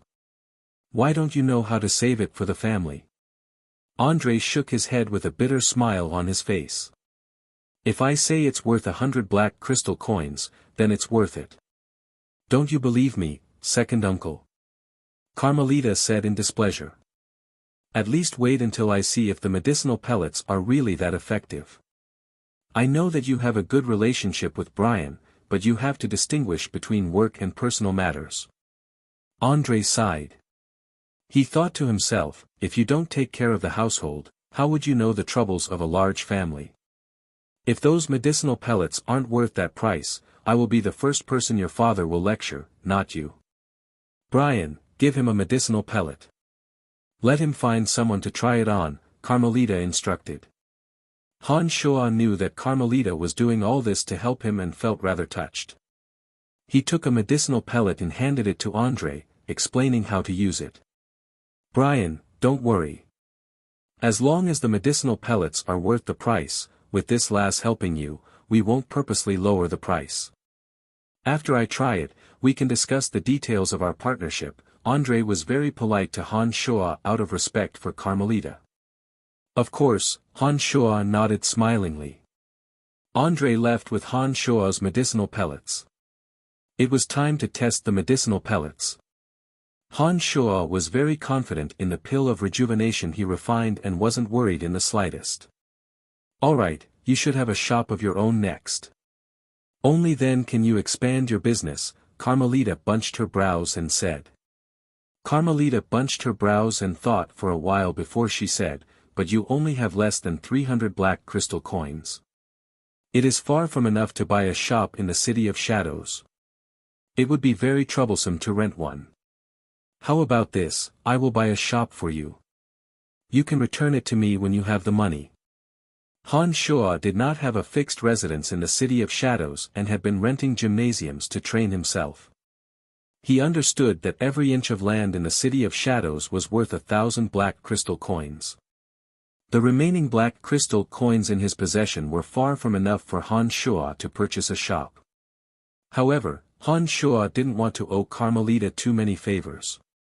After thinking for a moment, Han Shuo took out a lightning divine crystal from his spatial ring and handed it to Carmelita, saying, "How many crystal coins is this divine crystal worth?" Carmelita was a knowledgeable person. She immediately cried out and looked at him in surprise. "Why do you have divine crystals in your hands? Last time in the mountain valley, I happened to pick up a piece from someone's body. How much is it worth?" Han Shuo randomly made up a story. "Divine crystals are good stuff. This divine crystal is worth at least 5,000 black crystal coins. I didn't expect you to be so lucky." Carmelita took the divine crystal from Han Shuo's hand, shot a glance at Han Shuo, and said, "All right, I know what you mean. I will use this divine crystal to exchange for a shop for you. Don't worry, with me around, everything can be settled." When Carmelita wholeheartedly helped Han Shuo, she did things very quickly. Han Shuo followed behind Carmelita and saw that it took her at least 3 days to exchange a divine crystal for a shop not too far away from the saint residence. The shop was over 40 meters tall and had a total of 3 floors. Although it was a small shop in the City of Shadows, it should be worth more than 5,000 black crystal coins. The reason why Carmelita was able to purchase the shop with just one divine crystal of lightning was because of her reputation as a wicked woman. Han Shuo was indeed saved a lot of trouble with Carmelita taking care of all the procedures. On the 5th day, Han Shuo had officially moved into the small shop. However, the shop's counter did not display any valuable merchandise. Han Shuo was not in a hurry. Although the shop was small, he was very satisfied with it. In any case, he now had his own home on Elysium. He no longer needed to stay at the various gymnasiums in the City of Shadows. The shop had 3 floors. Han Shuo temporarily left the bottom 2 floors empty while Han Shuo converted the top floor into a small gymnasium. Although it was only 200 square meters, it was more than enough for Han Shuo. Everything was difficult at the beginning. Han Shuo, who had just started, was extremely busy. He first purchased some boundary towers and placed them on the 3rd floor. Carmelita helped him construct 2 boundaries to prevent the 3rd floor from being unable to support Han Shuo's cultivation. With Carmelita, a high god, helping to construct the boundaries saved Han Shuo a lot of effort. It was only after the boundary on the 3rd floor was constructed that the gymnasium could be put to use. After that, Han Shuo himself constructed the 2nd floor. He placed many enormous cabinets filled with grids. The cabinets contained many medicinal ingredients that Han Shuo had collected after arriving on Elysium. Other than that, Han Shuo also purchased a set of bottles and jars used by pharmacists. He made it look like he was going to refine medicines using existing materials. The 2nd floor only contained some boundaries to prevent others from observing. Han Shuo could complete the 2nd floor by himself. He didn't need Carmelita's help. Han Shuo used the medicinal ingredients he had collected on Elysium. He didn't use any of the methods used by pharmacists. Instead, he used some rare materials to refine a special cauldron for refining medicines, the 9 tessellation cauldron. With specialized tools, the process of refining medicines became much faster. In just half a month, Han Shuo had refined 300 of the simplest pills, the pill of rejuvenation. Elysium was the material plane with the densest spiritual energy in the universe. Some of the medicinal ingredients in this world contained extraordinary spiritual energy. Han Shuo believed that the effects of the 300 pills of rejuvenation would be very obvious. After refining the 300 pills of rejuvenation, Han Shuo spent another 5 days using the remaining medicinal ingredients to refine a few other types of medicines. For example, the pill of rejuvenation, which was most suitable for children born on Elysium, and the pill of tranquility, which could help to stabilize one's inner demons and empty one's mind, allowing one to comprehend the true essence of one's strength while advancing to a higher realm. By the time Han Shuo had used up all the medicinal ingredients, he had 300 pills of rejuvenation and 200 other medicines of various functions. Han Shuo used dazzling multicolored medicine bottles to store them. It was then that Han Shuo meticulously decorated the first floor of the shop, displaying the medicine bottles with different functions one by one. Before Han Shuo started refining the medicines, he had told Carmelita that no one was to disturb him. Therefore, Carmelita didn't come to visit Han Shuo during this period of time. After Han Shuo placed the medicine bottles on the first floor of the shop and opened the tightly shut doors, Carmelita and Andre came to visit Han Shuo 2 days later. Compared to the previous cold and courteous manner, Andre was much more cordial this time. Before he even entered the shop, he raised his head and looked at the name above Han Shuo's shop. He laughed heartily and said, "Celestial Pearl Pharmacy." Although the name is a little strange, it will definitely become famous in the future. Han Shuo was arranging the medicines according to their functions on the first floor. When he heard Andre's laughter, he immediately understood that the effects of the pills of rejuvenation he gave him previously must have been acknowledged by Andre.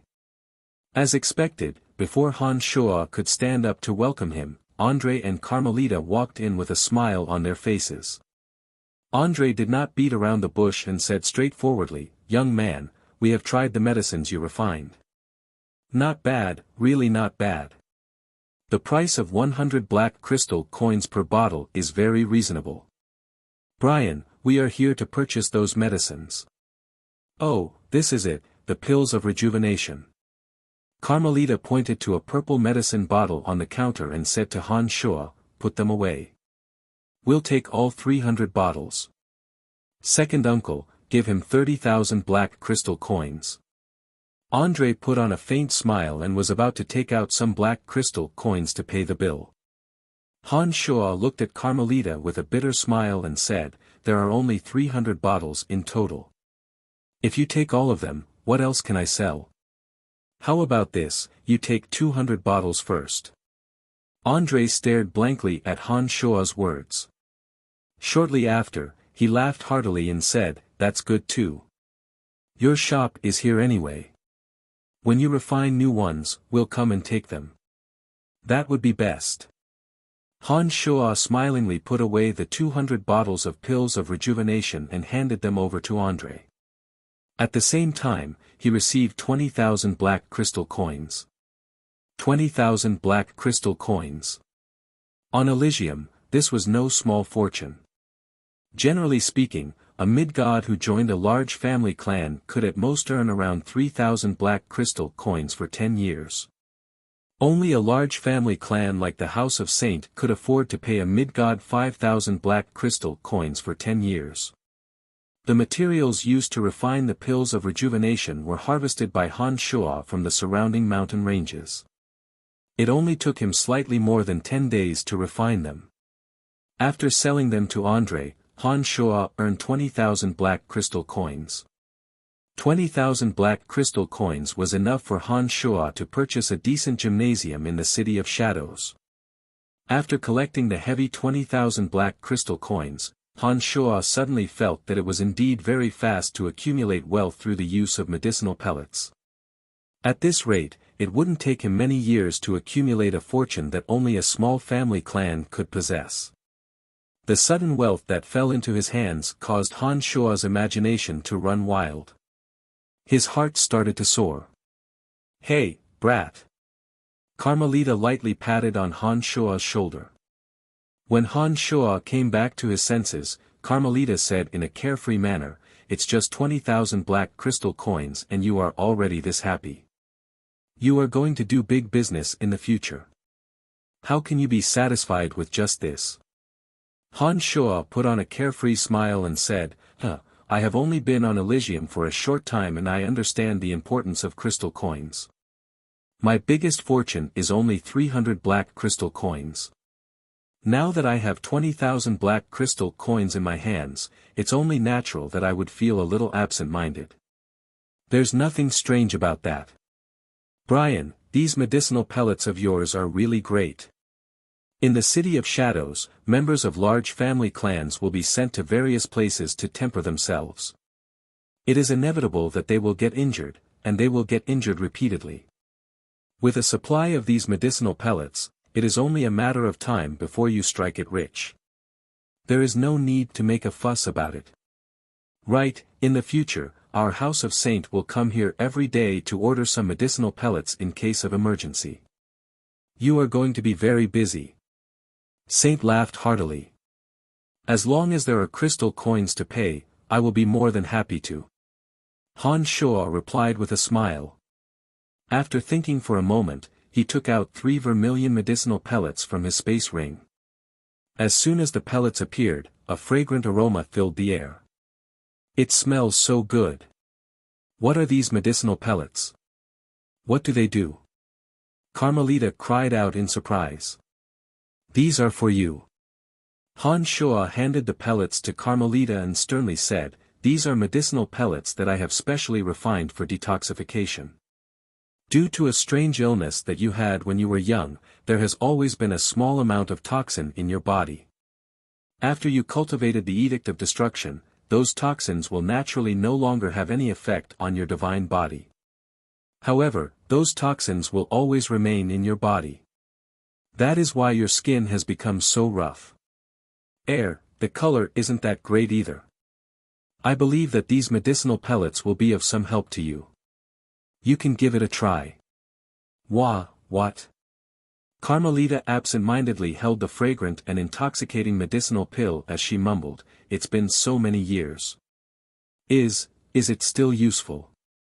A large part of the reason for Carmelita's strange personality was her ugly appearance.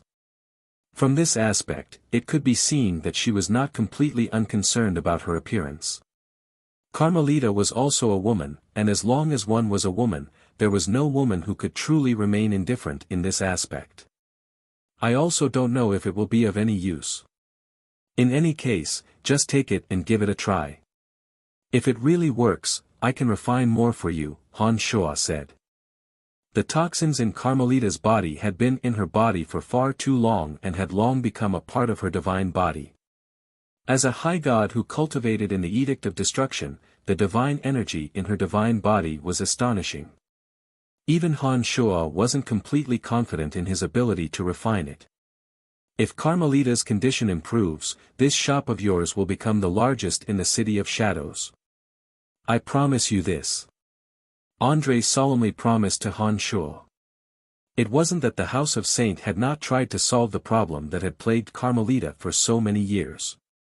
However, they had hired many pharmacists to concoct medicines but to no avail. Everyone said that the divine energy in Carmelita's divine body was just too powerful and that the medicines would have no effect at all. Unless she gave up on her terrifying strength, no one could do anything about it. Carmelita knew the importance of strength. How could she give up on her terrifying strength? Therefore, all along, she had been unable to resolve this problem. As time passed, she had completely given up on it. She had long resigned herself to her fate and no longer harbored any illusions. Brian, will it really work? Carmelita's voice was trembling. She couldn't suppress the hope that was reignited in her heart. I can't guarantee 100%, but there will definitely be an effect. Han Shuo replied in a deep voice. It was impossible for the medicine to turn Carmelita from an ugly woman into a beautiful woman. However, if the toxins in her body could really be expelled, at the very least, Carmelita wouldn't be as frightening as she was now. Why is there a new shop here? Celestial Pearl Pharmacy. What a strange name. Teng Fei, are you interested in taking a look? A familiar voice sounded from outside. A moment later, Teng Fei, and his sister Eve of the House of Lavers walked into the shop. Andre and Carmelita had their backs to them. When they saw Han Shuo standing in the middle, they coldly groaned and said, "Enemies are bound to meet on a narrow road." Then, they walked over with large strides. Chapter 703. Han Shuo really did not expect such a coincidence. Not long after his Celestial Pearl Pharmacy opened for business, apart from Carmelita and Andre, the first customers to arrive would be those people. It was truly a case of enemies meeting on a narrow road. Cage, Ting Fei, and Eve walked toward Han Shuo. They did not pay much attention to Andre and Carmelita, who had their backs facing them. They felt that the two were just regular customers of the pharmacy and naturally would not pay much attention to them. When Han Shuo saw the three, he chuckled mischievously and said, "The three of you, our pharmacy is not selling any products for the time being. Please leave. Since the store has opened, there is no reason for us not to do business." Ting Fei said with a warm smile. He did not leave as Han Shuo had instructed but walked straight into the store. "Brat, don't think that just because you are friends with Big Sister Donna, you are really something. Let me tell you, as long as you don't join our House of Lavers, not even Big Sister Donna can protect you." Cage was naturally arrogant and did not take Han Shuo's warning to heart. Andre, who was facing Han Shuo, revealed a rather displeased expression. However, he did not turn his head around. Carmelita, on the other hand, wore a face filled with annoyance. She coldly groaned with her back facing the three and said, "What an uncultured thing. Why are you still here when the store has already said that it is no longer selling? Who are you? How dare you meddle in the affairs of our House of Lavers?" That elegant young lady, Eve, did not forget to bring up the reputation of her family from time to time. But what she did not expect was that the one with her back facing her was the vile daughter of the saint family of the City of Shadows. In the City of Shadows, Carmelita was a god of plague that no one dared to provoke. Compared to her, Eve was on a completely different level. "Little slut, what did you say? Do you think that the House of Lavers is a big deal? Since when did the City of Shadows belong to your House of Lavers?" Carmelita turned around and swept her cold triangular eyes across Eve's body. A terrifying power faintly seeped out from her body, giving people a strong sense of shock. Carmelita's hideous, malevolent face was one of a kind in the City of Shadows. When she turned her head to glare at Eve, a terrifying aura suddenly emanated from her body. In addition to her terrifying appearance, Eve was so frightened that she immediately shrieked, "Ghost!" There was nothing more damaging to Carmelita than this sentence. Carmelita, who had only wanted to intimidate Eve, suddenly heard such provocative words come out of Eve's mouth. The pain in her heart felt as though it was being twisted by a sharp knife. Carmelita's silhouette flickered. Eve, who had shrieked, "Ghost!" had her fair and tender neck grabbed by Carmelita. She was lifted into the air by Carmelita. With her triangular eyes looking at Eve, Carmelita coldly said, "What did you just say? I dare you to say it again." Eve's legs were kicking and her face was filled with unconcealable fear. With her neck tightly gripped by Carmelita, she couldn't speak even if she wanted to. It was only at this moment that the terrified Eve realized who the woman in front of her was. When she recalled Carmelita, the fear in her heart intensified. Eve's brother, Cage, was sweating profusely. When he saw that his sister could be killed by Carmelita at any moment, he hastily knelt on one knee and begged, "Miss Carmelita, my little sister is insensible. Please be magnanimous and spare her this once. Our House of Lavers has been loyal and devoted for so many years, helping the House of Saint in handling all sorts of government affairs in the City of Shadows. Please, for the sake of our House of Lavers, forgive us." Ting Fei, who came with the two, had long figured out who that malevolent woman in front of him was. He too felt rather restless. However, as he wasn't a citizen of the City of Shadows, his words carried no weight. He merely looked at Carmelita with a face full of astonishment and did not dare to speak again. Ahem. Andre turned around and let out a light cough. He first bunched his brows and looked at the sweating Cage. Shortly after, he advised the furious Carmelita, "The House of Lavers has indeed done a good job all these years. Although this young lady was in the wrong for offending you, just teach her a lesson but don't kill her. I know that I'm ugly, but for so many years, no one has ever dared to provoke me with such words. Little did I expect that I would meet someone who isn't afraid of death today. Hee hee. Very well, very well. You say that I look like a ghost. Very well then, I will make you look even more like a ghost." Carmelita laughed maliciously. A small knife had appeared in her hand out of nowhere. She was about to disfigure Eve's face. It was only at this moment that Han Shua finally realized how domineering Carmelita could be. When he first heard about Carmelita's deeds, he was a little skeptical because when he was with Carmelita, he had only seen her good side.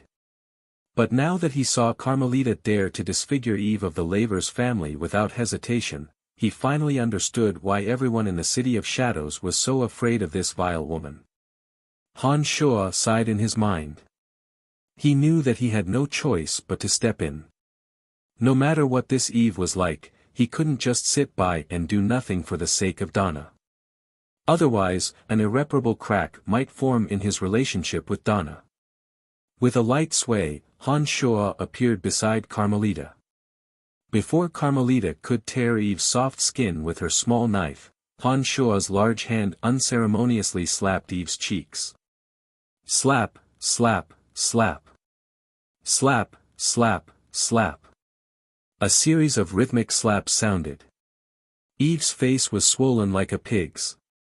Her cheeks were so swollen that anyone who saw them would want to laugh out loud. Look at her. Doesn't she look like a pig? Han Shua smilingly said to Carmelita, who was holding the small knife in her hand. Carmelita's anger subsided considerably when she saw that the elegant beauty had been turned into a pig by Han Shua's slaps. She couldn't help but chuckle mischievously and said, "She really does look like a pig. She's definitely a real pig. Brian, you sure have some tricks up your sleeve. Both cheeks are equally swollen." Hee hee. Eve, who was terrified, was dizzy from Han Shua's series of slaps. She was in a daze and had no idea what was going on. Her eyes were filled with confusion. All right. Don't be angry with this kind of person. I'll just chase them away."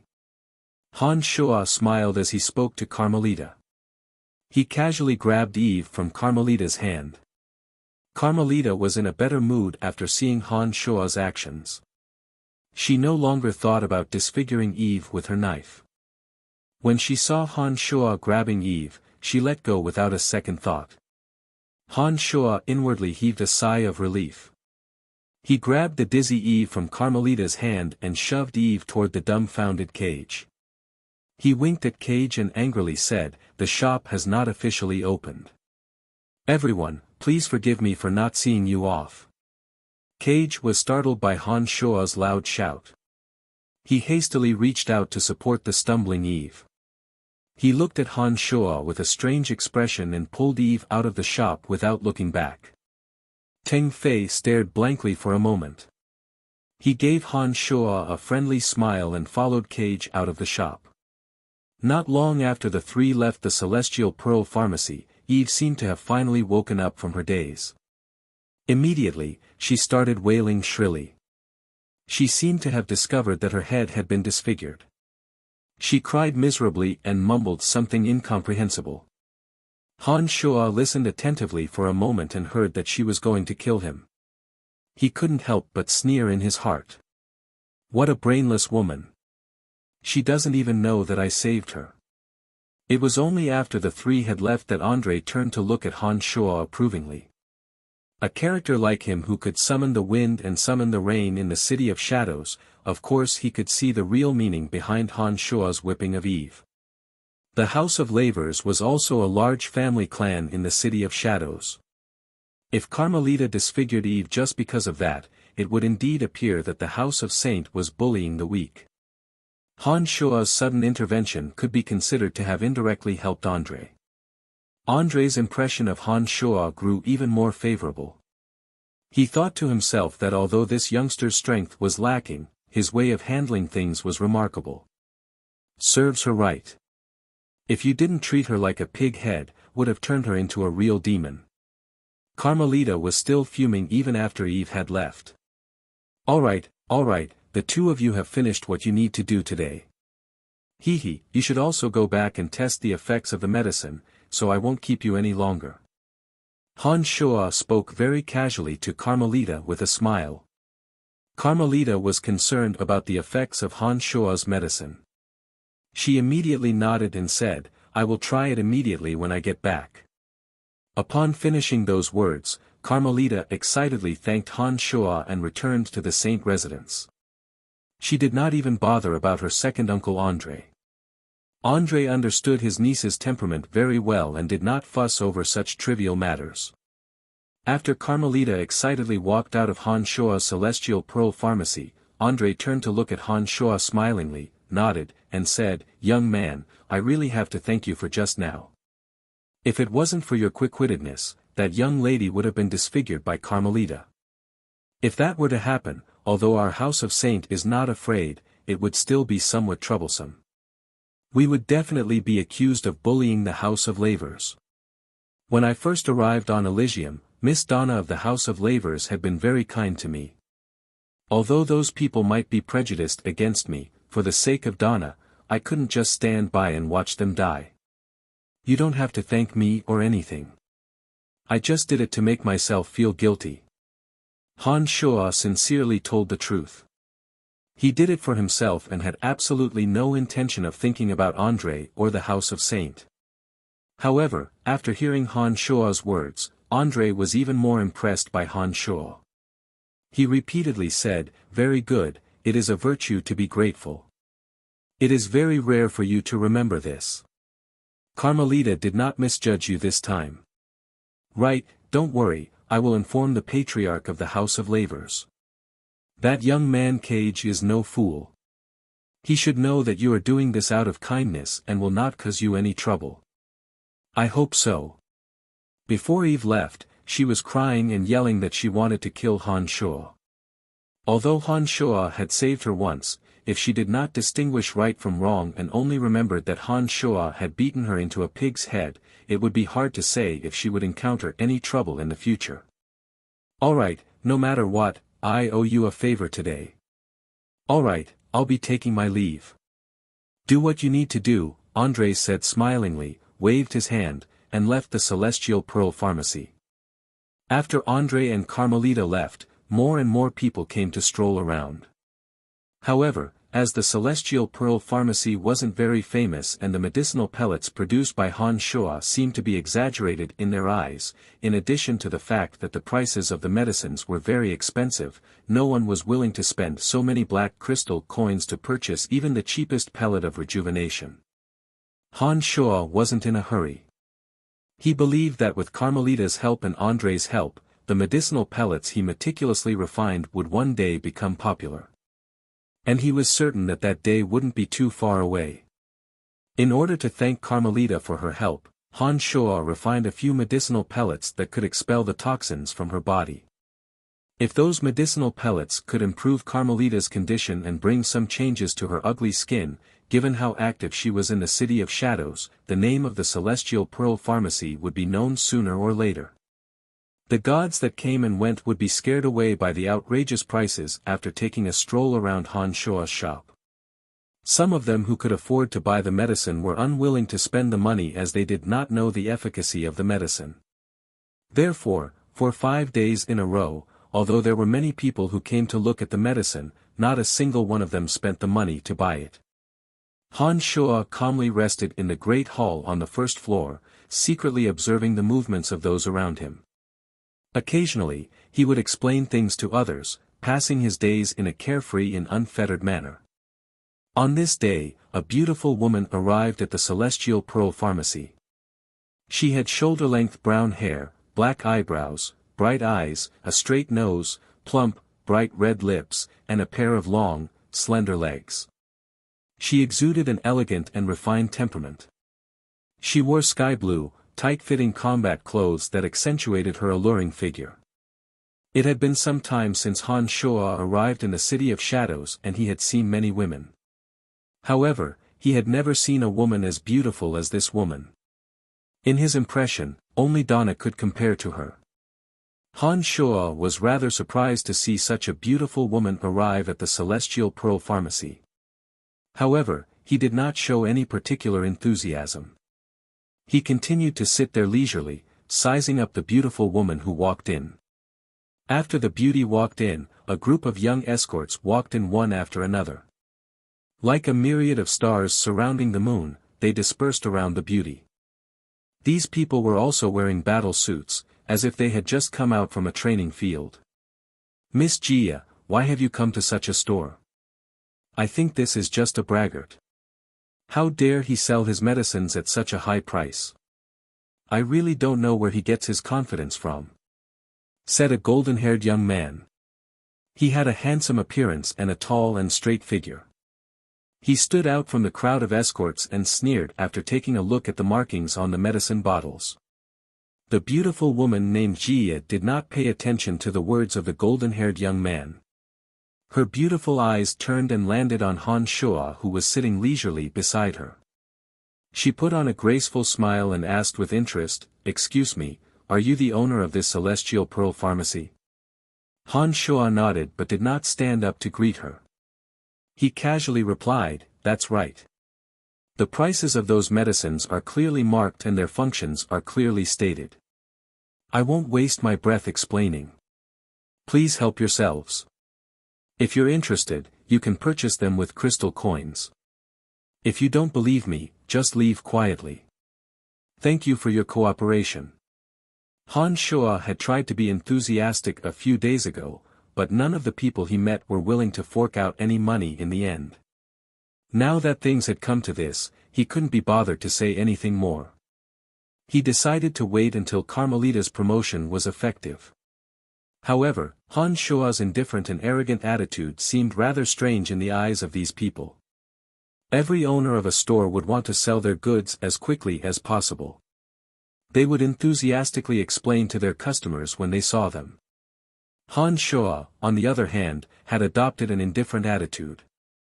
It was as though he didn't care about them at all. You run a store, right?" cried the beautiful woman named Jia. She obviously did not expect a store owner like Han Shuo to be so rude to her. She immediately let out a soft cry and sized up Han Shuo in a strange manner.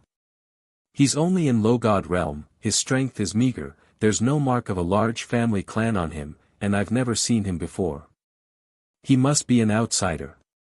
Is he doing business or not?" thought Jia as she looked at Han Shuo. "Hey, kid, are you doing business or not? The City of Shadows is so vast, but it's rare to see a store owner as arrogant as you. Are you new to the City of Shadows? You don't even know Miss Jia. Haven't you heard of the Kinsen family?"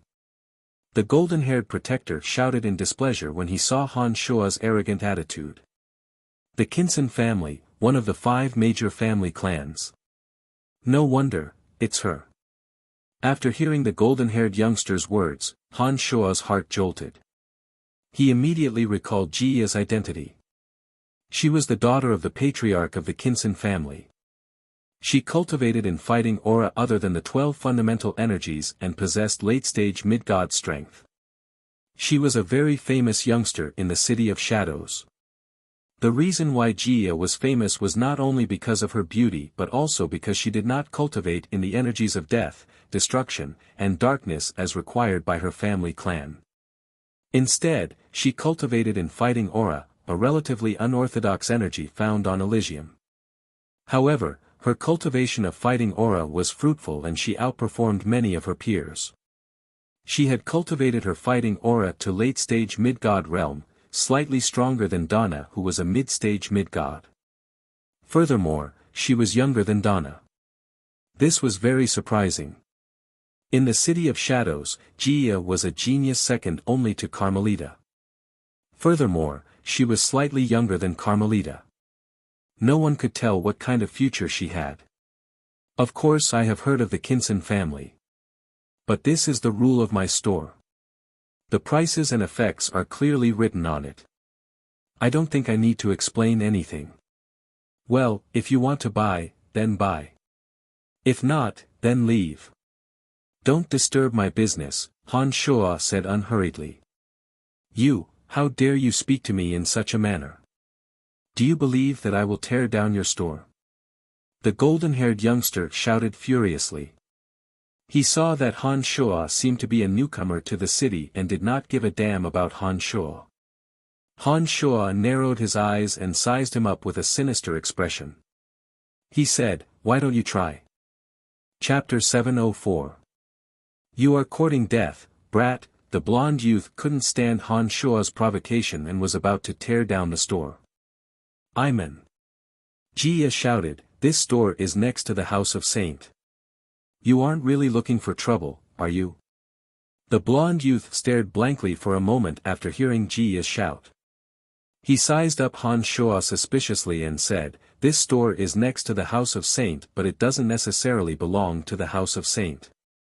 This brat is obviously a newcomer. Why should I be afraid of him?" Jia didn't think so.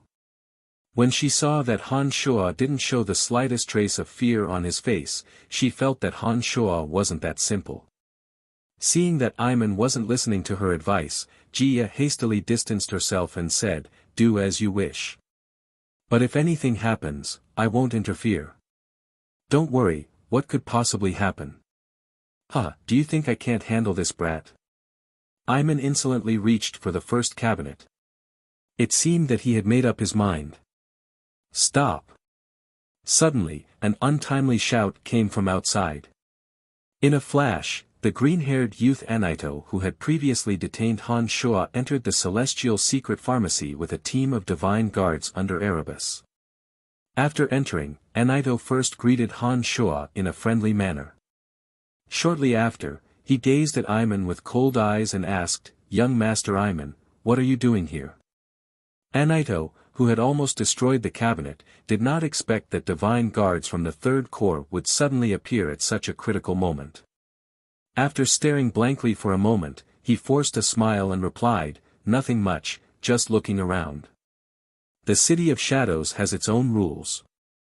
Even large family clans are not allowed to take advantage of their power to bully others. I hope that all of you know your limits and don't make things difficult for us."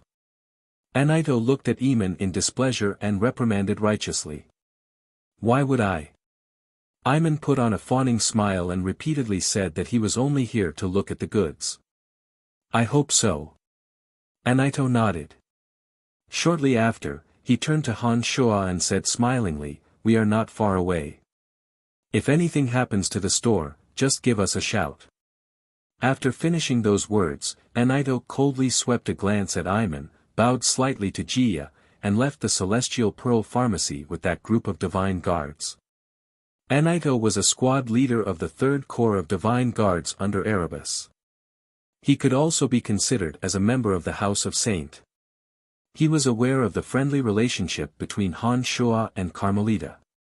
Fearing that Han Shuo would hold a grudge for what had happened in the past, Anaito had made a special trip to apologize.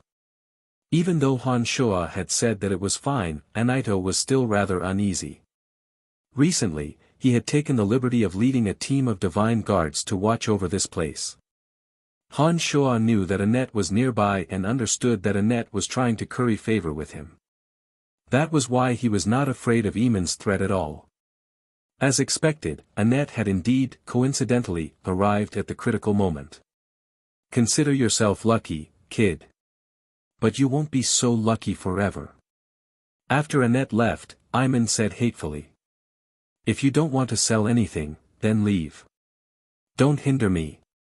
Han Shuo wouldn't be courteous to Anaito. He once again chased Anaito out. Anaito knew that he wouldn't be able to do anything to Han Shuo today. After glaring fiercely at Han Shuo a few times, he was the first to retreat into the Celestial Pearl Pharmacy. Those friends of his also followed him out. However, Jia did not leave immediately. Instead, she looked at Han Shuo with great interest. She was much more observant than Iman. From Anaito's performance and Han Shua's calmness and composure, Jia had a feeling that Han Shua was not as simple as he seemed. Initially, she was just casually strolling around. But at this moment, due to the doubts in her heart, she had an idea. After casually strolling around the first floor for a while, Jia pointed at a bottle of pills of tranquility that cost 500 black crystal coins. She smilingly said to Han Shua, "Give me a bottle of this medicine." "Miss Jia, why would you believe this guy? That's 500 black crystal coins we're talking about. Why doesn't he just go rob a bank?" Those few youngsters who had yet to leave the Celestial Pearl Pharmacy immediately started persuading Jia when they saw her action. Han Shua looked at Jia in a slightly astonished manner. He finally stood up from his chair and walked to Jia. Han Shua opened the boundary on the cabinet, took out a bottle of pills of tranquility, and calmly handed it to Jia. He said, "The instructions on the bottle are to be used when you are comprehending the essence of energy. You will get the greatest effect. Here are 500 black crystal coins. Please keep them well," said Jia smilingly as she took the bottle of medicine from Han Shua. She then put the 500 black crystal coins on the cabinet. She then gazed at Han Shua with her bright eyes and smilingly said, "I will remember." "Thank you." After saying those words, Jia put on a sweet smile again. Her slender fingers twirled the exquisite medicine bottle as she walked away. When she was about to leave, she turned around to look at Han Shua and said, "If it doesn't work, I will come back for you. Even if you are a member of the House of Saint, if you dare to deceive me, I will not let you get away with it." Han Shua shrugged and put on an indifferent face. He thought to himself that the Celestial Pearl Pharmacy had gained yet another propagandist. For the next few days, the Celestial Pearl Pharmacy still had no business. Han Shua decided to close the shop and stay on the third floor to cultivate the essence of energy. He thought to himself that Carmelita would definitely help him after she had benefited from the medicine. By then, he wouldn't have to worry about not having enough customers. Nearly half a year had passed since he left the Miasma Cloud Mountain Range. That avatar of Han Shua's that had been cultivating the essence of the energy of destruction in the cauldron of Myriad Demon had finally advanced to late-stage low god realm. Those divine essences of destruction that he obtained from the cauldron of Myriad Demon were finally put to good use. Han Shua once again began to absorb them. While Han Shua was cultivating in seclusion, the Celestial Pearl Pharmacy closed its doors. But little did he know that a storm was brewing in the City of Shadows regarding the Celestial Pearl Pharmacy. The Lavers family. Donna, who had spent a long time preparing for her trip to the Spacetime Fortress, finally returned from one of the fortresses under the Lavers family. As soon as she returned to the Lavers' residence, she saw her younger sister Eve crying and complaining to her. The bruises on her face had yet to completely subside. "Sister Donna, I was beaten by someone." Eve cried as soon as she saw Donna return. Grief welled up in Eve's heart. Although Donna was usually very strict with her younger siblings, they knew that Donna loved them dearly. Unable to find anyone to confide in, Eve turned to Donna as a breakthrough point. "What happened? Who beat you? Why didn't your father stand up for you?" Donna hastily asked when she saw Eve's appearance. "Father forbade me from taking revenge. My brothers didn't stand up for me either. I was beaten for nothing." Eve cried. "Who did it? There aren't many people in the City of Shadows who would dare to beat you up like that. Could it be those from the House of Saint?"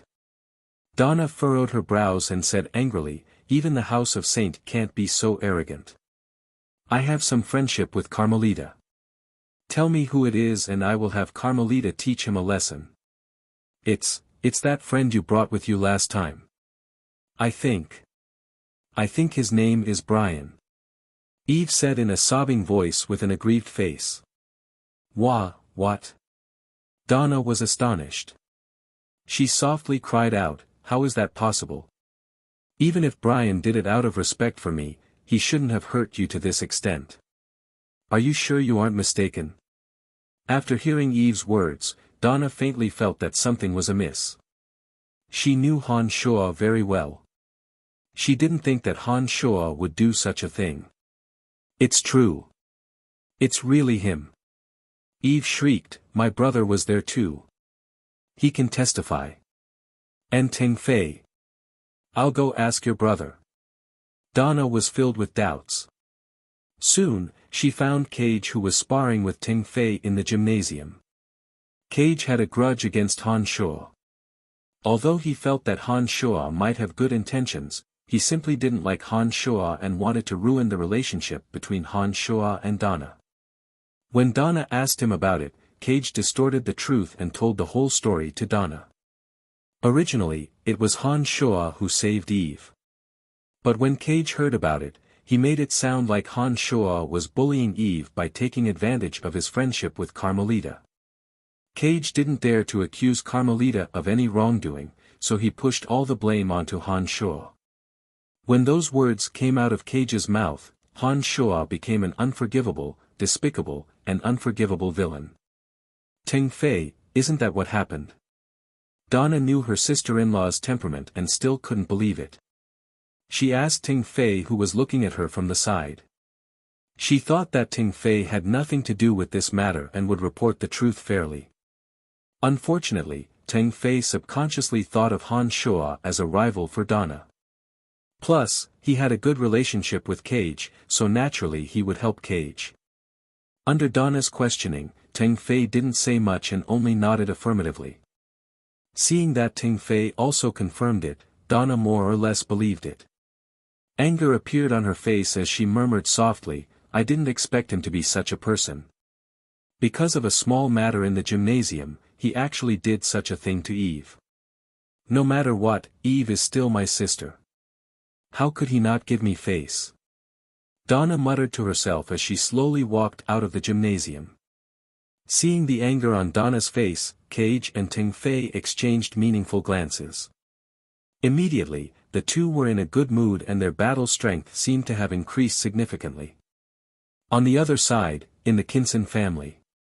In a secret chamber in her boudoir, Jia, who was carefully comprehending the power of fighting aura, suddenly woke up from her meditation. She waved the silver longsword in her hand and the entire room was filled with a dazzling radiance as if thousands of stars were shining at the same time. It was so dazzling that one couldn't open their eyes. When the radiance faded, Jia stood up with a smile on her face and carefully put away the longsword. Her bright eyes suddenly focused on a medicine bottle on the floor of the secret chamber. With a wave of her hand, the medicine bottle marked with the pill of tranquility fell into Jia's palm. Her bright eyes were filled with surprise as she murmured, pill of tranquility. What a miraculous medicine. It actually helped me increase my fighting aura condensation rate by another level. 500 black crystal coins is so worth it. Soon enough, Jia walked out of the secret chamber and hastily arrived at a secluded courtyard. As soon as she entered, she shouted, Mother, give me 100,000 black crystal coins. I need them urgently. Bess, the beautiful woman who was as beautiful as Jia but with a slightly more mature charm, looked at Jia in astonishment.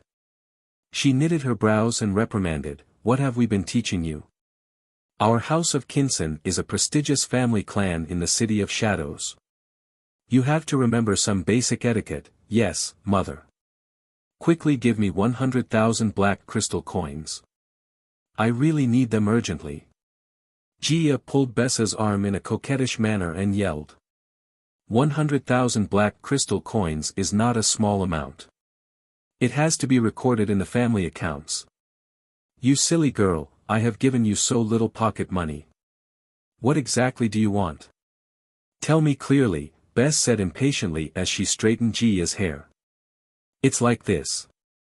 A new shop has just opened in the city. It's called the Celestial Pearl Pharmacy. Jia knew that her mother would not let her go if she did not explain clearly. After a long while, Bess cried out in surprise and said, Is it really as miraculous as you said? Of course, Mother. Don't you trust your daughter? I have used it myself. I know very well how much that medicine has helped me. Really, 500 black crystal coins is just too cheap. We have to buy it while the other family clans still don't trust that pharmacy. This is no longer just about the value of crystal coins. Jia said hastily. Come, I will go with you. I have nothing to do now anyway. After hearing Jia's words, Bess understood that if Jia was telling the truth, those medicines could be an opportunity to improve the overall strength of the family clan. She immediately took out some crystal coins and left the house of Kinson with Jia. Saint Residence. On this day, Carmelita walked out of her gymnasium. Miss, your face, your face. The plump woman, Karina, suddenly cried out in surprise when she saw Carmelita. She pointed at Carmelita with an expression of disbelief. Carmelita's originally oddly colored and bumpy skin had become a lot fairer and smoother. This transformation made her look less ferocious and ferocious. Although she was still very ugly, her appearance was more acceptable than before. I know. Carmelita repeated those words incoherently. After taking a few steps, she took out a small mirror and looked at herself. Then, she raised her head and laughed delightfully. Miss Carmelita, you have changed a lot, the divine guards and maids exclaimed softly. Hey, you little girl, why do you seem to be different? Oh, you seem to have turned fairer. Ah. How did you become fairer? How is this possible? A few aunties exclaimed softly. Waha. Wahahaha. I am not dreaming. Carmelita shrieked continuously as she ran out of the Saint residence. André, who was handling family matters at the top of a building, was attracted by Carmelita's shouts. When he lowered his head to take a look, André's body trembled. His face was filled with shock as he said, it actually worked. André immediately put down the administrative matters in his hands and flew towards Carmelita. One day, Han Shoa, who was cultivating in seclusion on the third floor of the gymnasium, suddenly heard a commotion outside. He unfolded his consciousness and discovered that nearly 100 people had gathered outside the Celestial Pearl Pharmacy. Those people were yelling, "Open the door! Open the door! We want to buy the divine medicine." Chapter 705. Han Shoa was startled by the sudden arrival of the crowd and the clamor. But soon after, he realized the source of the noise. With a face full of joy, he happily walked down from the gymnasium and opened the doors of the Celestial Pearl Pharmacy that had been tightly shut for a long time. Standing in front of the Celestial Pearl Pharmacy were many people that Han Shoa recognized. For example, Carmelita, whose skin had turned slightly fairer, André, who was all smiles, Jia, who came to purchase a bottle of pill of tranquility, Donna, and several youngsters from the Lavers family. However, most of them were people Han Shoa didn't recognize. They were people of all ages and were dressed in gorgeous clothes. They were chatting with Carmelita, André, and the others in soft voices. A few gods, who were obviously not of high status, surrounded those people and shouted, "Open the door! Open the door! Damn it, why are there so many people all of a sudden?" Jia, who was among the crowd, complained in a low voice. "We didn't want the news to spread, but that last Carmelita is too eye-catching. Her appearance is unique in the entire City of Shadows. The sudden change in her skin is simply the most eye-catching advertisement for the Celestial Pearl Pharmacy. On top of that, she has been telling everyone she meets. Who wouldn't know that the change in her skin originated from the Celestial Pearl Pharmacy?" Beth, the noblewoman beside Jia, also felt somewhat regretful. She knew that it would be difficult to realize her dream of monopolizing the Celestial Pearl Pharmacy. "Everyone, what do you want?" Han Shoa asked after opening the doors and sweeping his eyes across the crowd blocking the entrance. "Brat, look at me. What's so different about me?" Carmelita said excitedly. She leaped and stepped on a few heads as she arrived before Han Shoa.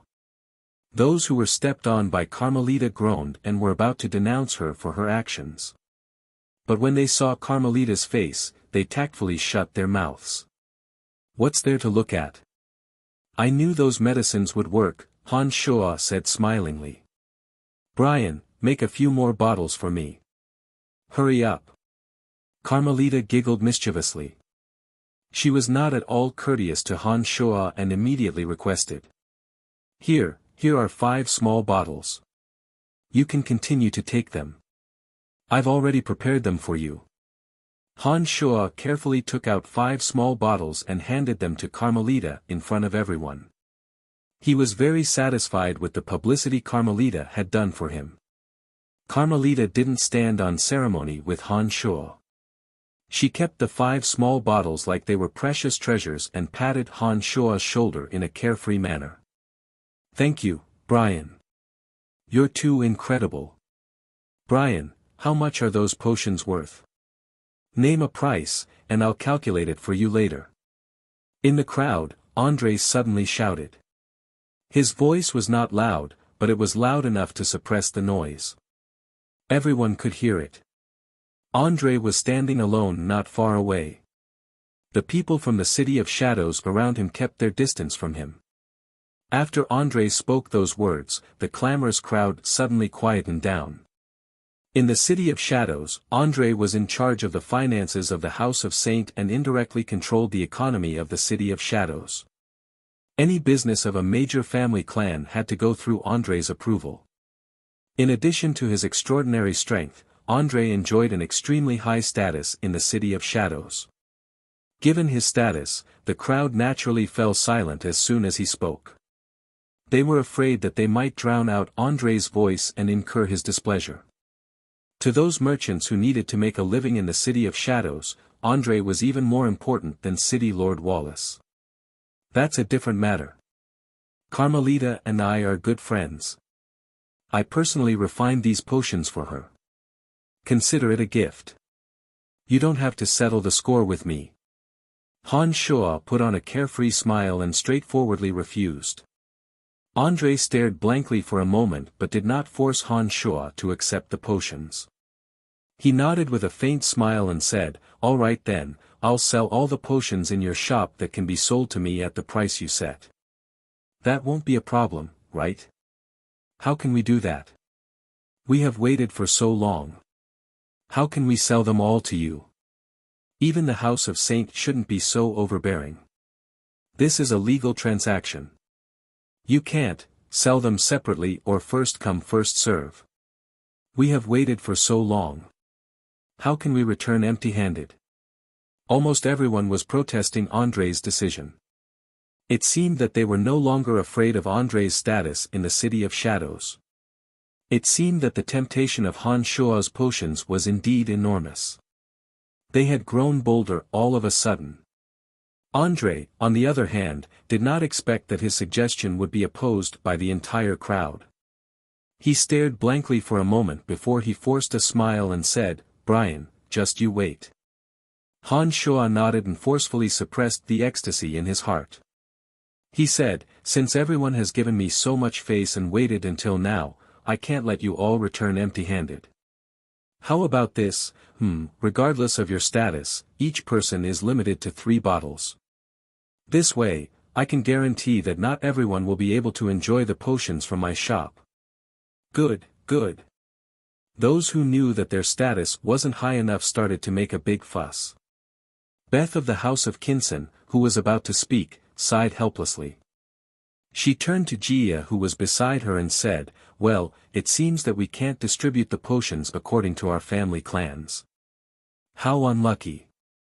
We were the first to arrive but that bastard refused to open the door. Otherwise, all the potions would belong to our House of Kinson. How could things end up like this?" Jia cried out angrily. But soon after, she said regretfully, "If I had known this would happen, I would have brought a team of my family's divine guards. If we distribute the potions according to the number of people, we would have a bigger advantage." All right, stop complaining," Beth consoled. Then, she softly said, "But this talent is the most important. As long as he is here, there will be an endless supply of potions. We should be paying more attention to his situation. That's right.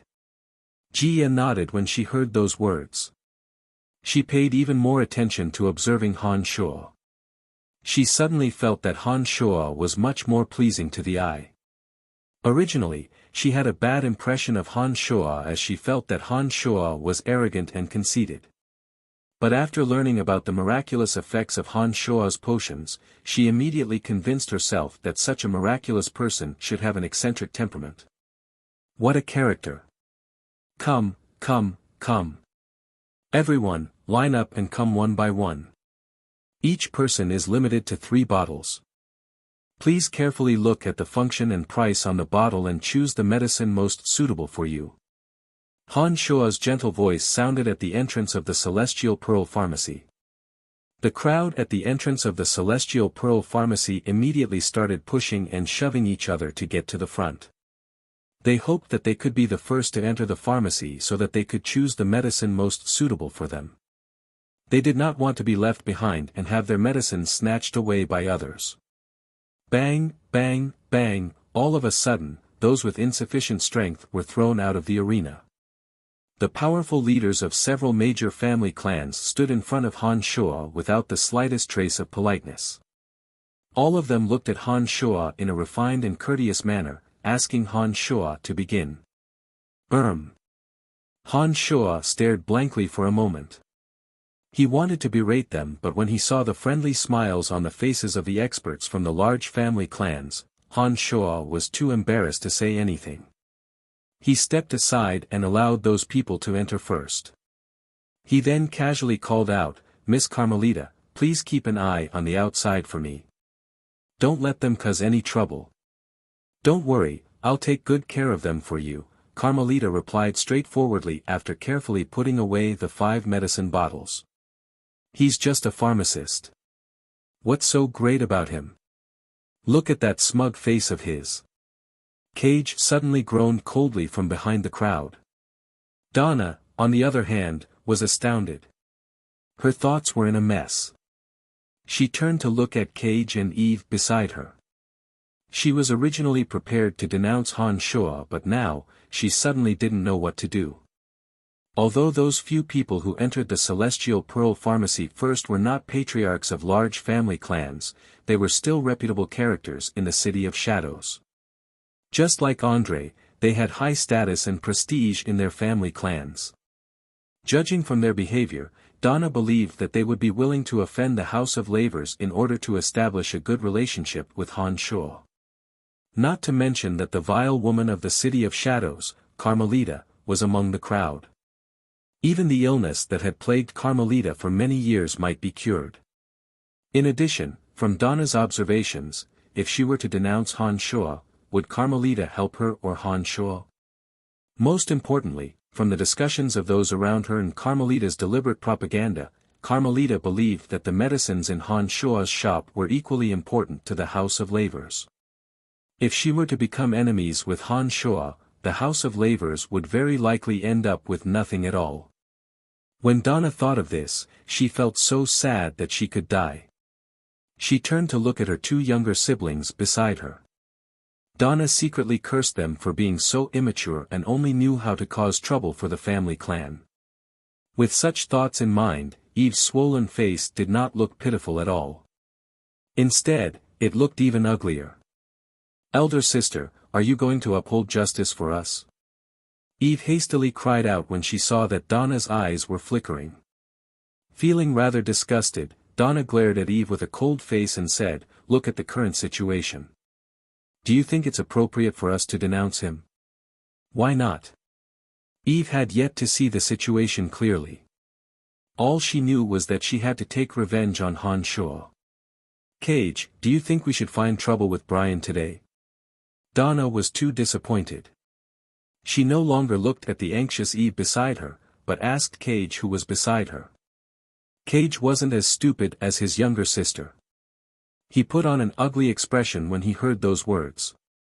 He helplessly sighed and said, "Let's forget about it for today.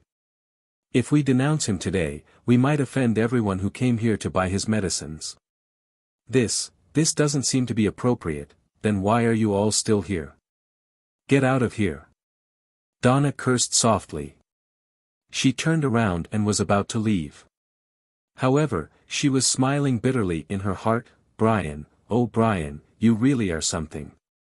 It has only been half a year and not only did you manage to befriend the House of Saint, the most feared family clan in the City of Shadows, you even made such miraculous medicines.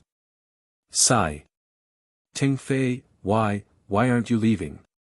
Suddenly, Cage looked at Ting Fei who was standing motionless beside him and asked in a puzzled manner. You guys go back first. I will buy a few bottles of medicine later and see if they really have that effect. Ting Fei put on a faint smile and said gently. Although Ting Fei also disliked Han Shuo, as a descendant of a major family clan, he would never forget to work hard for the sake of his family clan.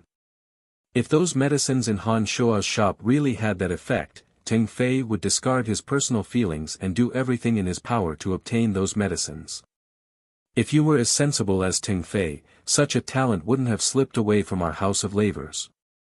Think about it, if those medicines could only be used by our family clan, how great would it be for our House of Lavers? Donna sighed and left in disappointment. You actually believe in that fella's medicine? Eve asked Ting Fei in a low voice. So many people have gathered here for his medicines. There are many experts from major family clans in the City of Shadows here. I believe that their judgment is correct. Although I don't really like that fella, I have to stay for the benefit of my family clan. I'm sorry. It wasn't like Ting Fei liked Eve. Just like how Donna looked down on Eve, Ting Fei also looked down on this brainless woman from the bottom of his heart. You actually said that. I'm so disappointed. Brother, let's go. Eve dragged Cage and left in a huff. This time, she hated Ting Fei as well. Brainless woman. If you had half of Donna's intelligence, that fella might have become the personal pharmacist of the House of Lavers. Idiot woman, do you really think I care about you? Ting Fei said in a low voice with a sneer after Eve left. Upon finishing those words, Ting Fei squeezed his way to the front in high spirits. He was wondering if he should try his best to build a good relationship with Han Shuo and draw a clear line between himself and Cage and Eve as soon as possible so that he would not incur Han Shuo's annoyance. The clamor continued. However, under the control of the evil woman, there were no more queue cutting. Those who entered the Celestial Pearl Pharmacy came out feeling both happy and regretful.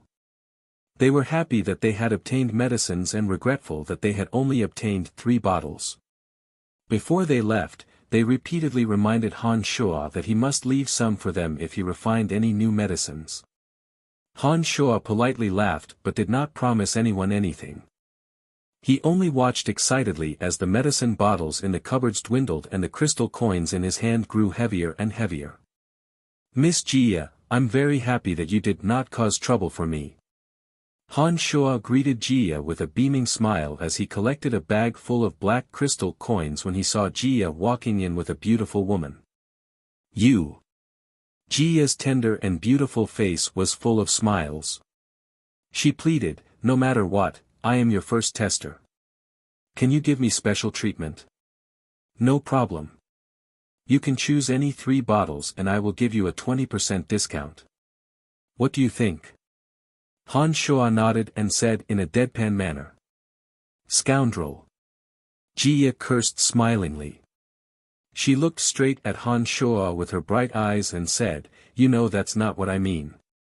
I don't need you to give me a 20% discount. I would rather buy them at a higher price as long as you give us the rest of the medicines. What do you think? Han Shuo knew that these descendants of large family clans would not care about the amount of crystal coins. He was just teasing her on purpose. Now that he heard her say this, he immediately said righteously, how can I do that? How can I do business if I give you everything? In my eyes, everyone is equal. It's the same even if you are of noble status. Stop acting so righteous in front of us. If everyone is equal, why don't you accept crystal coins for Carmelita's medicines? Gia said bluntly. She was both annoyed and amused. That's different. Carmelita and I are friends. Those medicines are a gift from me. Han Shuo said with a mischievous smile. Then we are still friends. Sell everything to me. I am willing to pay a high price. Jia continued to pester Han Shuo. Hey, can the people inside hurry up? We are still waiting. A few people outside shouted impatiently while Jia was pestering Han Shuo. 5 bottles. Each of you can take 5 bottles. That's all. Han Shuo saw that Jia was pestering him endlessly and that the people outside were getting more and more anxious. He had no choice but to surrender and give Jia a discount. Alright, let's call it a day. Next time you refine new medicines, remember to leave more for the Kinson family.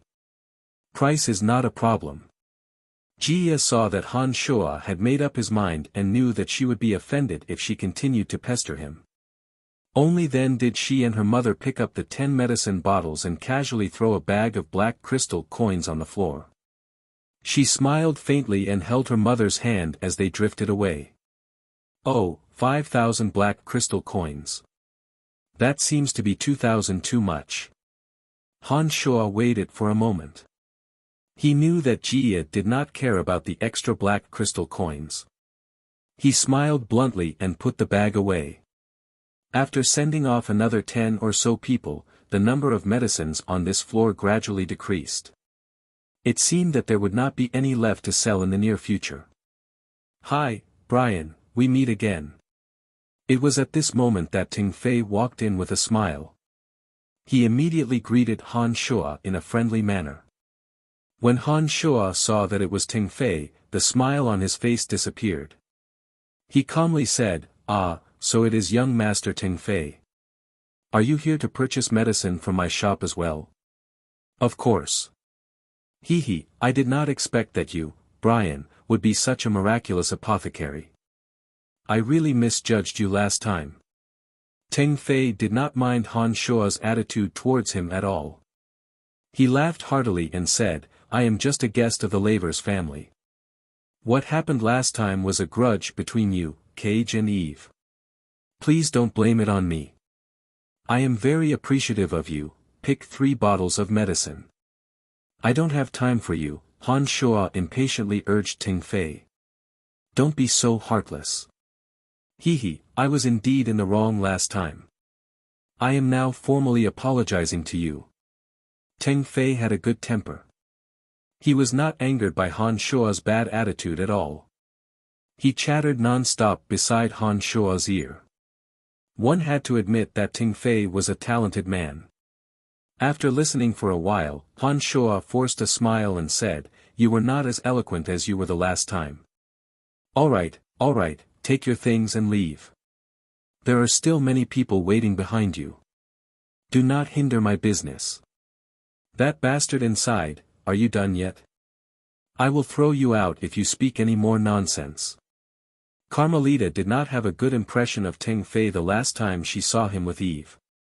She suddenly threatened him with a cold voice. I'm leaving." Ting Fei let out a hollow laugh. It was obvious that he was a little afraid of Carmelita. He randomly picked 3 bottles of medicine, left behind 800 black crystal coins, and hastily left with a smile. Chapter 706. All the medicinal pellets refined by Han Shuo were sold within a day, earning a profit of 96,000 black crystal coins. Han Shuo was beaming with joy. He thought that with this amount of black crystal coins, he wouldn't have to worry for at least a few decades. The buyers left the Celestial Pearl Pharmacy one after another. After Han Shuo had sold all his medicines, Carmelita hastily returned to the Saint residence to continue refining the medicinal pellets Han Shuo had specially refined for her. It was only after everyone had left that Han Shuo recalled that Donna had accompanied a few youngsters from the Lavers family. He thought that Donna had come with Cage and Eve to thank him. Little did he expect that Donna had come to reprimand him. Han Shuo was rather puzzled that Donna did not enter the Celestial Pearl Pharmacy. He had left some medicines for Donna and was waiting for Donna to pick them up. Little did he expect that Donna had left. Han Shuo did not think too much about it. He thought that Donna must have decided to come back another day because there were too many people around. 96,000 black crystal coins. What a windfall. Han Shuo closed the doors of the Celestial Pearl Pharmacy and started counting the black crystal coins in his space ring. His silly laughter never stopped.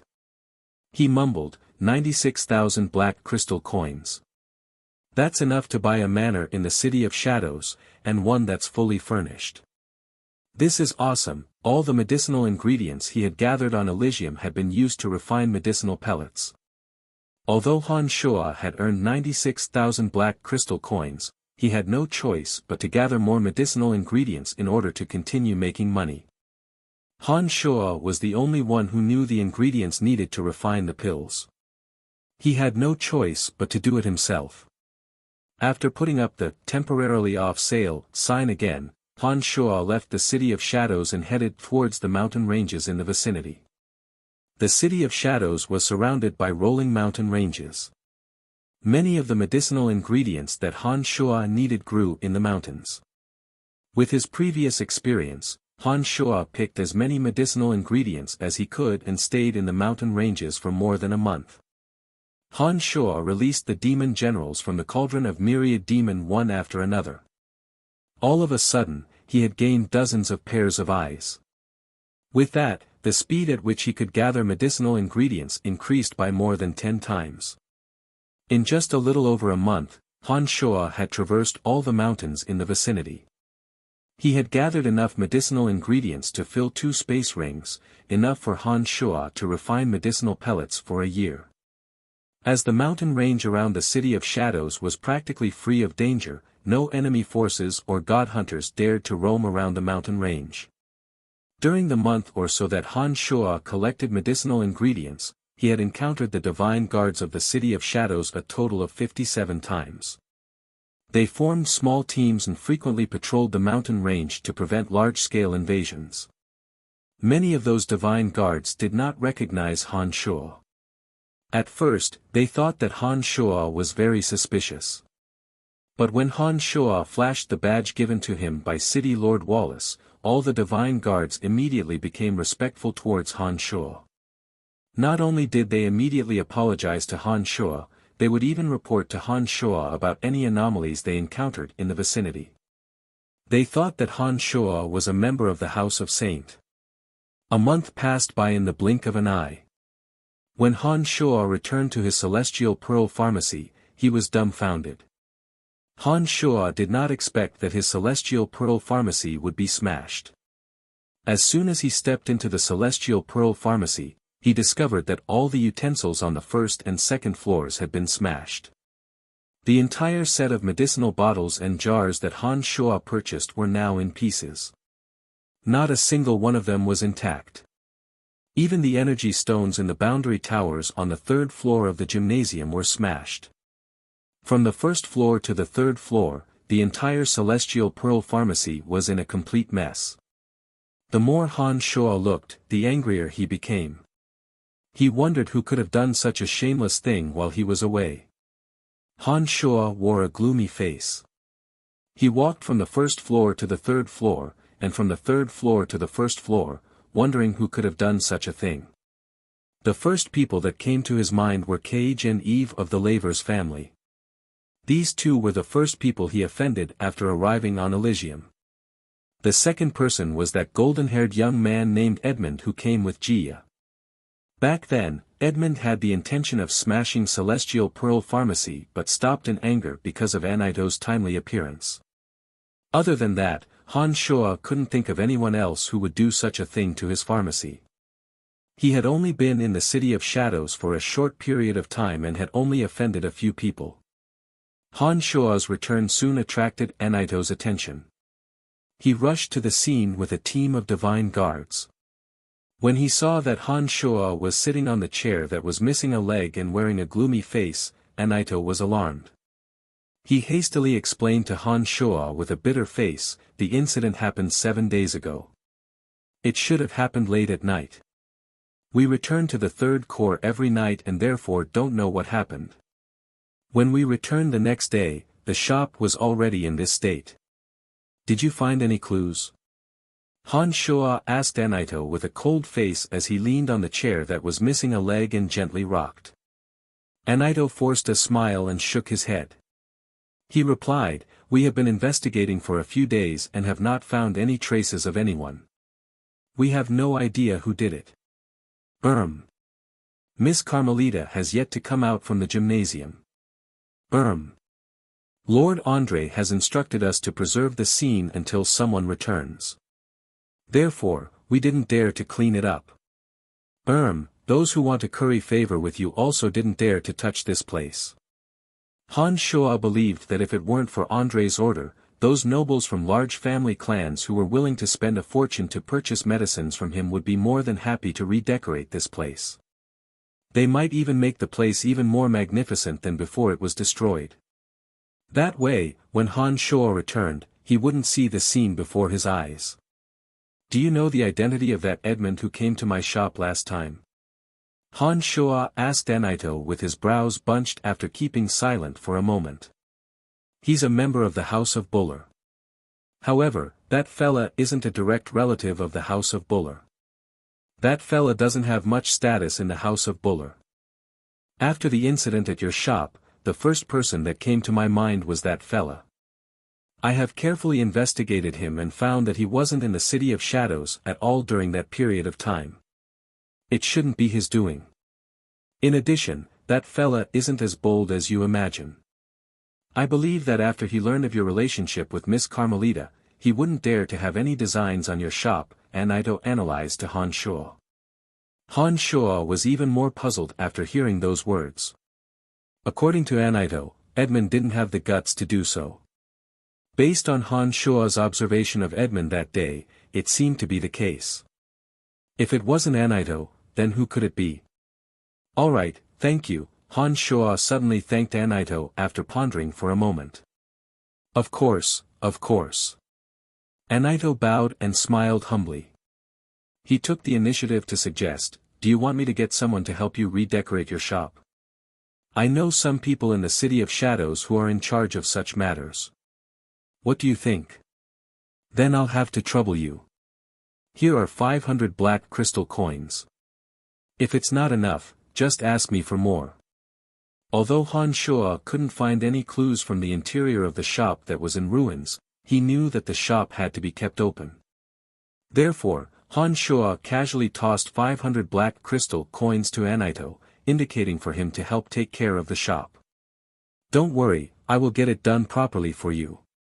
Anaito immediately patted his chest and guaranteed after receiving the crystal coins from Han Shuo. "Alright then, I will leave this place to you. I have some matters to attend to." Han Shuo believed that Anaito would take care of the shop. He nodded at him smilingly and left the Celestial Pearl Pharmacy. There were only a few people that Han Shuo had offended in the City of Shadows. If it wasn't for Edmund, Han Shuo immediately thought of Cage and Eve. Han Shuo's anger grew even more when he thought of the two. He thought to himself, "If it wasn't for me, Eve's face would have been disfigured. Not only did you not thank me in person, you even dared to attack my shop in secret. Do you really think that I'm a pushover?" Therefore, Han Shuo went to the laver's residence. The two divine guards from the laver's residence recognized Han Shuo. Han Shuo, who had risen to fame in the City of Shadows, had been the talk of many members of the laver's residence. As soon as the two saw Han Shuo, they immediately recognized Han Shuo. Their attitudes became very friendly and they greeted Han Shuo from afar. I didn't expect that Mr. Han Shuo is actually an amazing pharmacist. Mr. Han Shuo's medicines have been in a frenzy recently," said the divine guard who had enthusiastically introduced the members of the laver's family to Han Shuo last time with a chuckle. "Thank you for your reminder last time. Please accept this small bottle of medicine as a token of my respect," Han Shuo naturally remembered the two cordial divine guards and casually gifted them 2 bottles of pills of rejuvenation. Many thanks, many thanks. The smiles on the 2 divine guards' faces grew even wider. They knew just how valuable the medicine of rejuvenation was in the City of Shadows. The price of a small bottle of pills of rejuvenation was equivalent to 3 years of their salary. It would be strange if they weren't happy.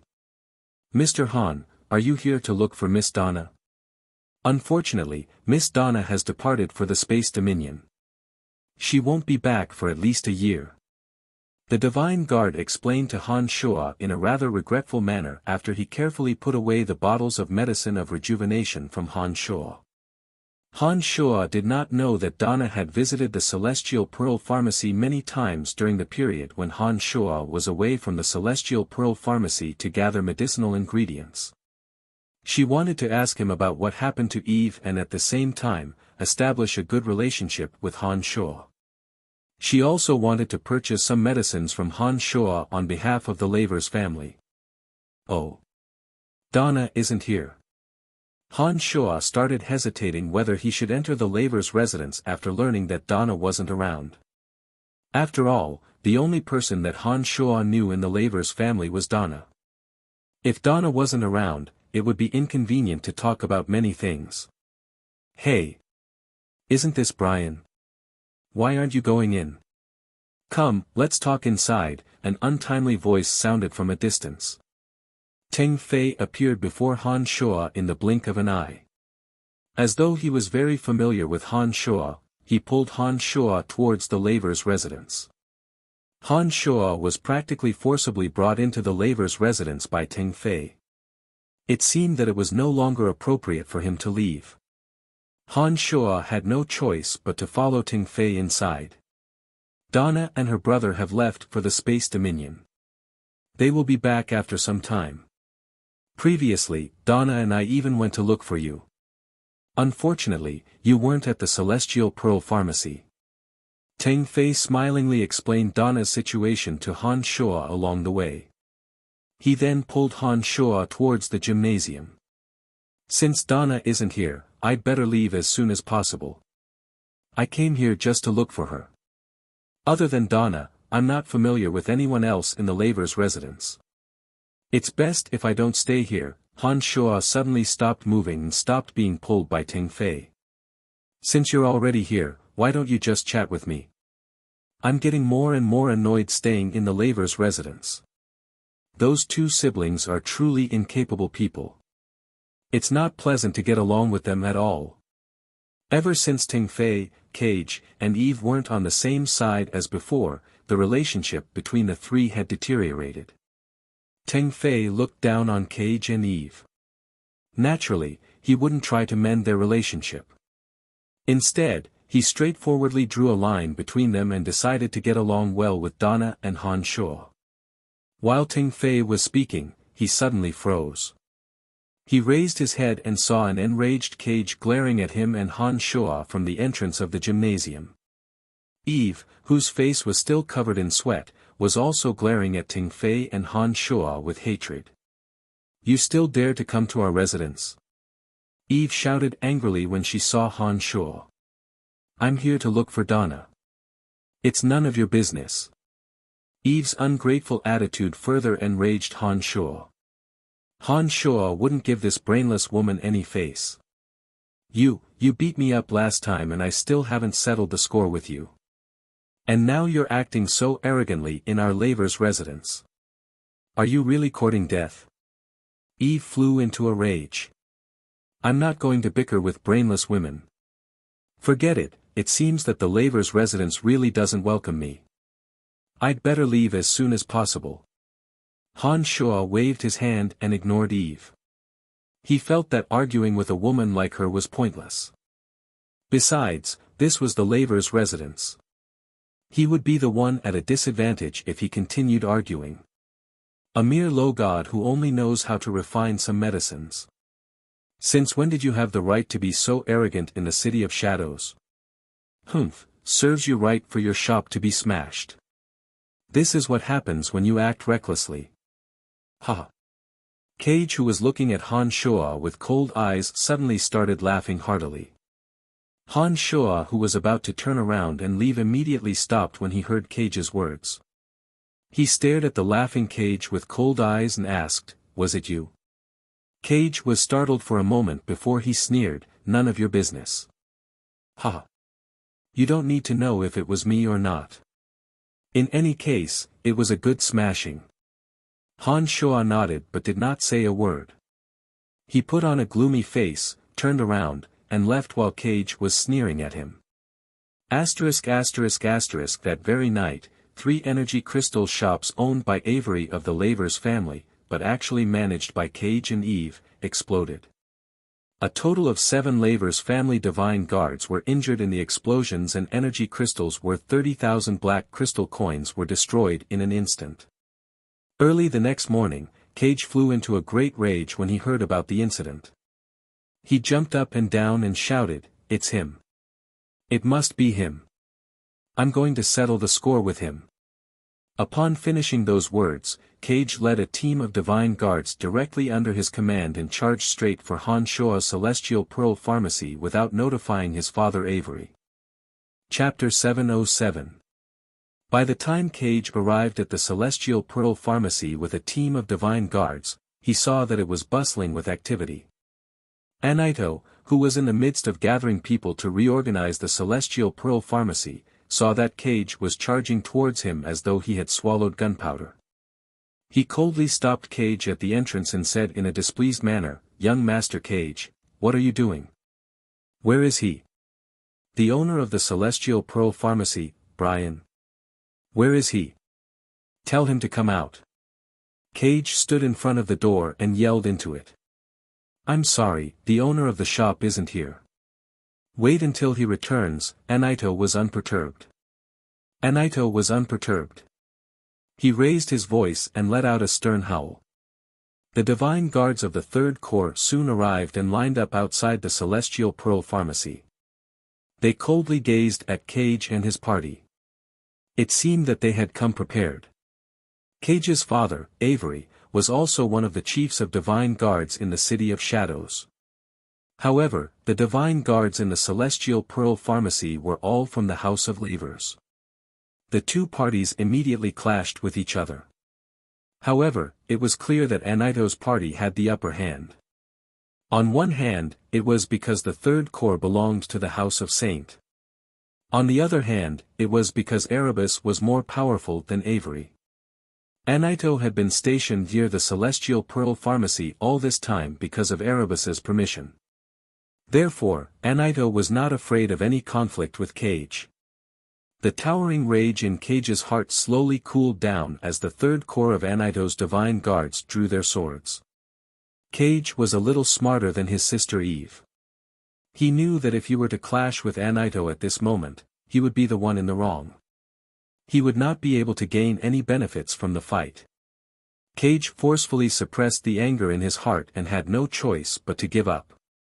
He left behind a few harsh words and left with his House of Lavers divine guards. His face was dark and gloomy as he tried to figure out where Han Shoa was. "Young master, are we just going to let this go?" one of the divine guards asked angrily.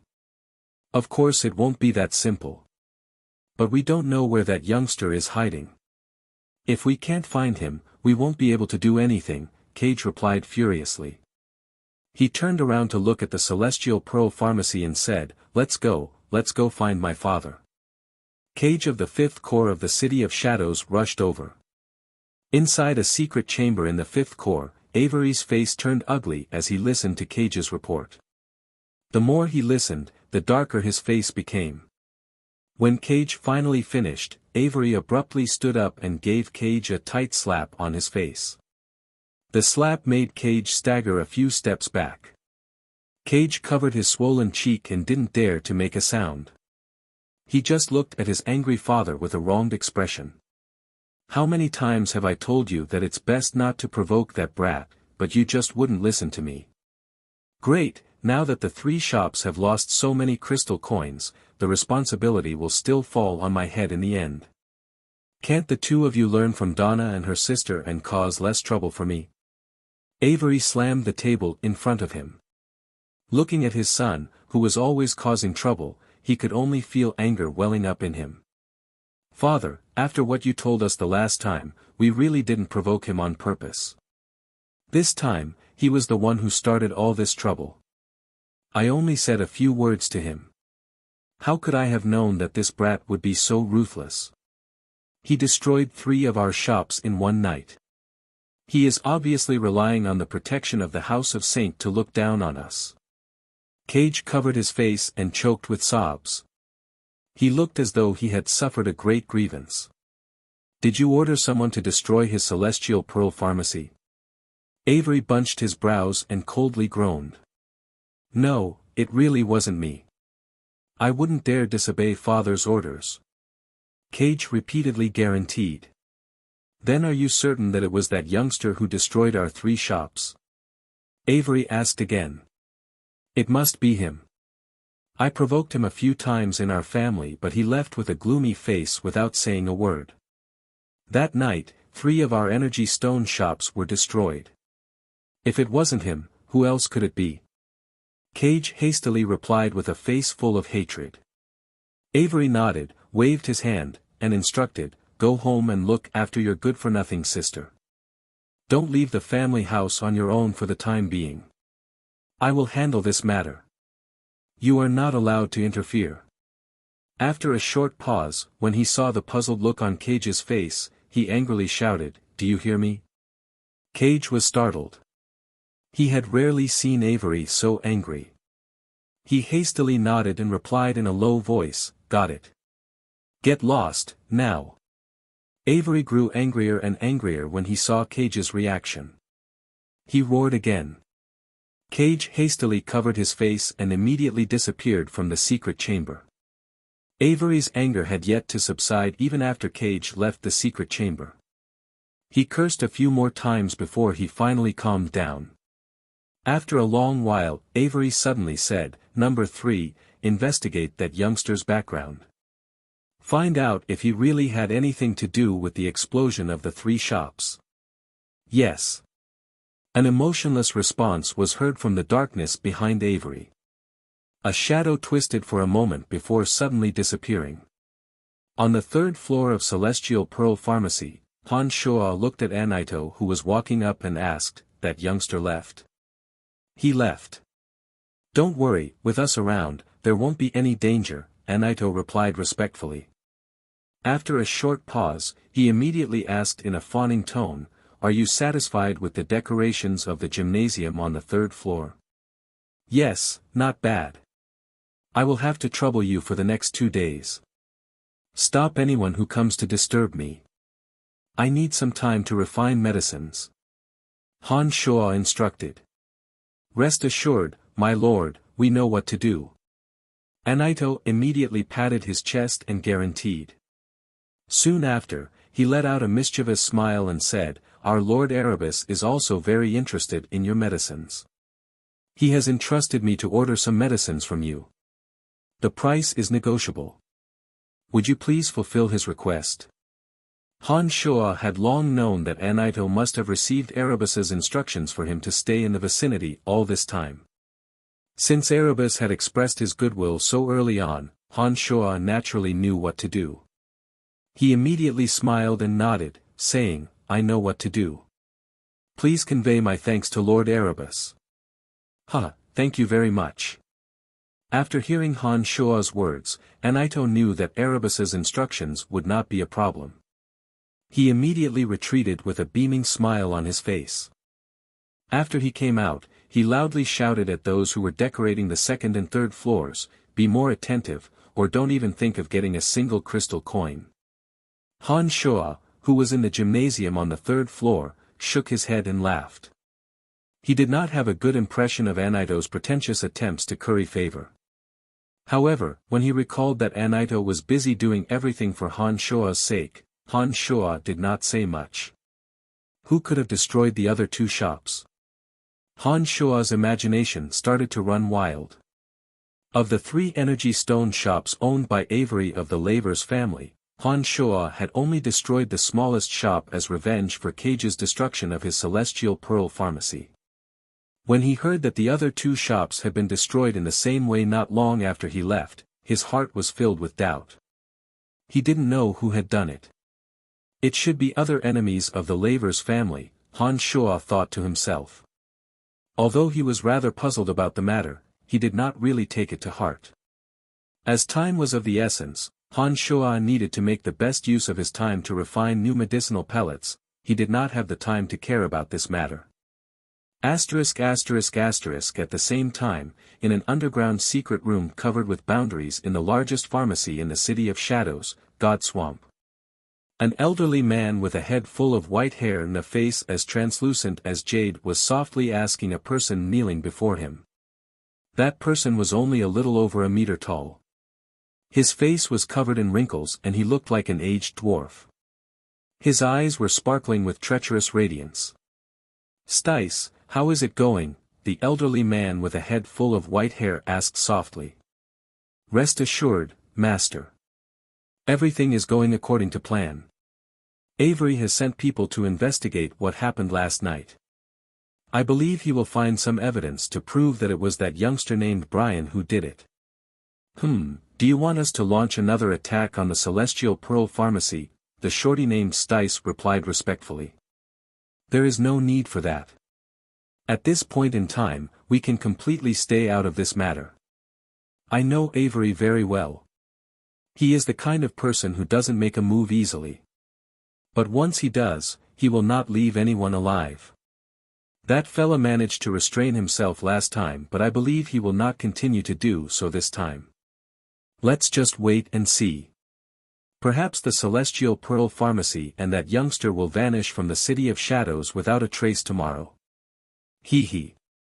About that youngster's medicines, should we?" Stice probed. The elderly man with a gentle smile shook his head and softly said, "There is no need to complicate the issue. Avery will not make a move. But once he does, not only will that youngster disappear forever, Avery will also know all his secrets about medicines. The House of Lavers isn't an expert in the production of medicines. Even if Avery had obtained those memories, if he wishes for the House of Lavers to reap the greatest benefits, it is only a matter of time before he comes to us. After all, we have a good relationship with the House of Lavers and we are the largest pharmacist in the City of Shadows. Who else can he look for but us? Master is wise." Stice did not say anything else but sincerely flattered the elderly man. The white-haired elderly man waved his hand and gestured for Stice to leave. After Stice left, the elderly man fiddled with a piece of dried bone in his hand and muttered, "If the House of Saint takes their anger out on Avery because of this matter, it would be ideal if the 2 family clans start a war." The elderly man gently caressed the dried bone in his hand. His face was filled with love as he said, "Chrissy, my child, you will not die in vain." At dusk, Avery was sitting at the top of the tallest building in the 5th Corps. He squinted his eyes as he gazed at the colorful sunset. He was holding a wine glass in one hand and a bottle in the other. He was pouring himself a drink and did not seem to be bothered by the explosion that happened in his shop. Something bad is going to happen. His lordship always does something crazy every time he drinks, said a few divine guards of the 5th Corps. They could vaguely see what Avery was doing on the top of the tall building. They shrunk their necks and said in low voices, "I wonder which fella is going to be the unlucky one. His lordship when he's drunk tends to disregard everyone's feelings. We have to be more careful not to make his lordship unhappy, lest we get implicated," said another divine guard in a low voice. Although the sunset was beautiful, it was eventually covered by the darkness of the night. When the sky was completely dark, there were 8 empty bottles beside Avery.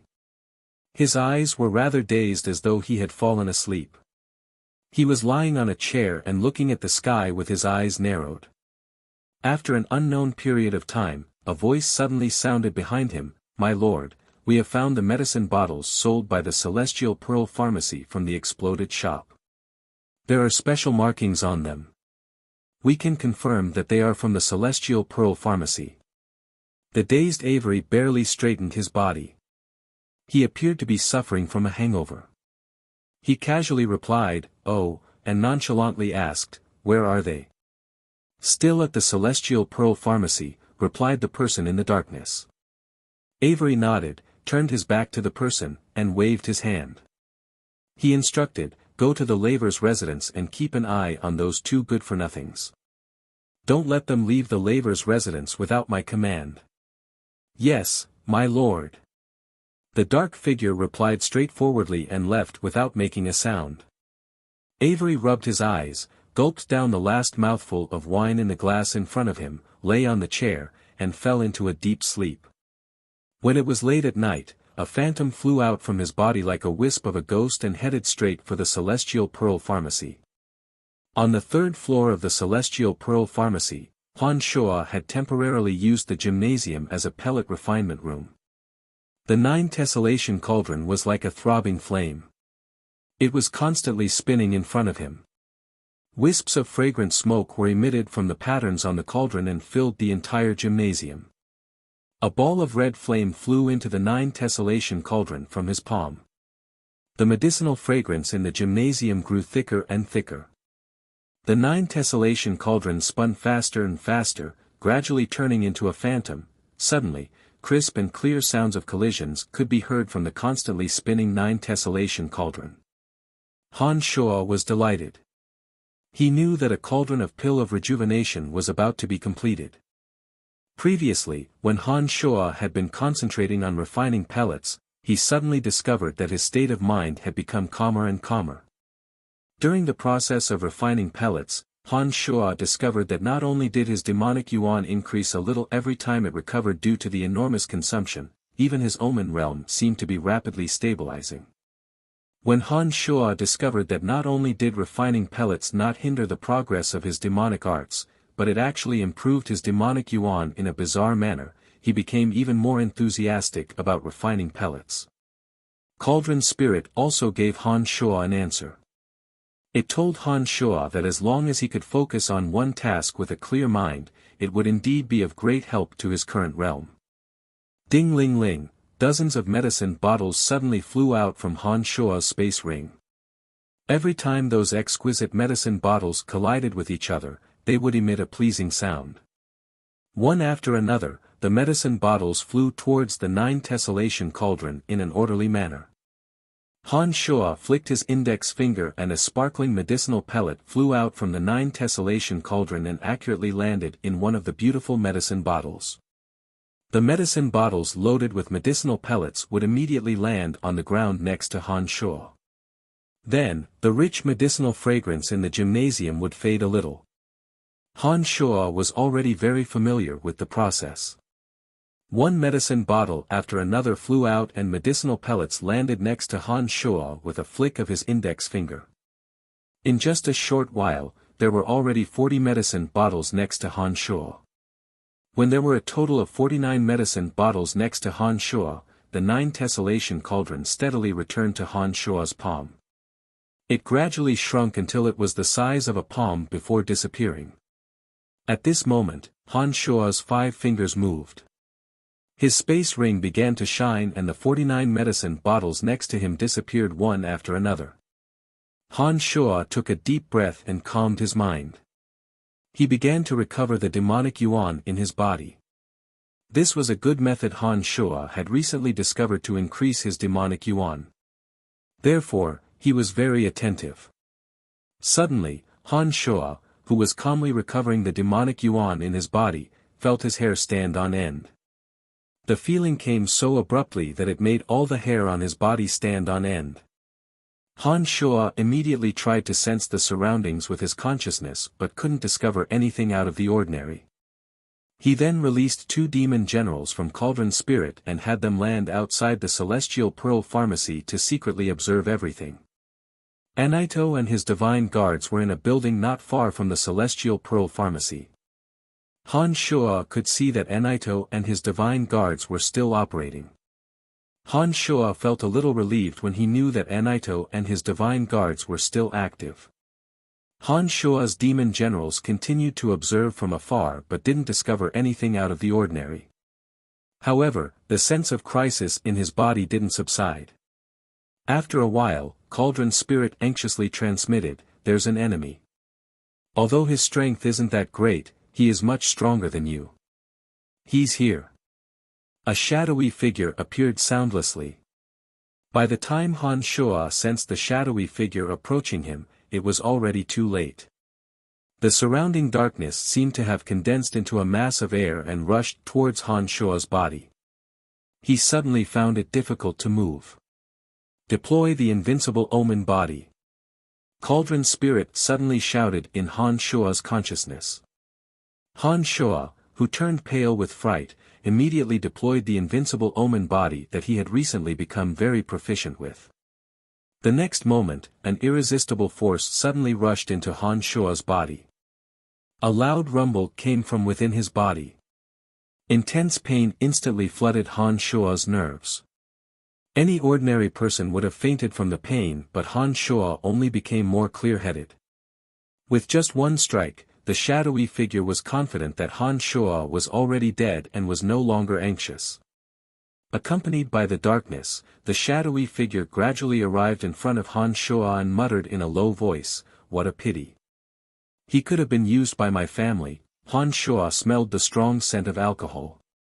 Then, he saw the shadowy figure raise a hand and slowly press it towards Han Shua's head, memory extraction. Han Shua immediately understood what he wanted to do. Shadow's strength was beyond Han Shua's imagination. Han Shua didn't have the slightest confidence in defeating him. Even with the invincible omen body's defense, Han Shua knew that his demonic body was severely injured. He wasn't on the same level as that person. Seeing that the hand was about to land on his head, Han Shua steeled his heart and made a prompt decision. He immediately activated the blood essence in his demonic infant. The meridians in his body were severed. A mist of blood immediately gushed out from his body and shrouded his entire body. "Ha!" The shadowy figure softly cried out. He suddenly lost track of Han Shua after his hand fell. He became anxious and quickly flew around every corner of the Celestial Pearl Pharmacy. However, he still couldn't find any trace of Han Shua. He immediately started searching further away from the Celestial Pearl Pharmacy. Chapter 708. Deep into the night, outside the City of Shadows. In the middle of a man-eating shrub, a black shadow suddenly appeared with a bang sound. The black shadow smashed into a swaying man-eating flower, directly breaking it in half. A pungent smell of blood suddenly emanated from the dark figure. The smell of blood seemed to possess the most powerful allure. It caused all the man-eating plants in the patch of man-eating shrubs to become excited. Tenacious branches covered with sharp thorns and banana leaves flowing with intense corrosive liquid suddenly moved from their motionless state. All of them flew towards the dark figure. In but an instant, the dark figure vanished. Layers of entangling branches and leaves appeared, wrapping the dark figure into the shape of a human. The night was cool and refreshing. Time passed silently. The man-eating plants wrapping around the dark figure wriggled and tore at the creature with all their might. The tighter and tighter they wrapped around the creature, as though they were trying to choke, grind, and devour the creature inside. Crack. Strange noises sounded from the center of the human-shaped creature. The tenacious branches that tightened around the creature gradually loosened and retreated at an even faster speed. Crack. Crack. The branches, leaves, and roots of the man-eating plants that were retreating a little slower suddenly split into pieces and scattered all over the ground. Slowly, Han Shua moved his arms and legs. He felt that every ounce of strength was 10 times more difficult than before. His eyelids also seemed to have grown several times heavier. Even the act of keeping his eyes open had become extremely difficult. With great difficulty, Han Shua sat cross-legged on the ground and recovered some of his strength. With one thought, Han Shua's 2 avatars flew out of his body at the same time. The 2 avatars stood on the left and right side, vigilantly observing their surroundings. Han Shuo did not immediately return to the City of Shadows. Instead, his two avatars led his main body to a secluded underground cave amidst the many mountain ranges outside the City of Shadows. They carefully concealed all traces of their existence. The two avatars made some arrangements outside the cave. Only then did the avatar of death silently leave. In the dead of the night, the City of Shadows was devoid of the hustle and bustle of the day. It appeared very tranquil. When the avatar of death arrived outside the city walls of the labor's residence, it silently released a few demon generals. However, its main body did not dare to enter the city.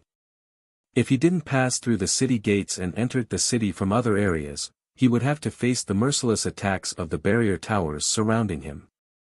Han Shuo didn't have the confidence to safely avoid them, so he could only stay outside the city. The incorporeal demon generals could pass through the barrier towers that targeted physical attacks. Han Shuo lurked in the dark and observed the situation around him through a few demon generals. After confirming that the target was the labor's residence, the demon general bypassed the barrier towers and arrived at the labor's residence. The boundary inside the labor's residence was even more detailed, but it was not strong enough to prevent the demon generals from entering. The demon generals circled around the labor's residence and soon found Cage and Eve's room. Two demon generals hid there and secretly observed the duo's every move. "Brother, why doesn't Father allow us to leave the labor's residence?" The gods on Elysium had very little need for sleep. Even in the dead of night, they would spend most of their time meditating. At this moment, Eve was clearly not meditating. She was complaining to Cage. "Father naturally has his reasons for his decision. We just need to listen to him." Cage appeared very calm. Cage seemed very calm. He glanced at the agitated Eve and said solemnly, "Father is really angry this time. I'm sure that we'd better behave for the time being and don't cause any more trouble. Do you understand? But that guy has destroyed 3 of our shops. We have been bullied to this extent. Aren't we going to retaliate?" Eve's voice grew softer. She had rarely seen Cage so obedient. She knew that the situation wasn't as simple as it seemed. "Don't worry, Father said that he will take care of it." Cage put on a cold smile and said, "I heard from the divine guards that Father drank quite a lot tonight. Do you know what it means for Father to drink?" Eve was startled for a moment before she seemed to recall something. She became overjoyed and said, You mean, Cage nodded and confidently said, "Someone is going to be in big trouble." "That's great. I knew Father wouldn't let us be bullied for nothing. Haha, that youngster, we probably won't be able to see him again." Eve's mood was much better than before. Her face was filled with a cold smile. The 2 demon generals that were placed to spy on Cage and Eve were withdrawn. They silently retreated towards Han Shuo, who was hiding outside the city wall. There was no need for further investigation. Han Shuo already knew who attacked him tonight. The strong smell of alcohol on the assailant's body couldn't have been faked. After comparing it with Cage and Eve's words, Han Shuo was immediately certain that the assailant was the chief of the 5th Corps, Avery. Han Shuo knew that Avery was planning to kill him tonight. If he died, even if the House of Saint figured out that it was Avery who did it, they wouldn't go to war against Avery. After all, Avery was the chief of the 5th Corps and represented the entire House of Laborers.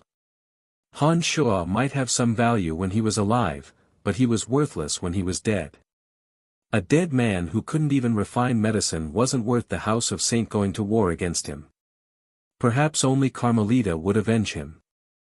Han Shuo thought in a self-deprecating manner. However, if Carmelita doesn't know who my enemy is, how is she going to avenge me? A series of thoughts flashed across Han Shuo's mind. Although Avery's drunken attack seemed reckless, after careful consideration, Han Shuo realized that Avery was a decisive and ruthless person. Avery's actions must have been carefully thought out before he pretended to be drunk. How could a high god be drugged by alcohol? After figuring all this out, Han Shuo suddenly felt a chill in his heart. He no longer dared to underestimate any high god in the City of Shadows. If Amir Avery was this terrifying, then wouldn't the other chiefs of divine guards and patriarchs of major family clans who were even stronger and more powerful than Avery be even more terrifying? Han Shoa, who had recently become famous in the City of Shadows due to his medicines, immediately calmed down. He realized that his recent smooth sailing had led him to underestimate the experts in the City of Shadows.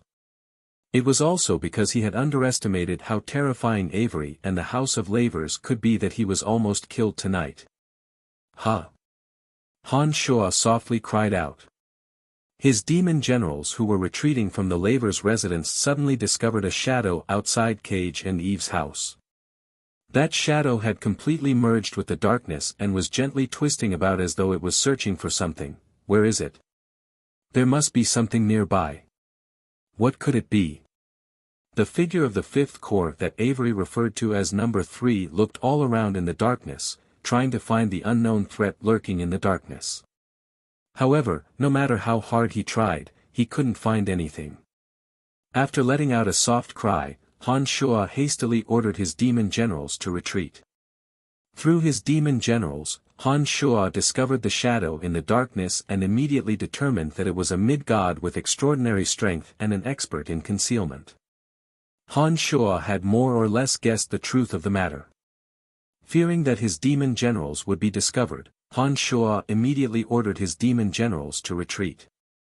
That night, Han Shoa's avatar of death silently returned to the cave where his main body was. He had no intention of returning to the City of Shadows for the time being. 2 months passed in the blink of an eye. Thanks to Anaito's efforts, the Celestial Pearl Pharmacy had been refurbished to the point where it looked brand new. During these days, members of various large family clans visited Anaito one after another, inquiring about Han Shoa's whereabouts. They were eager to purchase new medicines. Many of those who purchased a few bottles of medicine from the Celestial Pearl Pharmacy had tried the miraculous effects of the medicine. Every single one of them was full of praise for the medicine. They spread the word about the miraculous effects of the Celestial Pearl Pharmacy everywhere. More and more members of the aristocratic families in the City of Shadows began to pay attention to the Celestial Pearl Pharmacy that had just risen to prominence. Anaito knew nothing of what happened that night. Naturally, he couldn't give the people a satisfactory answer about Han Shoa's mysterious disappearance. Erebus, the chief of the Third Corps, had sought him out several times. But as the person in question was not around, where could Anaito go to purchase the medicine? Another month passed. The Celestial Pearl Pharmacy's reputation in the City of Shadows grew. Many large family clans began to grow suspicious when Han Shoa did not show up for a long time. Some family clans even mobilized their forces to search for traces of Han Shoa in the mountain ranges around the City of Shadows. Carmelita's complexion had become more and more normal after she walked out of her meditation. Carmelita, who was originally extremely ugly, was now only ordinary ugly due to the changes in her complexion and skin, even though she was still far from the word beautiful. Carmelita was so excited that she had even thought of how she could repay Han Shoa. But unfortunately, Han Shoa's mysterious disappearance had greatly disappointed her. Carmelita had heard from Han Shoa about the time when he went to gather medicinal herbs and Han Shoa's daily practice. In addition, she also heard from Anaito that Han Shoa had already gathered all the medicinal herbs when he returned. With that, Carmelita started to feel anxious. By the 4th month, not only Carmelita, but almost all the members of large family clans who were preparing to purchase medicine from Han Shoa believed that something must have happened to Han Shoa. Many believed that Han Shoa might have been killed and the Celestial Pearl Pharmacy was destroyed. But Carmelita did not believe it. She had returned from the Miasma Cloud Mountain range with Han Shoa. She had heard from Han Shoa that his life-saving skills were top-notch. The fact that a low god like Han Shoa was able to walk out alive from the perilous situation in the Miasma Cloud Mountain range and even brought her along with him, made her believe it deeply. Carmelita was truly anxious. She ordered the divine guards of the House of Saint to search for Han Shoa everywhere. Not only in the City of Shadows, but also in some of the cities and fortresses under the City of Shadows. A large-scale search for Han Shuo was carried out in full swing under Carmelita's leadership. Meanwhile, Andre, an important figure of the House of Saint, had begun to investigate the matter. How is it? Andre narrowed his eyes. His left pupil turned dark purple and emitted ice-cold, killing intent. If Han Shuo were here, he would surely discover that Andre was a completely different person from his usual amiable self. A man wearing a white mask was kneeling in front of Andre. Under the white mask, there was only a pair of empty eyes. He looked like a lifeless corpse, giving off a very uncomfortable and inhuman feeling. That night, Lord Avery of the Lavers family drank to his heart's content. Said the old-fashioned, indifferent voice from the man wearing the white mask. It sounded as though there was no emotion in his voice. Continue. Andre's dark purple left pupil suddenly closed. He looked at the man with his right eye. Avery's son, Cage, went to the 5th Corps. The two talked in a secret chamber for a while before Cage returned to the Lavers' residence. He has not stepped out of the Lavers' residence to this day. The emotionless voice paused for a moment before continuing. However, there are eyewitnesses who claim that Avery did not step out of the 5th Corps building that night. He fell into a deep sleep after getting drunk and did not wake up until dawn. It would be fine if he wasn't there. But since he was at the top of the 5th Corps' sky tower all this time and someone saw him, it must be him. It seems that I have to go and have a talk with him. Andre stood up. His left eye opened and turned into the same dark gray color as his right eye. His entire temperament had changed and he had once again become the smiling and gentle Andre. In the 5th Corps, at the top of the sky tower where Avery was drunk, Andre suddenly appeared out of thin air and sat on the seat that belonged to Avery. He calmly gazed at the azure sky above his head and gently rocked the chair he was sitting on. Avery, who was handling government affairs, suddenly bunched his brows and instructed the few people in front of him, "That's all for now. All of you are dismissed. My lord, there are still a few matters that I need your back off." Before he could finish his sentence, Avery's voice turned cold, and he shouted. The few people were startled and did not dare to utter another word. They obediently retreated and only heaved a sigh of relief when they walked out of the room. Avery's body blurred and in the next instant, he appeared before Andre. "Lord Andre, I didn't expect to see you here. What can I do for you?" Avery was holding a bottle of wine in his hand. As he spoke, he casually poured wine into his glass. Upon finishing his words, he handed a crystal goblet filled with amber wine to Andre and said, "This is the 100-fruit wine from the northwest forest of the Life Dominion. Have a taste." Andre accepted the goblet with a smile and took a sip.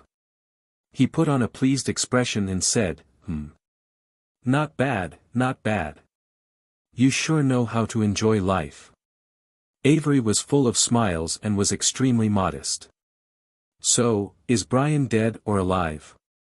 After drinking all the wine, Andre gently swirled the wine glass and looked at the empty glass. Then, he asked casually. The smile on Avery's face stiffened. He suddenly stopped refilling his goblet. After a long while, he resumed refilling his goblet but with a bitter smile on his face. Avery shook his head and said, "I don't know." Chapter 709. Andre abruptly raised his head. His eyes were as sharp as blades as he looked straight at Avery and said, "Don't tell me that you have nothing to do with that matter." "That's right, I did it. Ever since you came here, I have no intention of denying it." Avery slowly nodded. He knew that Andre wouldn't come here just to taste wine with him. He also didn't think that given the influence of the House of Saint, they wouldn't be able to find out the truth if they investigated with all their might. "Then what do you mean when you say that you don't know?" Andre was rather stunned to hear Avery admit to it. "I don't know if that youngster is dead or alive because he escaped from my hands." Avery gulped down the wine in his cup in one gulp and put on a bitter smile. "What? Andre raised his voice and stared at Avery. Are you sure you are not joking? As the chief of the Fifth Corps, I know very well how strong you are. Brian is but a puny low god. You should have either captured him alive or killed him. How could there be a third possibility? Facing Andre's question, Avery's smile became even more bitter. He shook his head and said, "It's up to you whether you want to believe it or not. That brat really escaped from me. I couldn't tell what kind of power he used, but I gave him a heavy blow. Logically speaking, he shouldn't have survived. However, I couldn't find his corpse, so I said. I don't know." Andre's face was cloudy. He kept staring at Avery as though he wanted to see if Avery was lying. After a long while, Andre let out a soft laugh and said, "I find it hard to believe that he could escape from your hands. But even if you were lying, you wouldn't make up such an unconvincing lie. This is going to be a little troublesome. He's just a mere pharmacist. Don't tell me that Lord Andre will really pursue the matter because of his death." Avery wasn't worried at all. He shrugged and continued to pour himself more wine. "If he didn't help Carmelita, I wouldn't care even if you killed 100 of him." Andre let out a cold groan and continued, "But this fella has the highest chance of helping Carmelita change her current situation. Not only her appearance, but also her eccentric temperament. As a member of the House of Saint, I will naturally treat this matter with caution. The last time I talked to you, I was hoping that you could turn a big problem into a small one. I didn't expect that you wouldn't even give me face. Avery, has the House of Lavers become so powerful that it can go against our House of Saint? I wouldn't dare." Avery lowered his head and said in a deep voice, "If he didn't blow up 3 of my shops, I wouldn't have resorted to such drastic measures. Last time, I gave the order, and they didn't look for trouble with that kid. We can't be blamed for this." Andre stared at Avery, who had lowered his stance. He frowned slightly and said meaningfully, "I think you didn't come here just to avenge the 3 energy shops, right? I know that Brian is a very outstanding apothecary. I think the reason why you have to do it yourself is because of the things in Brian's mind. You don't want anyone else to have those things, so you have to do it yourself, right?" Upon hearing those words, Avery suddenly turned silent and did not say another word. The two of them were old acquaintances and knew each other's temperament very well. Just like how Avery knew why Andre was there, Andre also knew that Avery only needed to nod his head and his subordinates would take care of a mere low god. As the chief of the Fifth Corps Divine Guard, Avery was not going to just kill a low god. Forget it. Now that things have come to this, I will no longer pursue your previous actions. Andre stared at Avery for a moment and let out a soft sigh.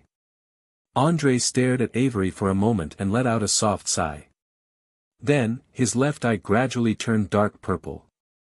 In an instant, he had turned into a cold and emotionless person.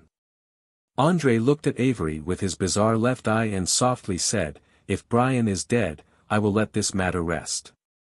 But if he is still alive and you dare to kill him, don't blame me for not showing mercy."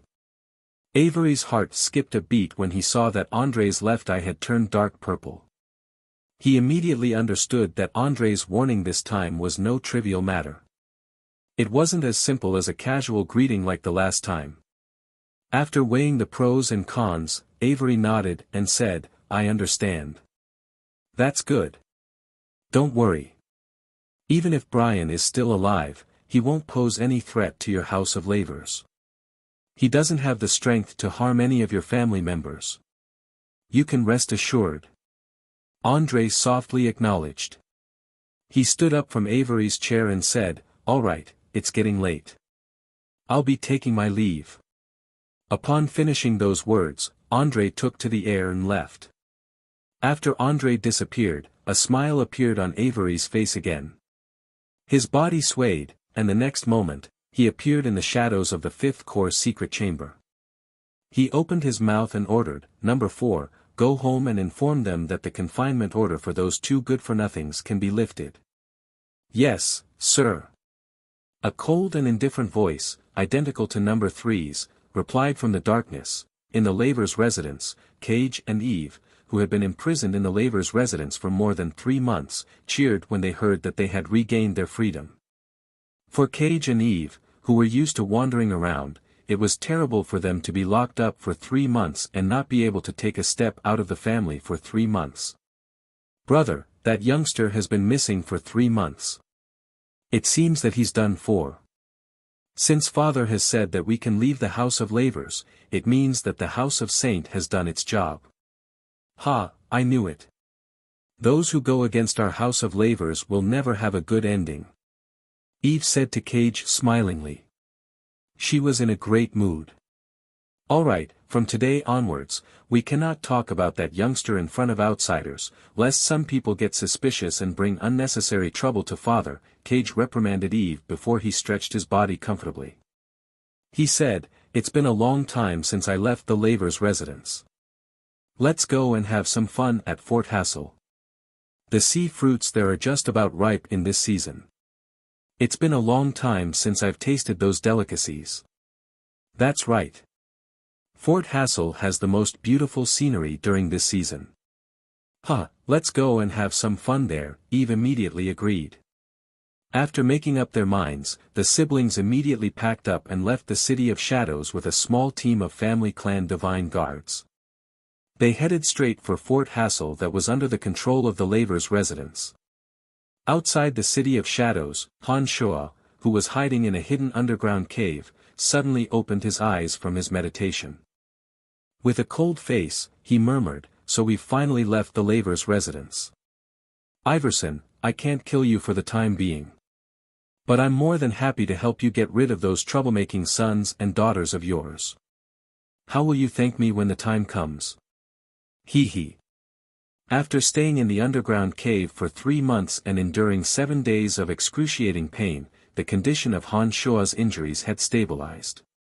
After spending more than a month recuperating with medicinal pellets, Han Shua's meridians and bones were reconnected and his serious injuries were finally healed. After entering the Omen realm, Han Shua's demonic body had become even more tenacious and durable due to cultivating the invincible Omen body. Therefore, Han Shua was able to fully recover from his injuries in just 3 months after using the blood disassembly. After recovering from his injuries, Han Shua was in no hurry to leave the underground cave. He repeatedly evaded the scouting divine guards and members of large family clans and hid himself. He dared not show his face in the City of Shadows. After learning that his opponent was Avery, Han Shua no longer had the intention to confront the labor's residents. Besides, he was worried that once his whereabouts were exposed, Avery would immediately find him and deal him a fatal blow. With his previous experience, Han Shua believed that if Avery were to strike this time, Han Shua wouldn't even have the chance to use the demonic blood disassembly. Therefore, Han Shua had been hiding and observing the situation of the labor's residence with his demon generals. He was like a venomous snake hiding in the dark, waiting for the best opportunity for revenge. One day, Han Shua immediately noticed the departure of Cage and Eve. He knew that the opportunity he had been patiently waiting for had finally arrived. The journey from the City of Shadows to Fort Hassel took approximately 7 days. Cage and Eve rode on an airship with a team of divine guards from the labor's residence. Han Shua knew that this was not the time to strike. He had been following behind the airship using his demon generals while he exited the underground cave and stealthily made his way to Fort Hassel. Using the demon generals in the cauldron of myriad demon, Han Shua was able to observe every movement within a 10-mile radius. He effortlessly evaded any divine guards that came to search for him. He walked out of the mountain range without the slightest hindrance and stealthily made his way to Fort Hassel. On the morning of the 8th day, Han Shua appeared in a vast and boundless ocean north of Fort Hassel. This ocean region named Neptune's Tier was one of the most beautiful places in the vicinity of the City of Shadows. Every year during this season, the plants in the depths of the ocean would bloom with wondrous flowers. At first glance, those flowers would look as though they were floating in the middle of the ocean. As the sea breeze blew, many petals would scatter.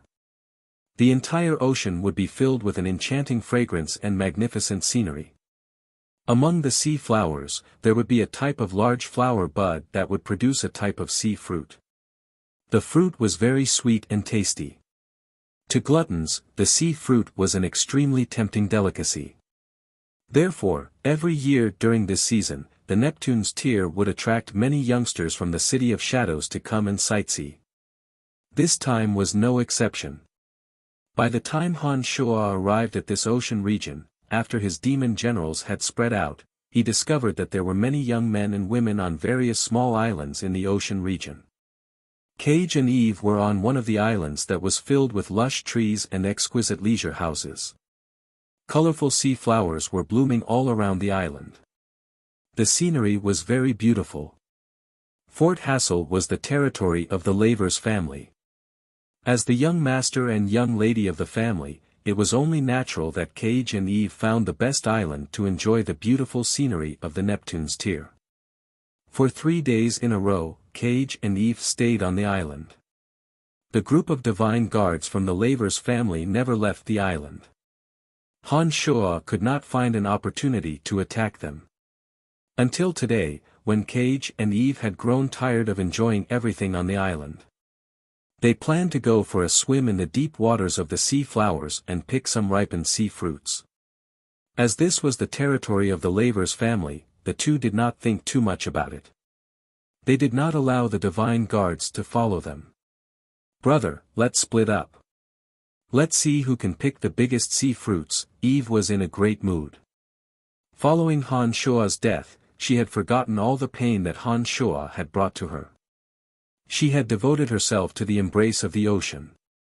"Sure," Cage replied casually. He was thinking about harvesting more sea fruits so that when he returned to the City of Shadows, he could use the sea fruits to win a certain someone's affection.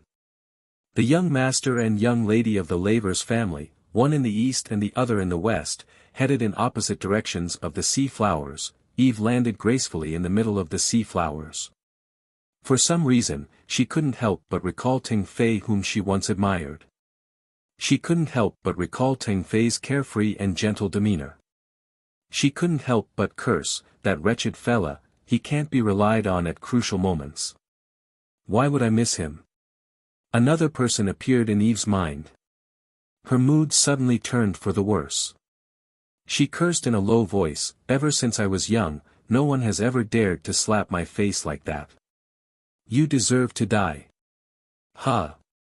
Eve shook her head and looked at the person in front of her in puzzlement. She mumbled to herself, "Why would I think of him? And why hasn't he disappeared from my mind? Miss Eve, thank you for remembering me, hee hee." Han Shuo, who was standing in front of Eve, first covered the surrounding waters with the banner of hallucination before he said to Eve with a warm smile, "Why can you still talk? Hallucination. I'm hallucinating. It seems that he has really hurt me. Damn it." Eve mumbled to herself as she looked at Han Shuo. "Yes, it's all an illusion. You won't feel any pain when you die." Han Shuo's smile turned cold. The surroundings changed. Layers of illusions suddenly erupted from the banner of hallucination. Many gods who were killed by Eve's bad temper suddenly came back to life. They were dragging their own intestines in their hands. Their bodies were rotting, and some were gnawing on their arms. "Don't come over. Don't come over." Eve suddenly screamed shrilly. She was terrified by the horrifying scenes around her. She screamed and cried hysterically. You've killed quite a lot of people. Hee hee, you deserve to die." Han Shuo sneered. He was not in a hurry to take Eve's life. Instead, he looked at Eve, who was screaming and screaming miserably in the illusions, and slowly tortured her. It was only when Eve was completely scared out of her wits and her mind was completely taken over by the illusions that Han Shuo finally made his move. With a slash of the demonic blades, Eve's head flew into the air. Fresh blood sprayed on the seaweed, creating a bewitchingly beautiful scene. Eve's divine soul was collected by Han Shuo's cauldron spirit. She would soon become a new demon general in the cauldron of Myriad Demon, forever under Han Shuo's control. "Your strength is decent, but it's a pity that you haven't really experienced any major setbacks. Your willpower is too weak to even resist the illusions of the banner of hallucination. It seems that although the strength of these disciples of major family clans is high, they are not as strong as they used to be. Han Shuo mumbled to himself. He put away the banner of hallucination, dove into the ocean, and stealthily crept towards Cage. Back in the underground world of Profound Continent, Donna, Bolton, and the others had also fallen into the illusions. Similarly, Donna and the others who possessed terrifying strength were also affected by the illusions. Ever since then, Han Shuo realized that although the disciples of major family clans on Elysium might possess greater strength than him, they were not as experienced as him. Without constantly wandering between life and death, they would not be able to develop an unwavering willpower, which would make them susceptible to the illusions. Eve had once again confirmed Han Shuo's guess. Soon enough, Han Shuo arrived at Cage's side. Compared to his younger sister Eve, Cage's temperament was considerably more tenacious. He did not retreat in a panic the moment he saw the illusions, but immediately launched a frenzied attack. Han Shuo could tell that Cage was similarly affected by the illusions. He couldn't tell the difference between illusions and reality at all. Even if Han Shuo didn't use the energy of his main body, he could still kill Cage, who was attacking randomly with his two avatars and the banner of hallucination. Illusions were illusions after all. No matter how ferocious or how powerful Cage's attacks were, the illusions would not vanish. Without a physical existence, one could only rely on one's willpower and a heart as hard as a boulder to discern the minutest details. It was obvious that Cage wasn't at that level. Therefore, Han Shuo didn't attack at all. He watched as Cage consumed his divine energy in the illusions. He was using this kind of frenzied attack to conceal the fear in his heart. However, what was the use of this? Get lost. All of you, get lost. I can kill you all again. Cage subconsciously shouted to boost his courage as he continued his frenzied attack. Gradually, Cage felt that his attacks were getting heavier and heavier. His mind was getting muddled. It was only then that Cage seemed to realize something. But it was already too late. It was at this moment that Han Shuo finally made his move. Han Shuo suddenly closed in on Cage. Disregarding Cage's feeble counterattack, Han Shuo blasted Cage's head with all his might. Invincible Omen body withstood 30 waves of Cage's attacks while Han Shuo's energy blasted into Cage's head. Bang! Cage's entire head exploded. Blood and brain matter sprayed everywhere. Cauldron spirit collected Cage's divine soul. Han Shuo erased all traces of him from Cage's body. Satisfied, Han Shuo left the scene. Han Shuo also conveniently put away the banner of hallucination. Avery, son and daughter of the Lavers family, had both died at the hands of Han Shuo. Han Shuo didn't know if Avery would find out that he was the culprit, but he wasn't afraid. Han Shuo had already regarded Avery as his greatest enemy at present. He was prepared to fight against Avery for a long time. The only thing that made Han Shuo feel a bit regretful was that his relationship with Donna would never be as friendly as it had been in the past from today onwards.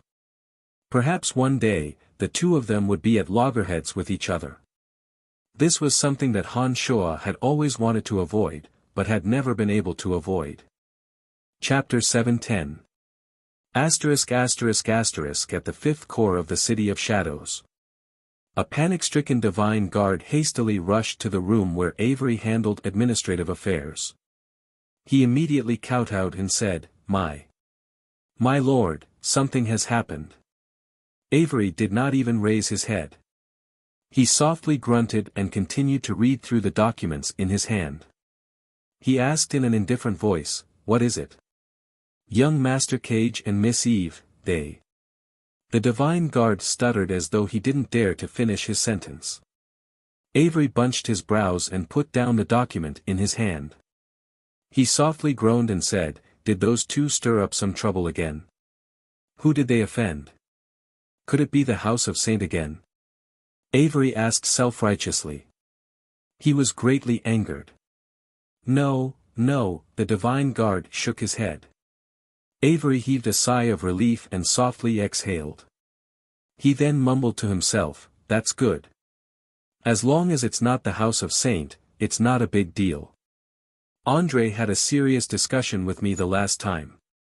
If those two bastards offended the House of Saint again, things will get a little tricky." No, no, young Master and Miss did not offend anyone. They were. The Divine Guard found it extremely difficult to muster up the courage to say those two words aloud to Avery. What about them? Did the local family clans beat them up? Humph, Fort Hassel belongs to our House of Lavers. How could there be someone so audacious as to do that? Avery coldly groaned. No.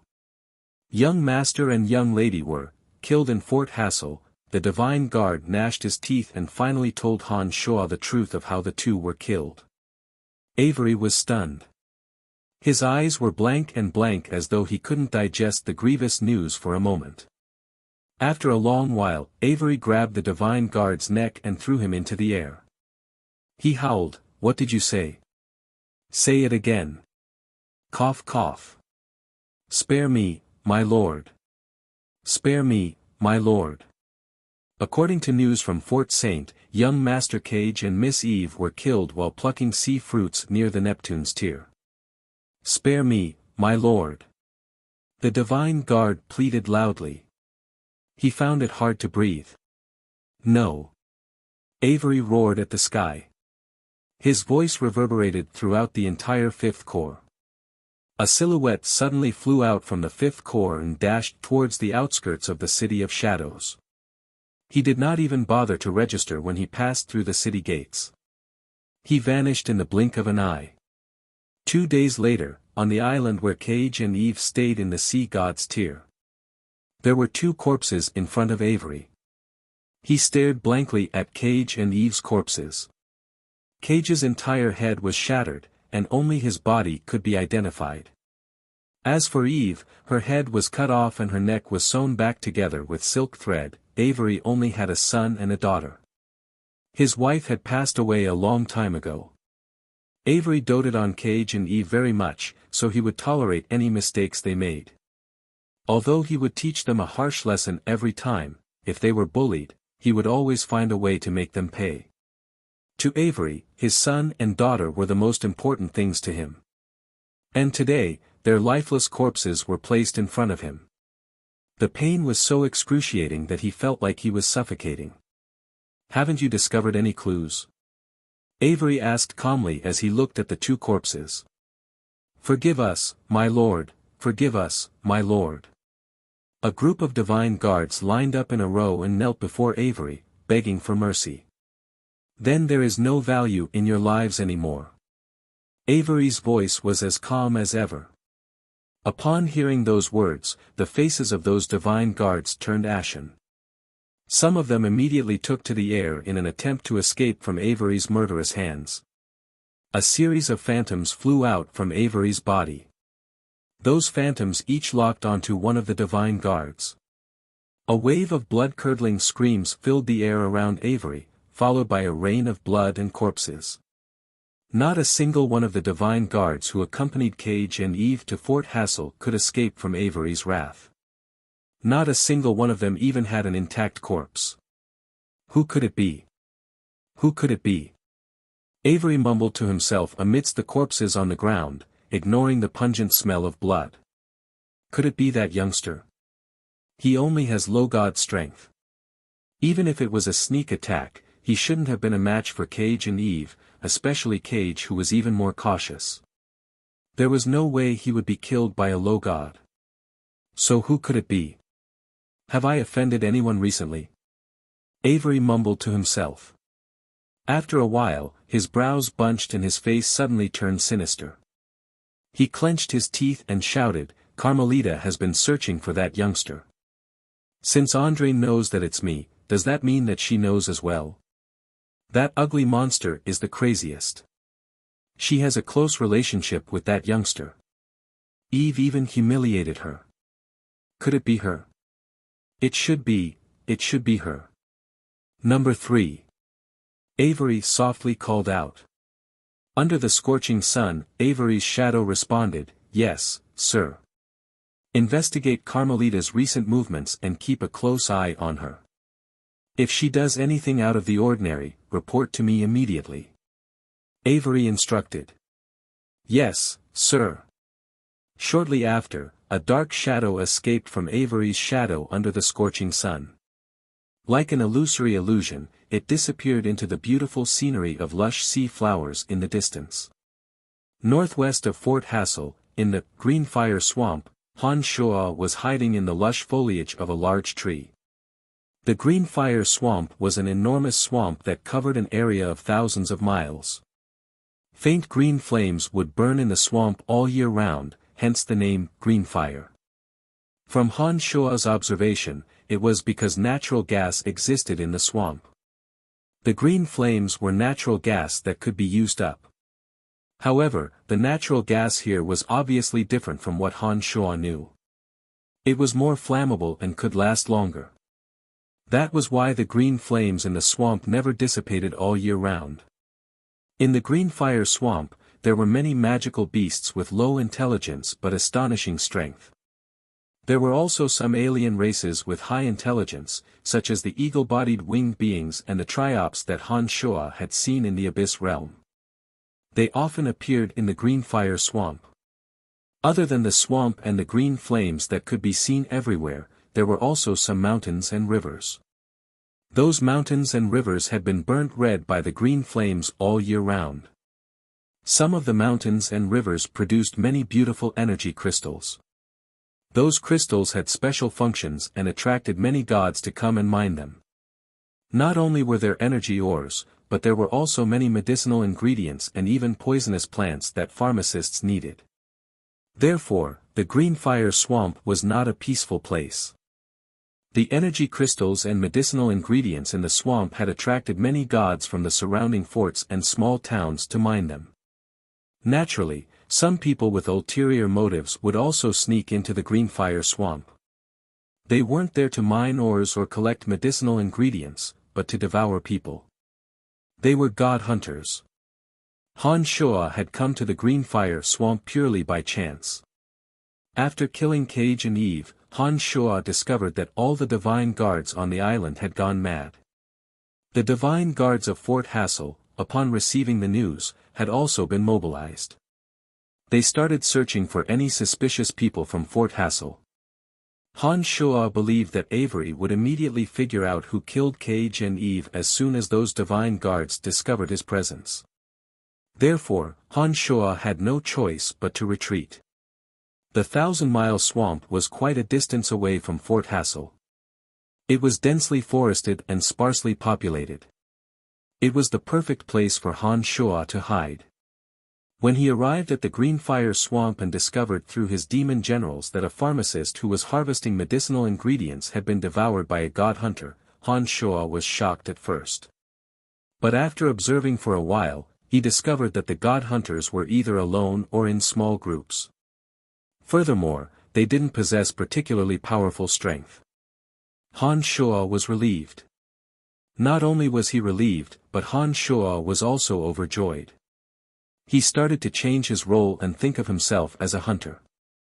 And the prey was none other than the god hunters who preyed on others.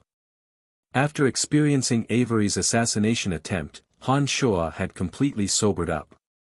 He realized that his dream of owning a family clan in the City of Shadows was nothing more than a fantasy. If he wanted to truly gain a foothold in the City of Shadows, just having wealth and the support of Carmelita and the House of Saint was far from enough. Only when he became truly powerful and possessed power that no family clan would dare to belittle, could he protect his wealth and gain a foothold in the City of Shadows. Otherwise, it would all be an illusion. After understanding this, Han Shoa made raising his own strength the most pressing matter at the moment. Raising one's demonic cultivation realm often required a suitable opportunity, or some sort of fortuitous encounter. It was very difficult to raise one's strength with just hard work and a moment's effort. However, Han Shoa's two avatars were different. This was especially true for his avatar of death. As it had previously absorbed the divine soul of a mid-god, as long as this avatar could accumulate sufficient divine energy, it would only be a matter of course for it to make a breakthrough. When all the divine essences of death had been used up, the fastest way to continue increasing his divine energy was to kill a cultivator of the same energy. Han Shuo had already overcome the negative effects of devouring energy, and therefore, he was not worried that he would be unable to extricate himself. It would be a little difficult for Han Shuo to overcome the mental barrier of killing someone whom he had no grudge against. But it was a different story when it came to god hunters. Therefore, when Han Shuo discovered that there were a small number of god hunters in Green Fire Swamp, not only did he not leave immediately, he was secretly delighted. With the help of his demon generals, Han Shuo had become the most terrifying hunter in Green Fire Swamp. 2 mid-god god hunters cultivating in the energy of death became Han Shuo's first targets. After hiding for 3 days, Han Shuo finally found the most opportune moment. He was ready to strike. The intruders were a man and a woman. The man appeared to be in his early 30s while the woman was slightly older, around 40 years old. Of course, that was only Han Shuo. By the standards of Earth and Profound Continent, the two's actual ages were definitely much higher than that. The funny thing was that the man and the woman were also hiding in the dark, silently observing a cave that had been scorched red by green flames. They seemed to be waiting for some prey, but little did they know that Han Shuo had already treated them as his prey. Han Shuo had been observing the man and the woman for 3 days. Both of them cultivated in the energy of death. The woman was a mid-stage mid-god while the man was an early-stage mid-god. Over the course of 3 days, the two had attacked twice and successfully devoured an early-stage low-god of death and a mid-stage low-god of death mining energy ores. "Phalia, are you sure?" the man asked in a low voice. "Don't doubt my judgment. The energy ripples on that little girl's body are too intense. She must have a high god artifact on her. If we can get that divine artifact, we'll be rich." The woman called Phalia licked the corner of her mouth, her eyes filled with greed and cruelty. "A high god divine weapon? Hee hee. That's something that can make us rich." The man laughed softly before he suddenly asked, "Right, Phalia, how old is that little girl? What does she look like?" "You know me, hee hee, damn it, Rugersi, I don't care how you did it. Just get that high god divine weapon first. If you interfere with my business, I won't show you any mercy." Phalia cursed in a low voice. The two of them waited for a long time. Suddenly, a beautiful little girl walked out of the cave. That little girl looked to be around 10 years old. She had purple hair that draped over her shoulders, and her purple eyes were filled with a cold light. Her skin was tender and white, like a doll. But the cold aura around her was too strong, so she didn't look cute. Instead, she gave off a feeling of being unapproachable. When the man named Rugersi saw such a beautiful little girl walking out of the cave, his breathing suddenly became rapid. He blushed and softly exclaimed, "So beautiful. Very good. Very good. I like it. Attack. Her guards have yet to come out. Now is the best time to capture her." Phalia was also panting. However, it was obvious that she was panting because of the divine weapon in the little girl's hand. The two suddenly shot out from the dark like 2 eerie rays of light. The domain of divinity of death abruptly shrouded the little girl and rushed to grab her. "Oh no, they're too fast." Han Shuo had been observing the two for 3 days. Han Shuo did not poke his nose into the two's business when they killed 2 people. Instead, through those 2 observations, he had figured out the two's true strength. This time, when he saw a beautiful little girl about to be killed, he finally couldn't help but want to save her. However, Han Shuo did not expect that the two would act so quickly. They had just met and immediately attacked. However, what happened next was even more unexpected to Han Shuo. The splendid curtain of light suddenly blossomed from the little girl's body. In an instant, a strange force field suddenly erupted. The curtain of light was like a whirlpool that could crush everything. It directly pulled Falia and the man into it. Even Han Shuo did not see clearly what happened before the two were reduced to a bloody mess that scattered on the ground. What a beautiful scene! The little girl was standing in the pool of blood.